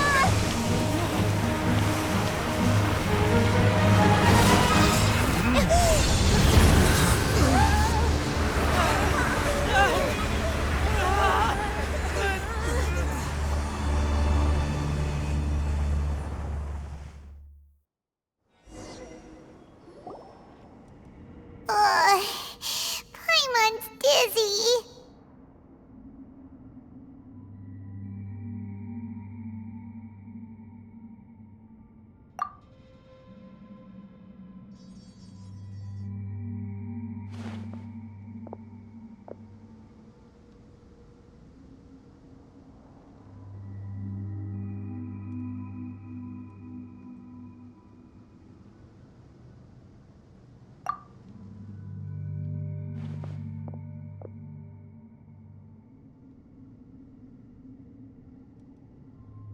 This day's going just great.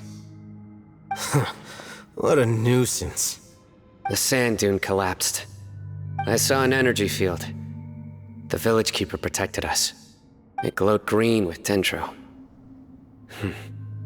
Just like you said, it may well have been the remains of Lesser Lord Kusanali's power inside the scholar's body.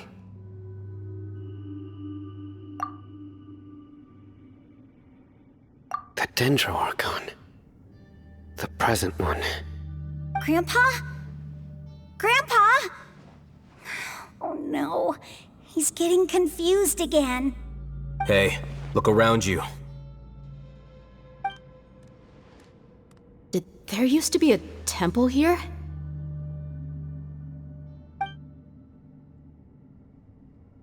It seems that when the sand dune collapsed, it exposed these underground structures. The symbols on the gate belong to King Deshret's civilization. This structure must be ancient. Over time, the sandstorms completely buried it and left it in the state we see now. It could have been an underground palace in the distant past. Oh, a miracle. Praise King Deshret! What's he doing here? And his men too? They must have fallen down here with us. Pretty lucky if you ask me. Most of them seem in really bad shape. Except for him. He got off lightly. Mind your head. No, this isn't the time for conflict. Our exalted lord has shown us the way to his sacred palace. He's not actually gonna go in there, is he? As it happens, I want to take a look inside too. What are you doing? Don't you think it's curious? 1 minute, Lesser Lord Kusanali's power protects us from harm, and the next, Remnants of King Deshret's civilization appear. Two major deities are vying to showcase their power to us. It would be a shame not to witness them both. Paimon thought you weren't interested in gods. Indeed. In my view, gods are just a higher form of living being, or creature, you could say. New discoveries are always worth investigating. Whether they have anything to do with gods is neither here nor there. Raman, what are you gonna do about your men? I'll just let them lay here. King Deshret will take care of his people. Right now, I'm going inside.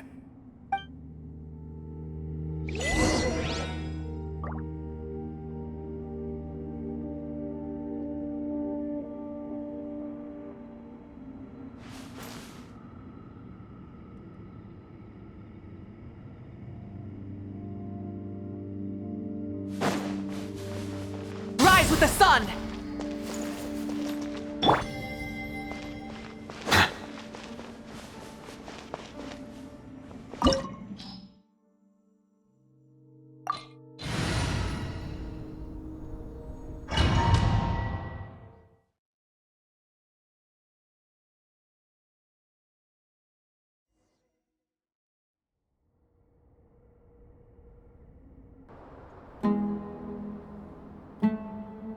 It's full of life here. This defies comprehension. It looked completely desolate from the outside. Yet, it flows with energy inside. Yeah, and there's so many plants. It's so pretty. Sir Raman. Huh? Me? Do you see another Raman here? Are you mocking me? What do you mean, sir? Interpret it however you want, but there's something I'd like to draw your attention to. While this structure is clearly left over from King Deshret's civilization, the energy that flows in here is that of the Dendro Archon. Whatever you say. It's not like I have a vision. There's nothing to be angry about. Think of this as an academic journey. It does seem kinda strange. If that's true, then we might have to explore this whole area to find an explanation.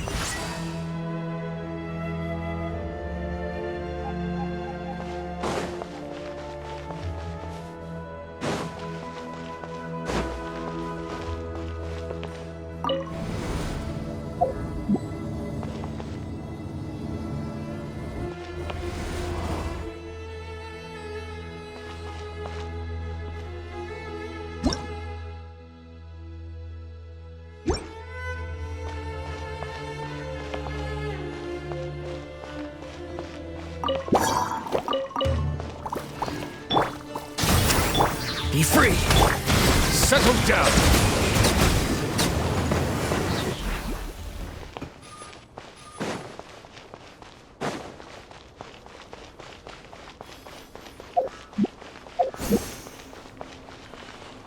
Bow your head.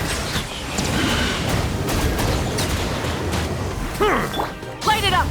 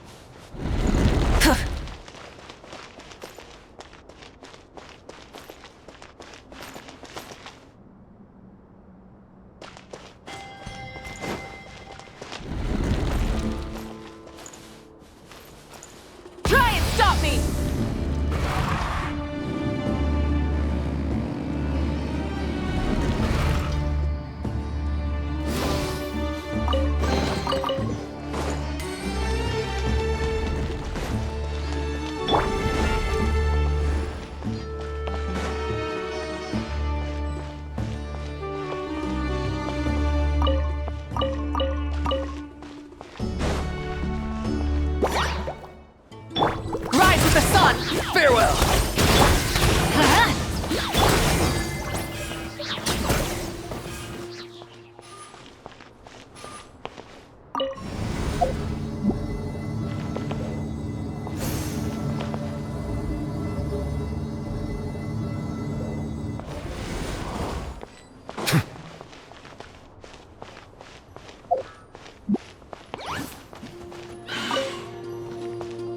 Settle down!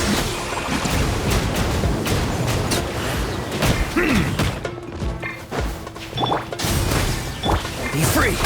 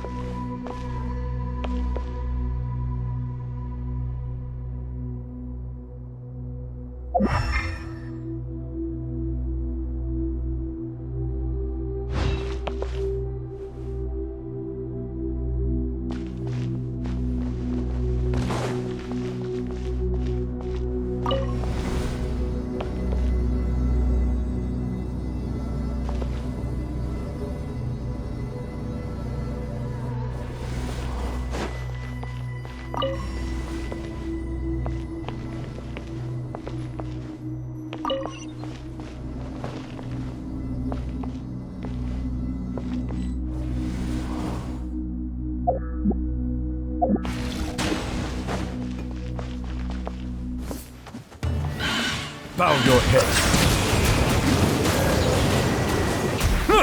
Farewell! The tides beckon.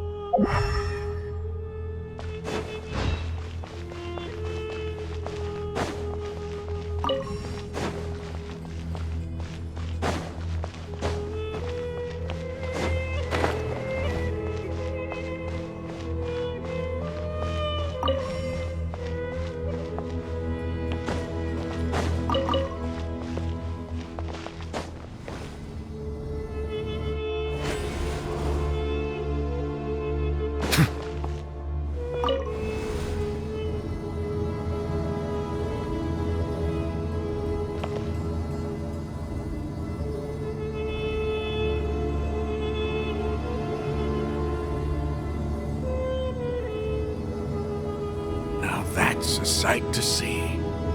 King Deshret's splendor surrounds us. There's so much vegetation here. It's different than what I expected. Sure are a lot of plants for a desert. That's what I call divine providence of King Deshret.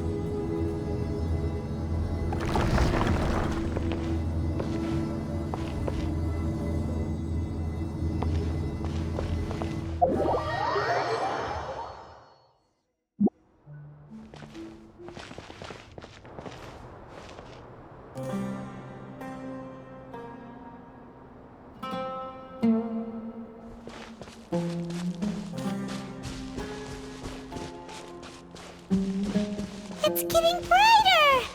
Oh, it looks so beautiful!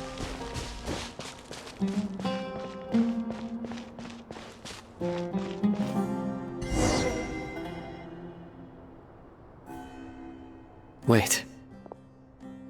What's that?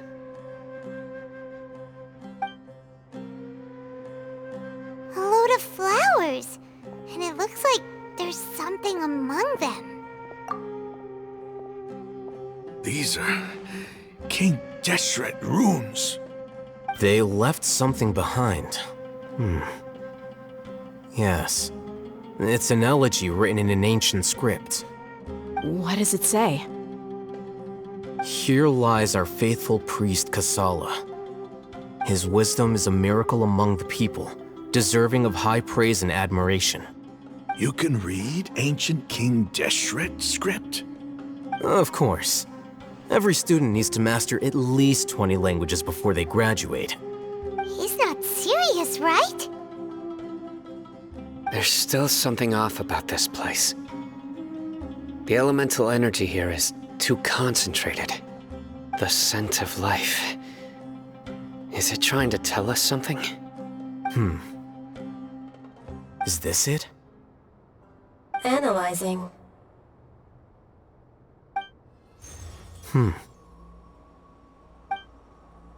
There seems to be a hidden message among these skeletal remains. Excellent.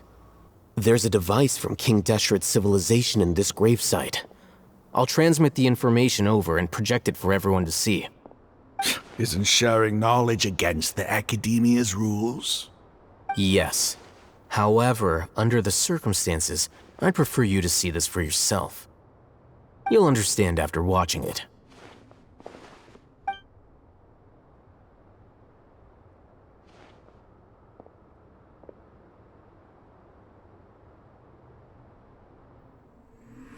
Civilization is born of knowledge, but so too can knowledge be its demise.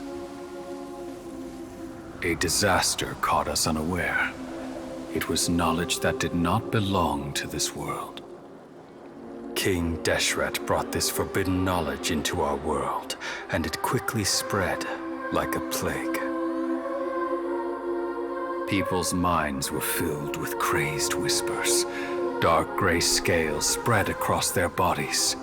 Even the land was stripped of its vigor. Only a desperate, deathly silence remained. Were it not for greater Lord Rukkhadevata from the forests, the damage would have been irreversible. She summoned the priests to build temples and infused into them the divine power of life. The disaster was miraculously tempered, and the embers of our civilization were preserved in Aru village. Alas, the miracle could not last. As long as forbidden knowledge continued to exist, it would forever blight this world.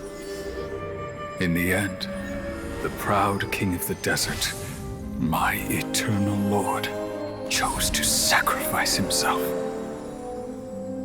I have spent my whole life since guarding one of these many temples. But now, my duty is coming to an end. As I close my eyes for the final time, the sight of that noble deity will appear in my vision once more. In helping King Deshret to eradicate forbidden knowledge, she exhausted her strength, and her form became that of a small child. How strange. Now that I think of her, I no longer have any fear of death, for I sense that the spirit of life will abide with me during my eternal sleep. Children of the desert, cling no longer to past grievances, but hold tight to the memory of this act of benevolence. What was that? The priest's memories. No, impossible. Greater Lord Rukkhadevata. So the former Dendro Archon and King Deshret were never enemies at all. But this doesn't make any sense. The Dendro Archon's followers, they're clearly... Was that the former Dendro Archon? She became so tiny in the end.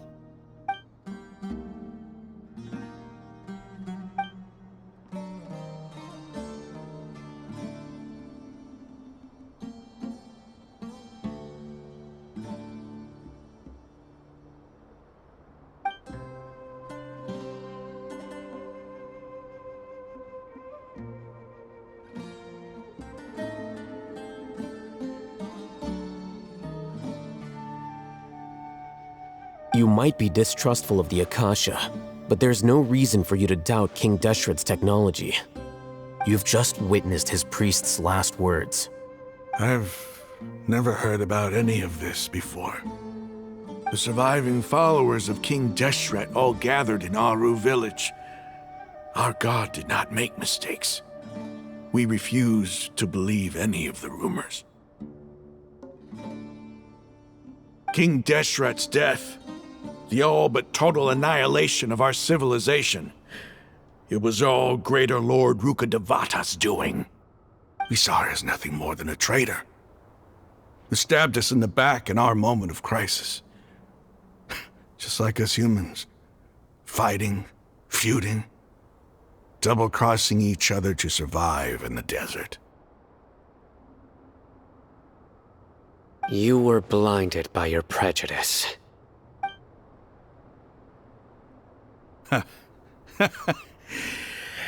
If I hadn't seen this for myself, if I hadn't witnessed his last words with my own eyes, ears, and heart, how could I ever begin to accept this? The truth is so far from what I've always known. Am I really supposed to believe that after all these years, all this time seeking revenge, suddenly now my enemy is my savior? Raman, that's enough. Give it a rest. You're starting to make a fool of yourself. Dia, tell me, my Eremites and I, what are we even fighting for?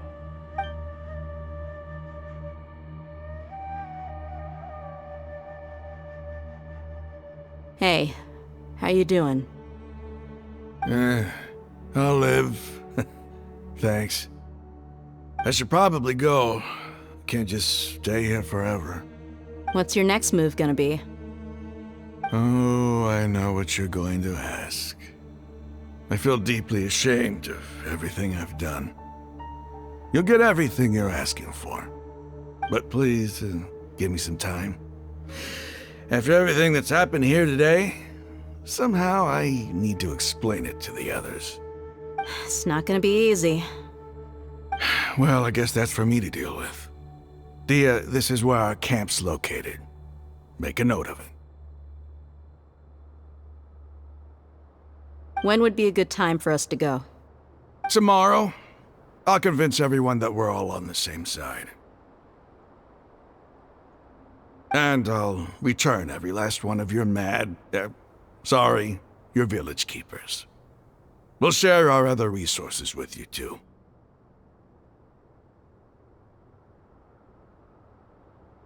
You seem to finally understand that our true enemy is the sages. Yes. The gods never gave up on anyone. It's the people responsible for all this that need to face the consequences of their actions. That must have been rough, but he seems to have figured things out now. Ramon's no fool. Being the leader of your own faction in the desert is no easy feat. It's too bad he was held back by his belief in King Deshret, but now that that's changed, I guess we have a few more people on our side. The outcome, at least, is favorable. We should get going too. Let's head back, have a proper meal, and a nice, long sleep. We'll need all our energy tomorrow.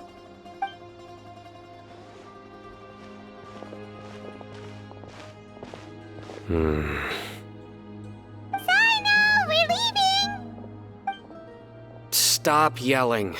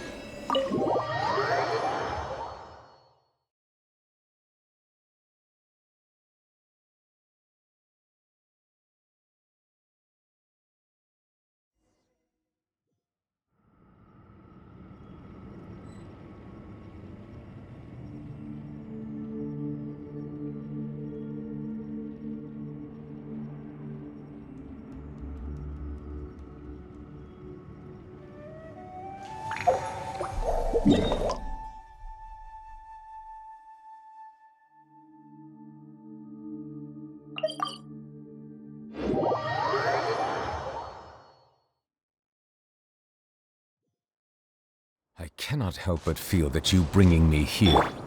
Full throttle!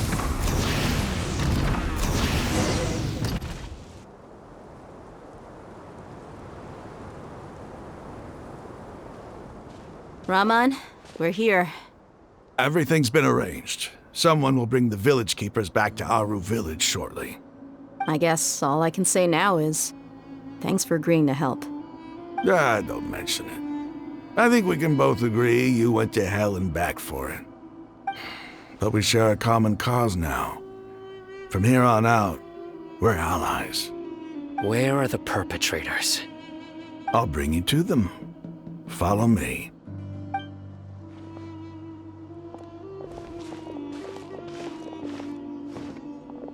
So these are the people who kidnapped the village keepers. Oh no, it's the scribe! There's no need to yell. No one can help you now. We've been all over the desert trying to find you! That's right.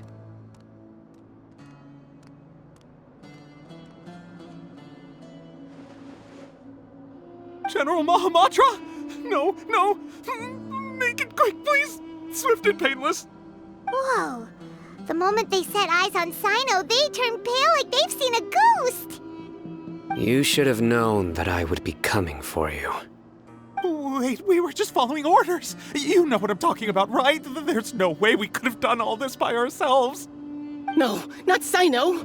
He's gonna tear us limb from limb! I could do worse. Please have mercy! Start talking. Otherwise, I'll have to resort to other methods.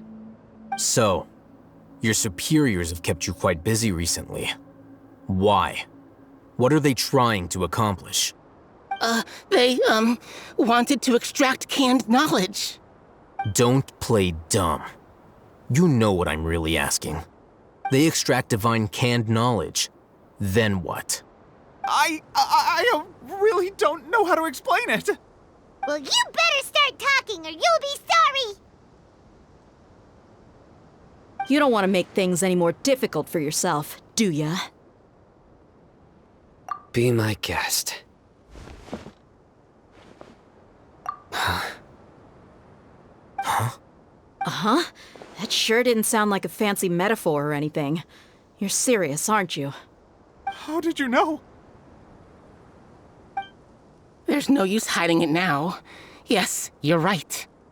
The Academia is working on an important and potentially world-changing project. They are creating a new god. A god that will belong to them and to the people of Sumeru. It may seem as if Sumeru's academics are thriving, but ever since the death of Greater Lord Rukkhadevata, scholarly breakthroughs have been few and far between. The withering of Irminsul has been getting worse recently. The sages have tried everything they could think of, but nothing's worked. I'm always hearing them say things like, if only Greater Lord Rukkhadevata was still with us. Continue. And then, someone from the Fatui showed up. They called him the Doctor. He brought a gnosis and said he wanted to borrow the Academia's research facilities. The Doctor was previously expelled from the Academia. At first, the sages looked down at him in disdain. But when he said those words, everyone's expression changed. He asked them, "Do you wish to create a god?" This is what the arrogant ignorance at the extreme end of academia looks like. First, the Academia spent a long time constructing a divine vessel, which was based on an exquisite humanoid puppet. After that, they harvested dreams via the Zeb-Zerus Festival Samsara, maximizing the Akasha's output. With the Doctor's help, and the Akasha now functioning at maximum efficiency, they were able to use it to extract the power from the Gnosis and convert it into a divine core. Next, they decided that their new god needed to possess divine wisdom. For that to happen, they needed a huge quantity of divine canned knowledge. It adds up. But how do you determine whether the knowledge extracted is of divine origin? Call it an educated guess? The Academia has been trying to figure out the exact source of the Scholar's madness for centuries, but to no avail. Nobody can explain the cause of this phenomenon. Surely you can see what that implies, Scribe Alhaitham. If it's knowledge no mortal can comprehend, then it must be something only gods are able to decipher. In other words, it's the source of the God of Wisdom's omniscience and omnipotence.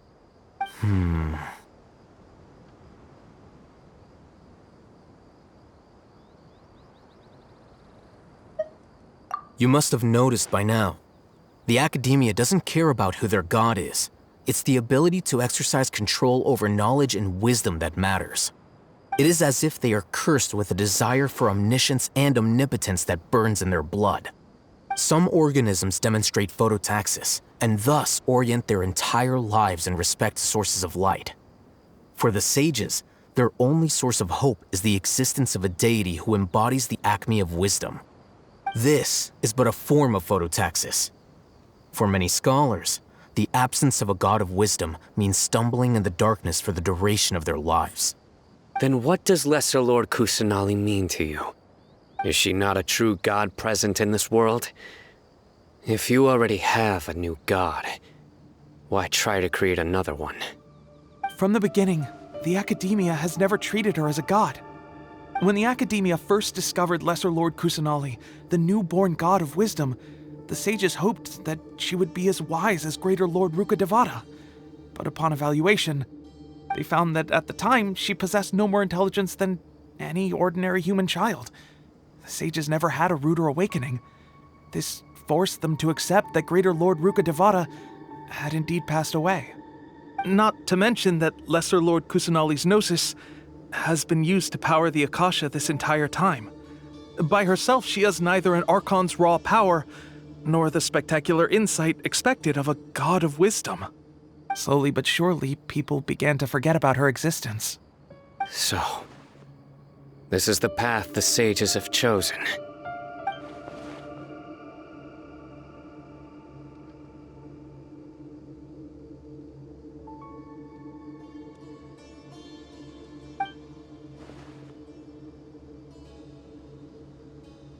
All right, let's try to keep our cool. If everyone's in a bad mood, then let's change up our scenery.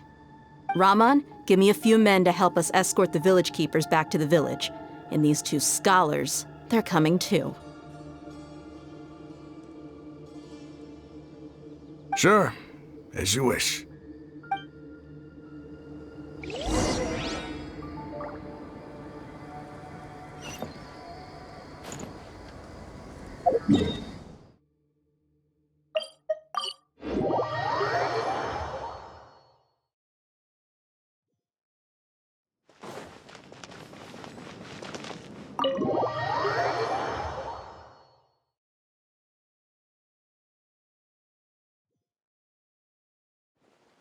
The village keepers you've found have all been returned to their homes, and each one has a dedicated caregiver to look after them.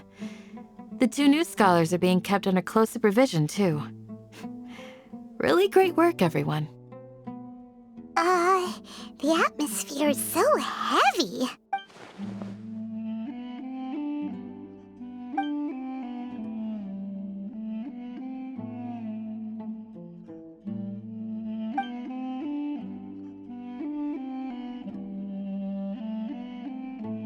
Hey! Say something! Stop spacing out! Come on, is there nothing left to talk about? In that case, let's all get some water and try to think about something else. Or I can go fetch some snacks. Oh, Paimon's so coming with you! Do you have any plans, Traveler? Gods above, you're not talking about work, are you? So you were still withholding some information?